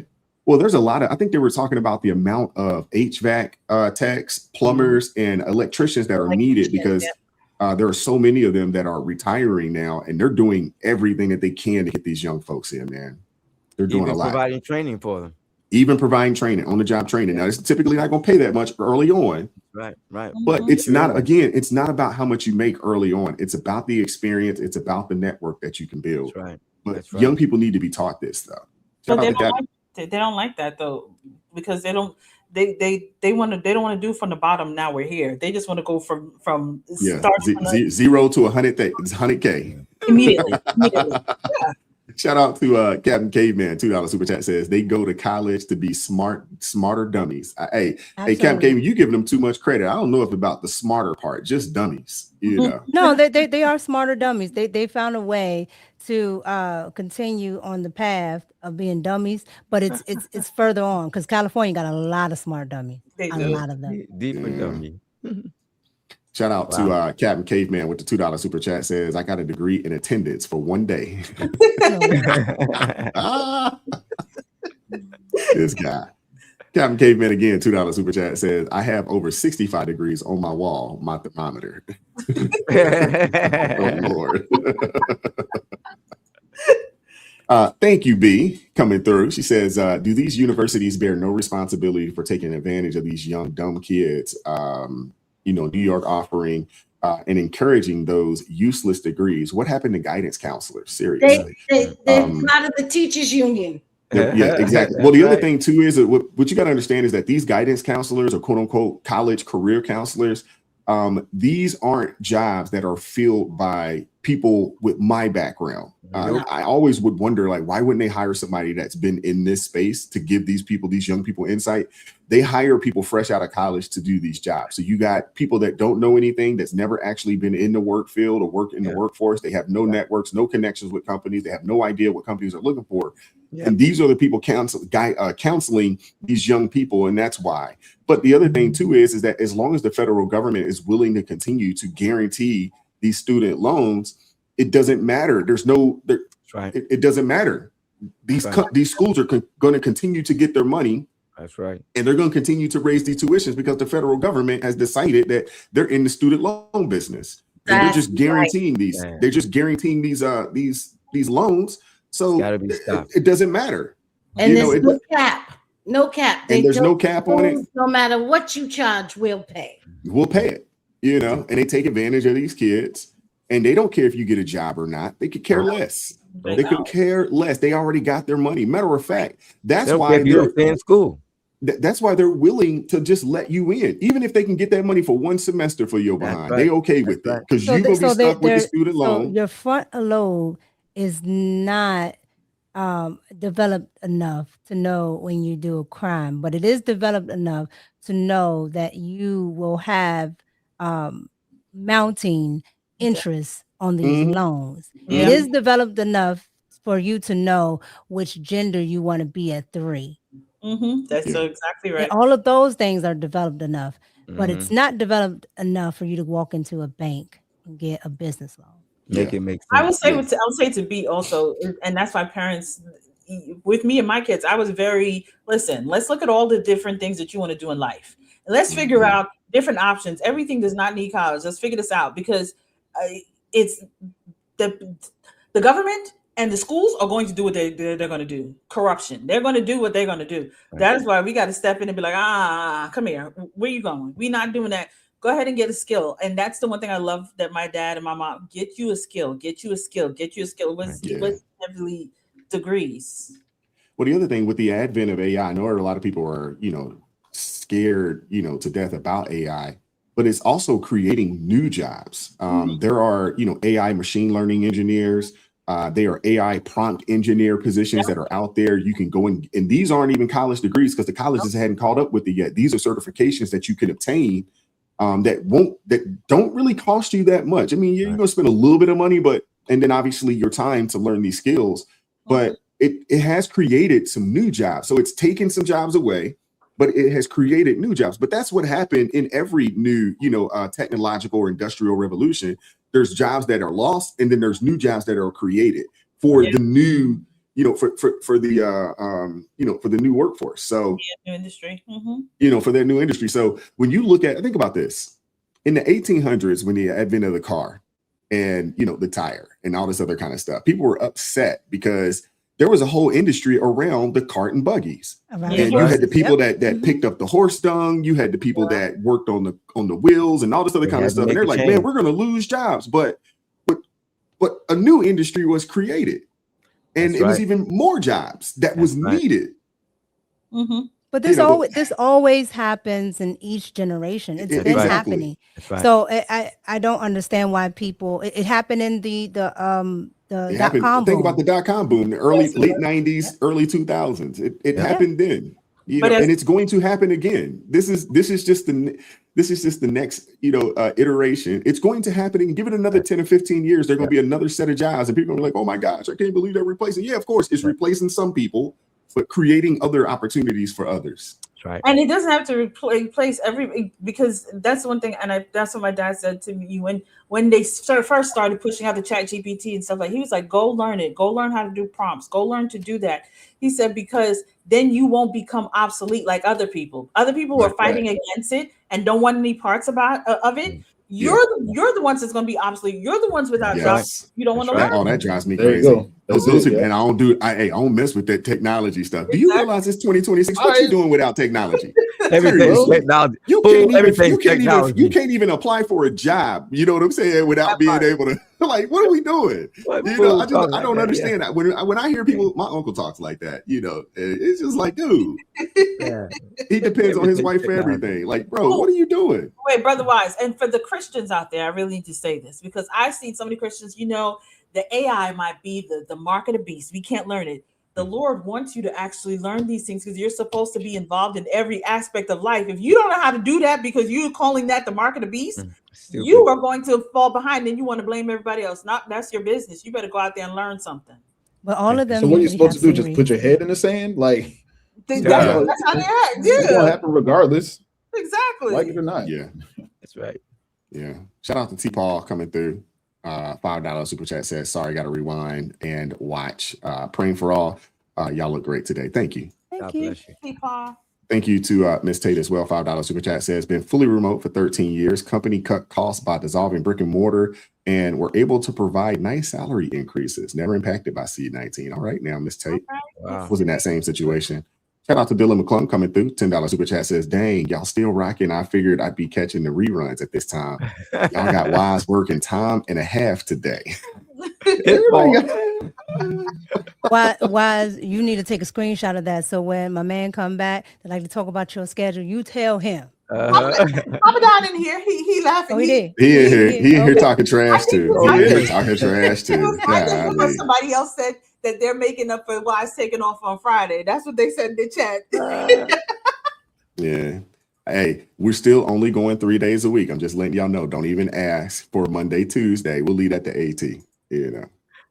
Shout out to Professor Sonny. Says, I'm a smarty pants. All right now. We got Spaces with the $5 super chat. Says life is 85% what you know and 15% what. Did I do that right?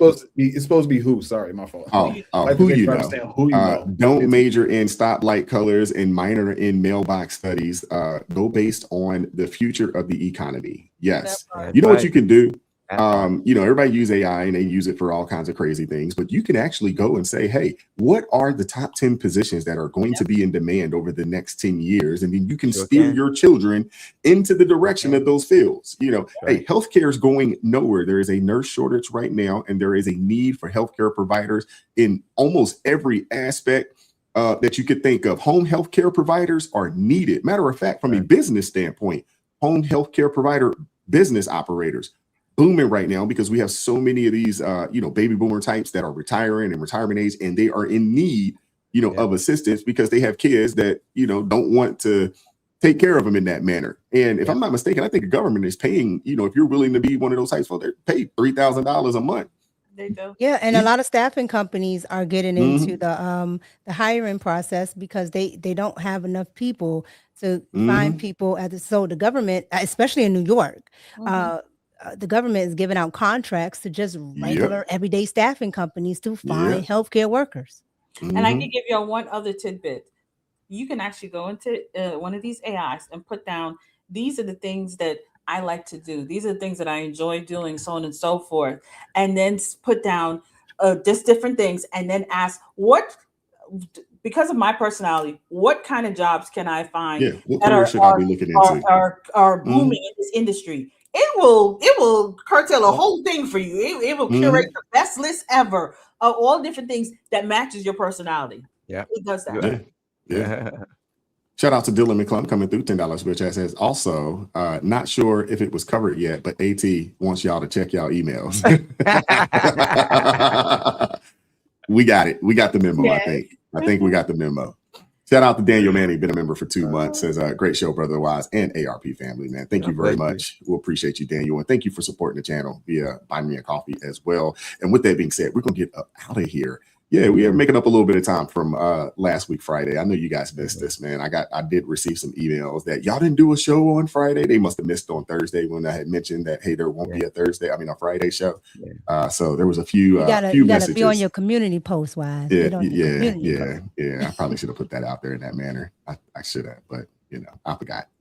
But we do appreciate you guys pulling up. Thank you, Crystal Spaces. Hey, don't be a stranger, brother Spaces. Right, man. It's good to see you on the platform with us, hanging out with us today, man. Don't be a stranger. You know, hey, you always got a place over at on Crystal's couch. You know, you can come through with your duffel bag. You know what I'm saying? You always got a spot over there on Crystal's couch. I'm still gonna call you. That was 2 months ago at this point, Missile. Yeah, 2 months ago. Yeah, okay. You don't gotta get in it. It's between us. Yeah. Well, thank you, Celeste. Thank you, Mika, and Minister Denzel. Thank you guys so much for pulling up, hanging out with us. Shout out to everybody in the chat, all the ARP family members, man. We appreciate you guys pulling up and hanging out with us today. Look at Papa Dad over here. He's like making up a little time. You got to be kidding me. Hey, just a little bit. You know what I'm saying? We made a little bit of time. You know, a little bit. You know, hey, we're you know, I don't even know if we're salary over here. I think it's more like, well, yeah, somewhat salary, somewhat commission based. You know, but it is what it is. But we appreciate you guys, everybody that supported the channel financially today. Thank you guys so much for supporting what we're doing over here. Please do not forget, you can go over to the ARP family merch store, 25% off Type in hashtag ARP family, man. Go hook yourself up. And if you already got something, man, do something for somebody else, man. Hey, Christmas in July. Let's go. That's right. All right. That's right. Be on the lookout for the Minister Danzel t-shirt. It is coming. I promise you. It is coming. Stupid on steroids. It's coming. And I'm just letting you know, we have Minister Danzel's face with him looking like this. Come on. Come on. Wow. Amen. Thank you, Jesus. Hey, I'm excited. I'm excited. So we do appreciate you guys, man. But be on the lookout for it. It is coming. Shout out to Kung Fu CJ. $2 super chat says, thank you, Wise, for stopping through. Hey, man. Appreciate you guys, man. Hey, that was good, man. It was a good show. Amen. That was a good show, man. I enjoyed coming over and checking you guys out for a little bit. Kung Fu CJ, if you guys don't know, go check out Kung Fu CJ, man. He got his own channel, and he's doing some panels, and they're having some pretty solid conversations over there. So it's pretty solid. So I saw it. It popped up. I was like, oh, let me pop in for a little bit. Yeah, let me pop in. Yeah, but shout out to all of the Blues. Thank you guys so much for helping to keep things peaceful. I know we had a few trolls pop in for a little bit. And those, if you are still here, hey, Thursday, pull up 9:30 a.m. Eastern Standard Time. It is the call-in show day.